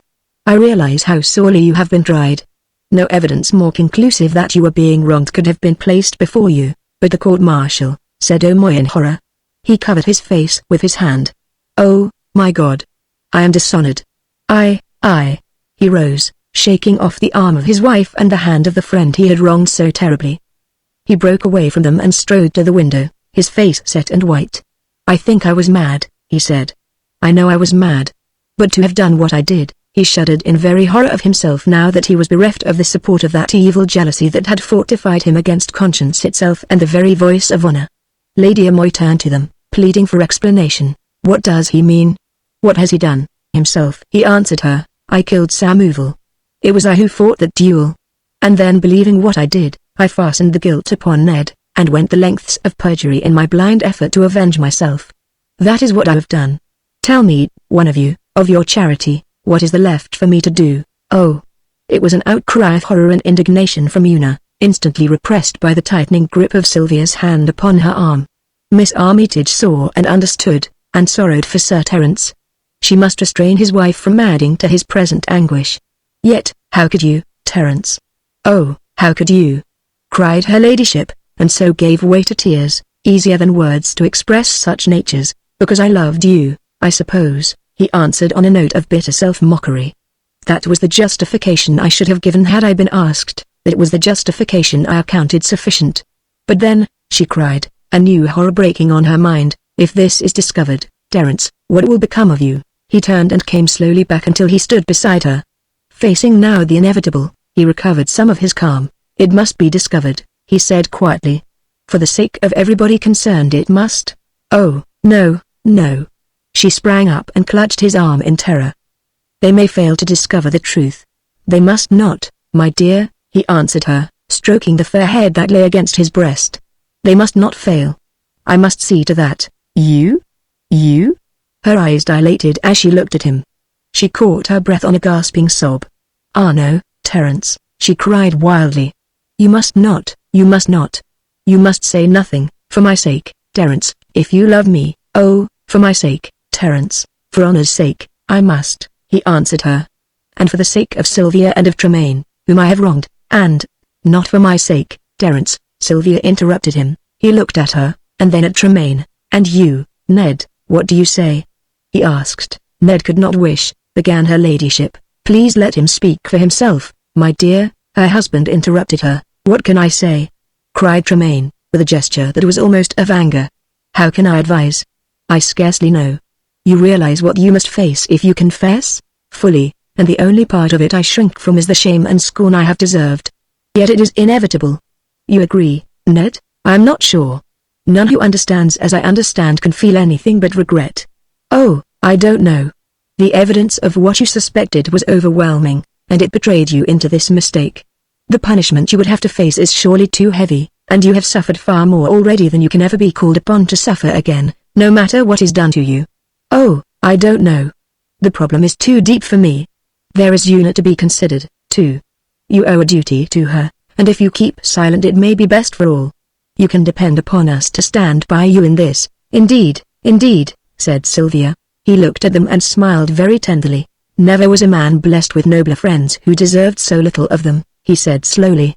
You heap coals of fire upon my head. You shame me through and through. But have you considered, Ned, that all may not depend upon my silence? What if the Provost Marshal, investigating now, were to come upon the real facts? It is impossible that sufficient should be discovered to convict you. How can you be sure of that? And if it were possible, if it came to pass, what then would be my position? You see, Ned, I must accept the punishment I have incurred lest a worse overtake me, to put it at its lowest. I must voluntarily go forward and denounce myself before another denounces me. It is the only way to save some rag of honor. There was a tap at the door, and Mullins came to announce that Lord Wellington was asking to see Sir Terence. He is waiting in the study, Sir Terence. Tell his lordship I will be with him at once. Mullins departed, and Sir Terence prepared to follow. Gently he disengaged himself from the arms her ladyship now flung about him. Courage, my dear, he said. Wellington may show me more mercy than I deserve. You are going to tell him? She questioned brokenly. Of course, sweetheart. What else can I do? And since you and Tremaine find it in your hearts to forgive me, nothing else matters very much. He kissed her tenderly and put her from him. He looked at Sylvia standing beside her and at Tremaine beyond the table. Comfort her, he implored them, and, turning, went out quickly. Awaiting him in the study he found not only Lord Wellington, but Colonel Grant, and by the cold gravity of both their faces he had an inspiration that in some mysterious way the whole hideous truth was already known to them. The slight figure of his lordship in its grey frock was stiff and erect, his booted leg firmly planted, his hands behind him clutching his riding crop and cocked hat. His face was set and his voice as he greeted her moi sharp and staccato. Ah, oh moi, there are 1 or 2 matters to be discussed before I leave Lisbon. I had written to you, sir, replied O'Moy. Perhaps you will first read my letter. And he went to fetch it from the writing table, where he had left it when completed an hour earlier. His lordship took the letter in silence, and after one piercing glance at O'Moy broke the seal. In the background, near the window, the tall figure of Colonel Grant stood stiffly erect, his hawk face inscrutable. "Ah. Your resignation, Amoy. But you give no reasons." Again his keen glance stabbed into the adjutant's face. "Why this?" he asked sharply. "Because," said Sir Terence, "I prefer to tender it before it is asked of me." He was very white, yet by an effort those deep blue eyes of his met the terrible gaze of his chief without flinching. "Perhaps you'll explain," said his lordship coldly. "In the first place," said Amoy, "it was myself killed Samuvel, and since your lordship was a witness of what followed, you will realize that that was the least part of my offense." The great soldier jerked his head sharply backward, tilting forward his chin. "So," he said. "Ha. I beg your pardon, Grant, for having disbelieved you." Then, turning to Amoy again, "Well," he demanded, his voice hard, "have you nothing to add?" "Nothing that can matter," said Amoy, with a shrug, and they stood facing each other in silence for a long moment. At last when Wellington spoke his voice had assumed a gentler note. "Amoy," he said, "I have known you these 15 years, and we have been friends. Once you carried your friendship, appreciation, and understanding of me so far as nearly to ruin yourself on my behalf. You'll not have forgotten the affair of Sir Harry Burrard. In all these years I have known you for a man of shining honor, an honest, upright gentleman, whom I would have trusted when I should have distrusted every other living man. Yet you stand there and confess to me the basest, the most dishonest villainy that I have ever known a British officer to commit, and you tell me that you have no explanation to offer for your conduct. Either I have never known you, Amoy, or I do not know you now. Which is it?" Amoy raised his arms, only to let them fall heavily to his sides again. "What explanation can there be?" he asked. "How can a man who has been, as I hope I have, a man of honor in the past explain such an act of madness? It arose out of your order against dueling," he went on. "Samuvel offended me mortally. He said such things to me of my wife's honor that no man could suffer, and I least of any man. My temper betrayed me. I consented to a clandestine meeting without seconds. It took place here, and I killed him. And then I had, as I imagined, quite wrongly, as I know now, overwhelming evidence that what he had told me was true, and I went mad." Briefly he told the story of Tremaine's descent from Lady Amoy's balcony and the rest. "I scarcely know," he resumed, "what it was I hoped to accomplish in the end. I do not know, for I never stopped to consider whether I should have allowed Captain Tremaine to have been shot if it had come to that. All that I was concerned to do was to submit him to the ordeal which I conceived he must undergo when he saw himself confronted with the choice of keeping silence and submitting to his fate, or saving himself by an avowal that could scarcely be less bitter than death itself. You fool, Amoy, you damned, infernal fool." His lordship swore at him. Grant overheard more than you imagined that night outside the gates. His conclusions ran the truth very close indeed. "But I could not believe him, could not believe this of you." "Of course not," said Amoy gloomily. "I can't believe it of myself. When Miss Armitage intervened to afford Tremaine an alibi, I believed her. In view of what Grant had told me, I concluded that hers was the window from which Tremaine had climbed down. Because of what I knew, I was there to see that the case did not go to extremes against Tremaine.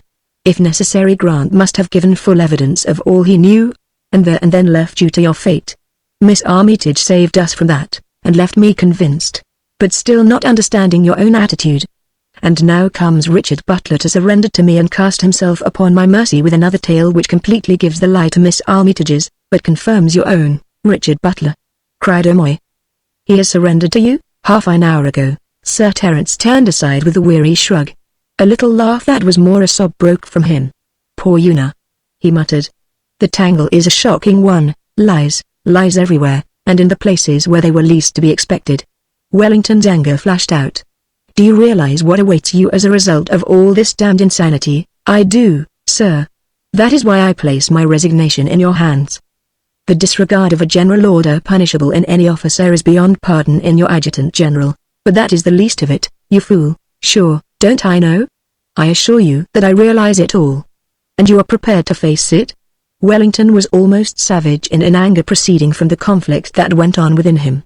There was his duty as commander-in-chief, and there was his friendship for Amoy and his memory of the past in which Amoy's loyalty had almost been the ruin of him. "What choice have I?" His lordship turned away, and strode the length of the room, his head bent, his lips twitching. Suddenly he stopped and faced the silent intelligence officer. "What is to be done, Grant? That is a matter for your lordship. But if I might venture—" "Venture and be damned," snapped Wellington. The signal service rendered the cause of the Allies by the death of Samuel might perhaps be permitted to weigh against the offence committed by Omoy. How could it? Snapped his lordship. You don't know, Omoy, that upon Samuel's body were found certain documents intended for Massena. Had they reached him, or had Samuel carried out the full intentions that dictated his quarrel with you, and no doubt sent him here depending upon his swordsmanship to kill you, all my plans for the undoing of the French would have been ruined. You may stare. That is another matter in which you have lacked discretion. You may be a fine engineer, Omoy, but I don't think I could have found a less judicious adjutant general if I had raked the ranks of the army on purpose to find an idiot. Samuel was a spy, the cleverest spy that we have ever had to deal with. Only his death revealed how dangerous he was. For killing him when you did, you deserve the thanks of His Majesty's government, as Grant suggests. But before you can receive those, you will have to stand a court-martial for the manner in which you killed him, and you will probably be shot. I can't help you. I hope you don't expect it of me. The thought had not so much as occurred to me. Yet what you tell me, sir, lifts something of the load from my mind. Does it? Well, it lifts no load from mine, was the angry retort. He stood considering. Then with an impatient gesture he seemed to dismiss his thoughts. I can do nothing, he said, nothing without being false to my duty and becoming as bad as you have been, Omoy, and without any of the sentimental justification that existed in your case. I can't allow the matter to be dropped, stifled. I have never been guilty of such a thing, and I refuse to become guilty of it now. I refuse. Do you understand? Omoy, you have acted, and you must take the consequences, and be damned to you. Faith, I've never asked you to help me, sir, Sir Terence protested. And you don't intend to, I suppose? I do not. I am glad of that. He was in one of those rages which were as terrible as they were rare with him. I wouldn't have you suppose that I make laws for the sake of rescuing people from the consequences of disobeying them. Here is this brother-in-law of yours, this fellow butler, who has made enough mischief in the country to imperil our relations with our allies. And I am half pledged to condone his adventure at Tavora. There's nothing for it, Omoy. As your friend, I am infernally angry with you for placing yourself in this position. As your commanding officer I can only order you under arrest and convene a court-martial to deal with you. Sir Terence bowed his head. He was a little surprised by all this heat. I never expected anything else, he said. And it's altogether at a loss I am to understand why your lordship should be vexing yourself in this manner, because I've a friendship for you, Omoy. Because I remember that you've been a loyal friend to me. And because I must forget all this and remember only that my duty is absolutely rigid and inflexible. If I condoned your offence, if I suppressed inquiry, I should be in duty and honour bound to offer my own resignation to His Majesty's government.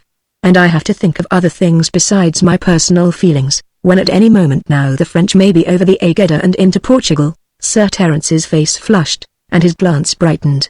From my heart I thank you that you can even think of such things at such a time and after what I have done. Oh, as to what you have done, I understand that you are a fool, Omoy. There's no more to be said. You are to consider yourself under arrest. I must do it if you are my own brother, which, thank God, you're not. Come, Grant. Goodbye, Omoy. And he held out his hand to him. Sir Terence hesitated, staring. It's the hand of your friend, Arthur Wellesley, I'm offering you, not the hand of your commanding officer, said his lordship savagely. Sir Terence took it, and wrung it in silence, perhaps more deeply moved than he had yet been by anything that had happened to him that morning. There was a knock at the door, and Mullins opened it to admit the adjutant's orderly, who came stiffly to attention. Major Carruthers's compliments, sir, he said to Omoy, and His Excellency the Secretary of the Council of Regency wishes to see you very urgently. There was a pause. Omoy shrugged and spread his hands. This message was for the Adjutant General and he no longer filled the office. Pray tell Major Carruthers that he was beginning, when Lord Wellington intervened. Desire His Excellency to step across here. I will see him myself. Chapter 21 Sanctuary. I will withdraw, sir, said Terence. But Wellington detained him. Since Dom Miguel asked for you, you had better remain, perhaps. It is the Adjutant General Dom Miguel desires to see, and I am Adjutant General no longer. Still, the matter may concern you.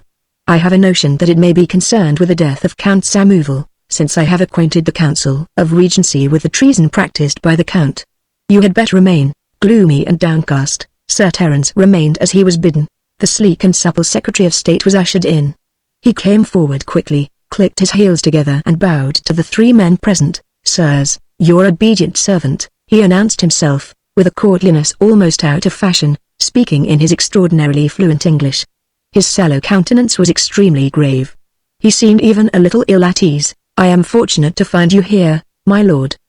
The matter upon which I seek your adjutant general is of considerable gravity, so much that of himself he might be unable to resolve it.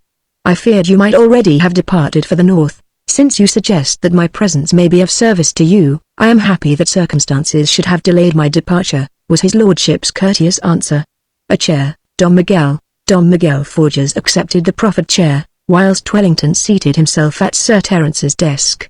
Sir Terence himself remained standing with his shoulders to the ovenmantel, whence he faced them both, as well as Grant, who, according to his self-effacing habit, remained in the background by the window. "I have sought you," began Dom Miguel, stroking his square chin, "on a matter concerned with the late Count Samuval." Immediately upon hearing that the court-martial pronounced the acquittal of Captain Tremaine, his lordship frowned, and his eagle glance fastened upon the secretary's face. "I trust, sir, you have not come to question the finding of the court-martial." "Oh, on the contrary, on the contrary." Dom Miguel was emphatic. "I represent not only the council, but the Samuval family as well. Both realize that it is perhaps fortunate for all concerned that in arresting Captain Tremaine the military authorities arrested the wrong man, and both have reason to dread the arrest of the right one." He paused, and the frown deepened between Wellington's brows. "I am afraid," he said slowly, "that I do not quite perceive their concern in this matter, but is it not clear?" cried Dom Miguel. "If it were I should perceive it," said his lordship dryly. "Ah, but let me explain, then. A further investigation of the manner in which Count Samuval met his death can hardly fail to bring to light the deplorable practices in which he was engaged, for no doubt Colonel Grant, here, would consider it his duty in the interests of justice to place before the court the documents found upon the Count's dead body. If I may permit myself an observation," he continued, looking round at Colonel Grant, "it is that I do not quite understand how this has not already happened." There was a pause in which Grant looked at Wellington as if for direction. But his lordship himself assumed the burden of the answer. "It was not considered expedient in the public interest to do so at present," he said. "And the circumstances did not place us under the necessity of divulging the matter. There, my lord, if you will allow me to say so, you acted with a delicacy and wisdom which the circumstances may not again permit. Indeed, any further investigation must almost inevitably bring these matters to light, and the effect of such revelation would be deplorable." "Deplorable to whom?" asked his lordship. "To the Count's family and to the Council of Regency." "I can sympathize with the Count's family, but not with the Council." "Surely, my lord, the Council as a body deserves your sympathy in that it is in danger of being utterly discredited by the treason of one or two of its members." Wellington manifested impatience. "The Council has been warned time and again. I am weary of warning, and even of threatening, the Council with the consequences of resisting my policy. I think that exposure is not only what it deserves, but the surest means of providing a healthier government in the future. I am weary of picking my way through the web of intrigue with which the Council entangles my movements and my dispositions. Public sympathy has enabled it to hamper me in this fashion. That sympathy will be lost to it by the disclosures which you fear. My lord, I must confess that there is much reason in what you say." He was smoothly conciliatory. "I understand your exasperation. But may I be permitted to assure you that it is not the Council as a body that has withstood you, but certain self-seeking members, one or two friends of Principal Sousa, in whose interests the unfortunate and misguided Count Samuval was acting. Your lordship will perceive that the moment is not one in which to stir up public indignation against the Portuguese government. Once the passions of the mob are inflamed, who can say to what lengths they may not go, who can say what disastrous consequences may not follow? It is desirable to apply the cautery, but not to burn up the whole body." Lord Wellington considered a moment, fingering an ivory paper knife. "He was partly convinced, when I last suggested the cautery, to use your own very apartment figure. The Council did not keep faith with me, my lord, it did not, sir. It removed Antonio de Sousa, but it did not take the trouble to go further and remove his friends at the same time. They remained to carry on his subversive treacherous intrigues. What guarantees have I that the Council will behave better on this occasion? You have our solemn assurances, my lord, that all those members suspected of complicity in this business or of attachment to the Sousa faction, shall be compelled to resign, and you may depend upon the reconstituted Council loyally to support your measures. You give me assurances, sir, and I ask for guarantees. Your lordship is in possession of the documents found upon Count Samuval. The Council knows this, and this knowledge will compel it to guard against further intrigues on the part of any of its members which might naturally exasperate you into publishing those documents. Is not that some guarantee? His lordship considered, and nodded slowly. I admit that it is. Yet I do not see how this publicity is to be avoided in the course of the further investigations into the manner in which Count Samuval came by his death, my lord. That is the pivot of the whole matter. All further investigation must be suspended. Sir Terence trembled, and his eyes turned in eager anxiety upon the inscrutable, stern face of Lord Wellington. Must, cried his lordship sharply. What else, my lord, in all our interests? Exclaimed the secretary, and he rose in his agitation. And what of British justice, sir? Demanded his lordship in a forbidding tone. British justice has reason to consider itself satisfied. British justice may assume that Count Samuval met his death in the pursuit of his treachery. He was a spy caught in the act, and then destroyed, a very proper fate. Had he been taken, British justice would have demanded no less. It has been anticipated. Cannot British justice, for the sake of British interests as well as Portuguese interests, be content to leave the matter there? An argument of expediency, eh? Said Wellington. Why not, my lord? Does not expediency govern politicians? I am not a politician, but a wise soldier, my lord, does not lose sight of the political consequences of his acts. And he sat down again. Your Excellency may be right, said his lordship. Let us be quite clear, then. You suggest, speaking in the name of the Council of Regency, that I should suppress all further investigations into the manner in which Count Samuval met his death, so as to save his family the shame and the Council of Regency the discredit which must overtake one and the other if the facts are disclosed. As disclosed they would be that Samuval was a traitor and a spy in the pay of the French. That is what you ask me to do. In return your council undertakes that there shall be no further opposition to my plans for the military defense of Portugal, and that all my measures, however harsh and however heavily they may weigh upon the landowners, shall be punctually and faithfully carried out.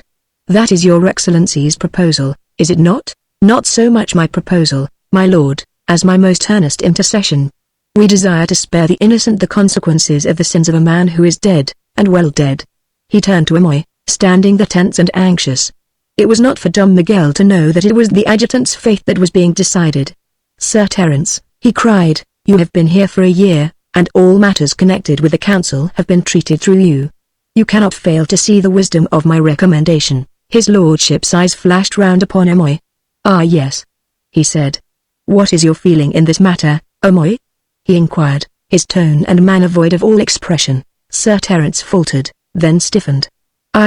The matter is one that only your lordship can decide. I have no wish to influence your decision, I see. Ha. And you, Grant? No doubt you agree with Dom Miguel? Most emphatically, upon every count, sir, replied the intelligence officer without hesitation. I think Dom Miguel offers an excellent bargain. And, as he says, we hold a guarantee of its fulfillment. The bargain might be improved, said Wellington slowly, if your lordship will tell me how. The council, I am sure, will be ready to do all that lies in its power to satisfy you. Wellington shifted his chair round a little, and crossed his legs. He brought his fingertips together, and over the top of them his eyes considered the Secretary of State. Your Excellency has spoken of expediency, political expediency. Sometimes political expediency can overreach itself and perpetrate the most grave injustices. Individuals at times are unnecessarily called upon to suffer in the interests of a cause. Your Excellency will remember a certain affair at Tavora some 2 months ago, the invasion of a convent by a British officer with rather disastrous consequences and the loss of some lives. I remember it perfectly, my lord.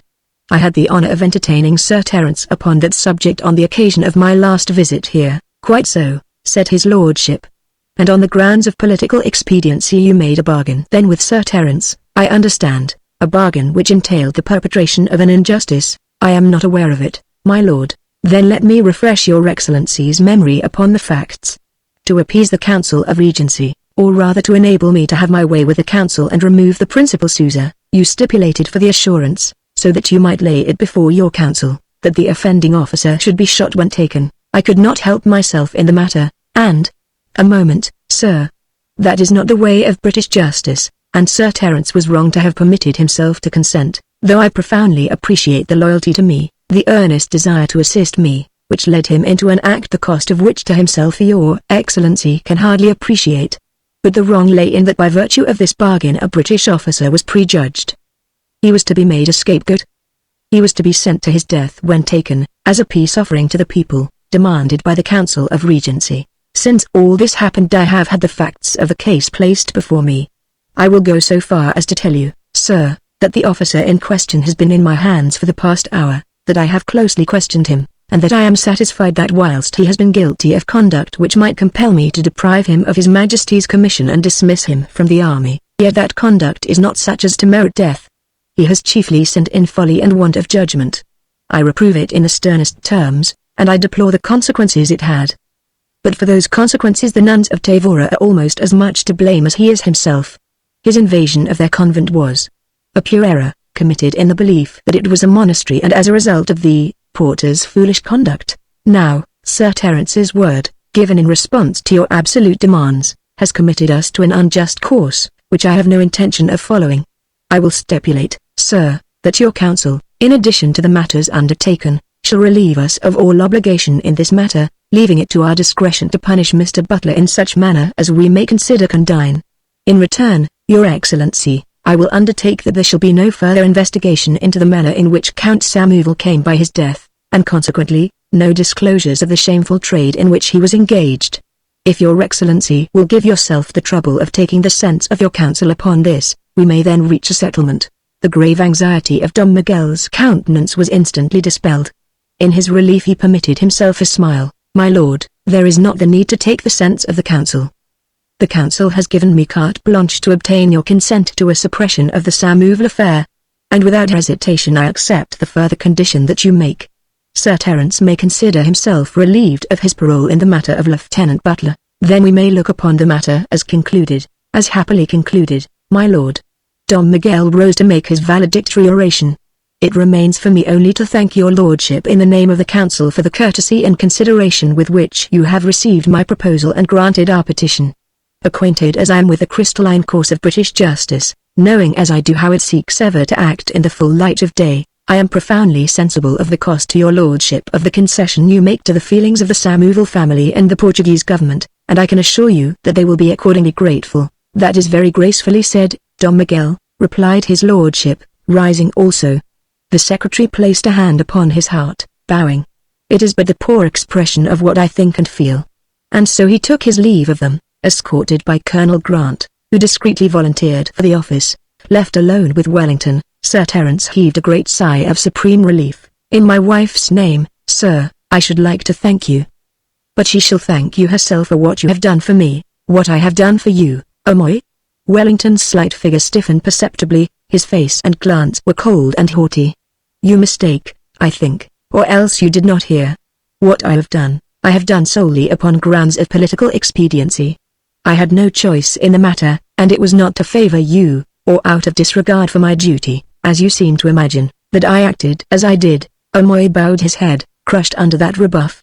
He clasped and unclasped his hands a moment in his desperate anguish. I understand, he muttered in a broken voice. I beg your pardon, sir. And then Wellington's slender, firm fingers took him by the arm. But I am glad, moi, that I had no choice, he added more gently. As a man, I suppose I may be glad that my duty as Commander-in-Chief placed me under the necessity of acting as I have done. Sir Terence clutched the hand in both his own and wrung it fiercely, obeying an overmastering impulse. Thank you, he cried. Thank you for that, Tush, said Wellington, and then abruptly, what are you going to do, moi? He asked. Do? Said moi, and his blue eyes looked pleadingly down into the sternly handsome face of his chief. I am in your hands, sir. Your resignation is, and there it must remain, moi. You understand? Of course, sir. Naturally you could not after this. He shrugged and broke off. But must I go home? He pleaded. What else? And, by God, sir, you should be thankful, I think. Very well, was the dull answer, and then he flared out. Faith, it's your own fault for giving me a job of this kind. You knew me. You know that I am just a blunt, simple soldier, that my place is at the head of a regiment, not at the head of an administration. You should have known that by putting me out of my proper element I was bound to get into trouble sooner or later. Perhaps I do, said Wellington. But what am I to do with you now? He shrugged, and strode towards the window. You had better go home, moi. Your health has suffered out here. and you are not equal to the heat of summer that is now increasing. That is the reason of this resignation. You understand? I shall be shamed forever, said O'Moy. To go home when the army is about to take the field. But Wellington did not hear him, or did not seem to hear him. He had reached the window and his eye was caught by something that he saw in the courtyard. What the devil's this now? He rapped out. That is one of Sir Robert Crawford's aides. He turned and went quickly to the door. He opened it as rapid steps approached along the passage, accompanied by the jingle of spurs and the clatter of sabretache and trailing saber. Colonel Grant appeared, followed by a young officer of light dragoons who was powdered from head to foot with dust. The youth, he was little more, lurched forward wearily, yet at sight of Wellington he braced himself to attention and saluted. You appear to have ridden hard, sir, the commander greeted him. From Armida in 47 hours, my lord, was the answer. With these from Sir Robert. And he proffered a sealed letter. What is your name? Wellington inquired, as he took the package. Hamilton, my lord, was the answer. Hamilton of the 16th, aide-de-camp to Sir Robert Crawford. Wellington nodded. That was great horsemanship, Mr. Hamilton, he commended him, and a faint tinge in the lad's haggard cheeks responded to that rare praise. The urgency was great, my lord, replied Mr. Hamilton. The French columns are in movement. Ney and Junot advanced to the investment of Ciudad Rodrigo on the 1st of the month. Already? Exclaimed Wellington, and his countenance set. The commander, General Herasti, has sent an urgent appeal to Sir Robert for assistance, and Sir Robert. The question came on a sharp note of apprehension, for his lordship was fully aware that valor was the better part of Sir Robert Crawford's discretion. Sir Robert asks for orders in this dispatch, and refuses to stir from Armida without instructions from your lordship. Ah! It was a sigh of relief. He broke the seal and spread the dispatch. He read swiftly. Very well, was all he said, when he had reached the end of Sir Robert's letter. I shall reply to this in person and at once. You will be in need of rest, Mr. Hamilton. You had best take a date to recuperate, then follow me to Armida. Sir Terence no doubt will see to your immediate needs. With pleasure, Mr. Hamilton, replied Sir Terence mechanically, for his own concerns weighed upon him at this moment more heavily than the French advance.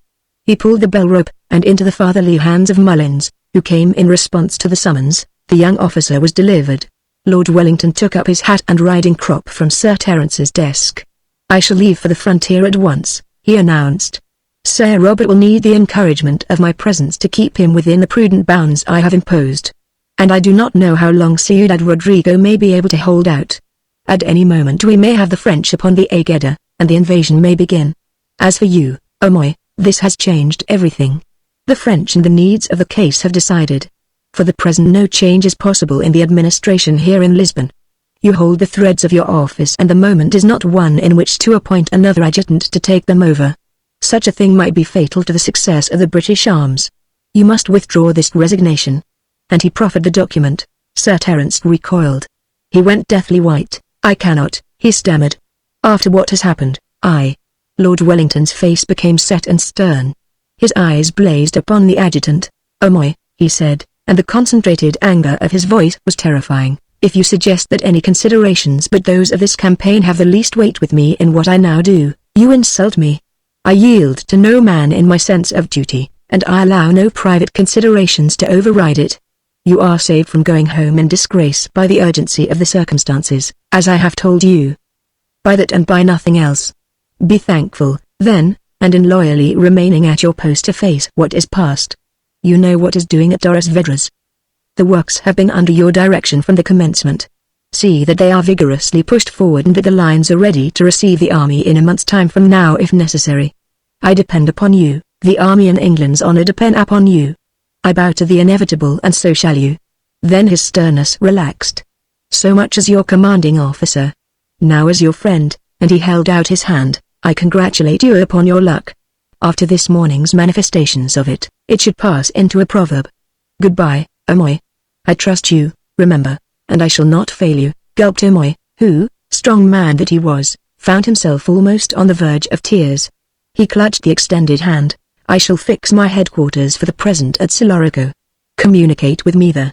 And now one other matter, the Council of Regency will no doubt pester you with representations that I should, if time still remains, advance to the relief of Ciudad Rodrigo. Understand, that is no part of my plan of campaign. I do not stir across the frontier of Portugal. Here let the French come and find me, and I shall be ready to receive them. Let the Portuguese government have no illusions on that point, and stimulate the council into doing all possible to carry out the destruction of mills and the laying waste of the country in the valley of the Mundigo and wherever else I have required.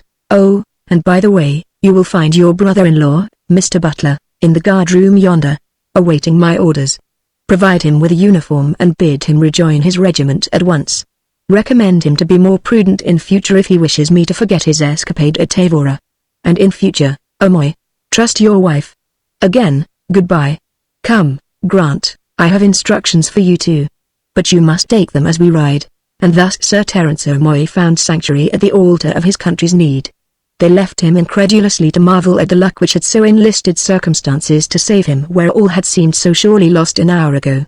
He sent a servant to fetch Mr. Butler, the prime cause of all this bother, for all of it can be traced to Mr. Butler's invasion of the Tavora nunnery, and with him went to bear the incredible tidings of their joint absolution to the three who waited so anxiously in the dining-room. Postscriptum. The particular story which I have set myself to relate, of how Sir Terence O'Moy was taken in the snare of his own jealousy, may very properly be concluded here. But the greater story in which it is enshrined and with which it is interwoven, the story of that other snare in which my Lord Viscount Wellington took the French, goes on. This story is the history of the war in the peninsula.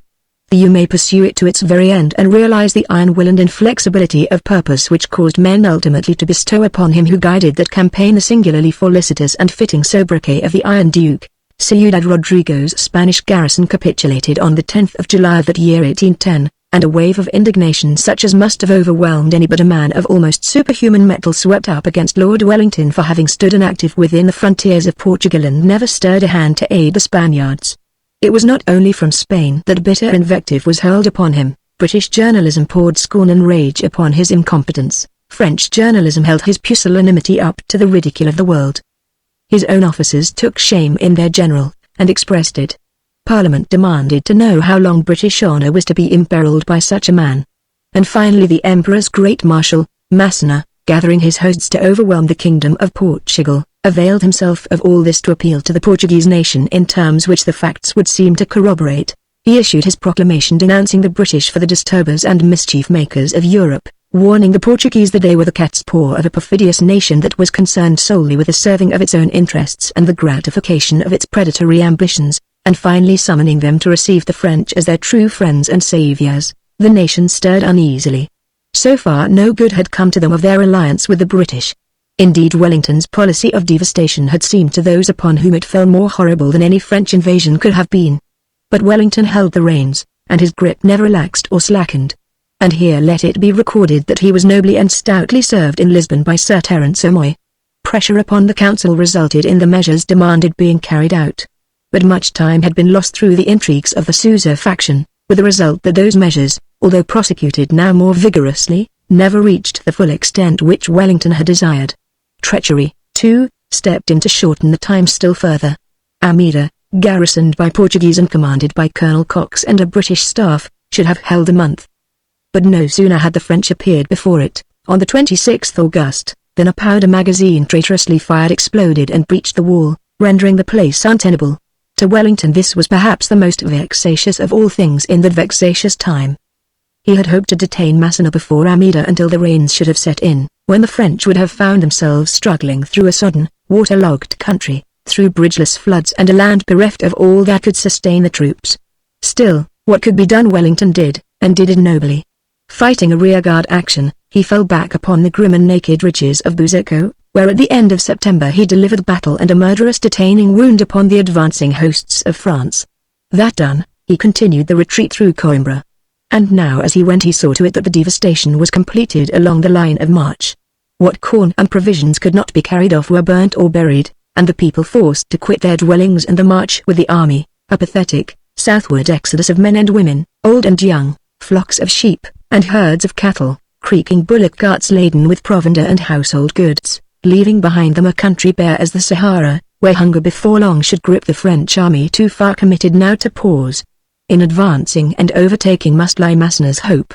Eventually in Lisbon he must bring the British to bay, and, breaking them, open out at last his way into a land of plenty. Thus thought Massena, knowing nothing of the lines of Torres Vedras, and thus, too, thought the British government at home, itself declaring that Wellington was ruining the country to no purpose, since in the end the British must be driven out with terrible loss and infamy that must make their name an opprobrium in the world.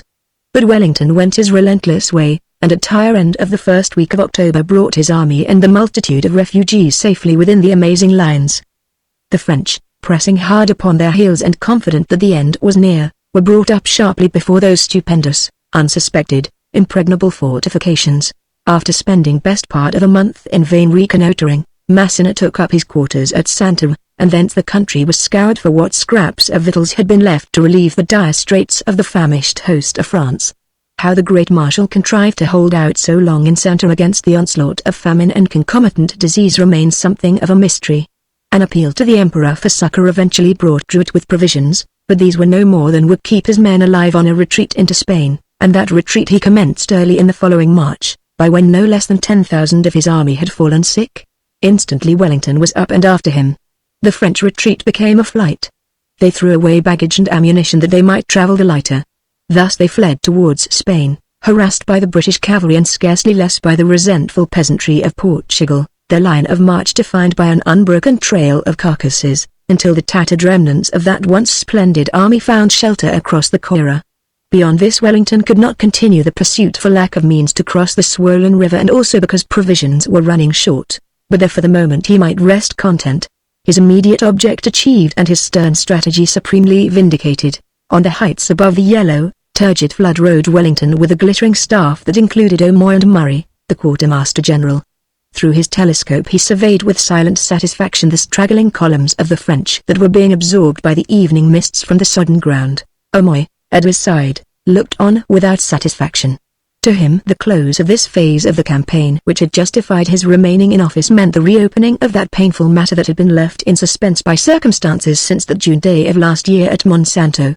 The resignation then refused from motives of expediency must again be tendered and must now be accepted.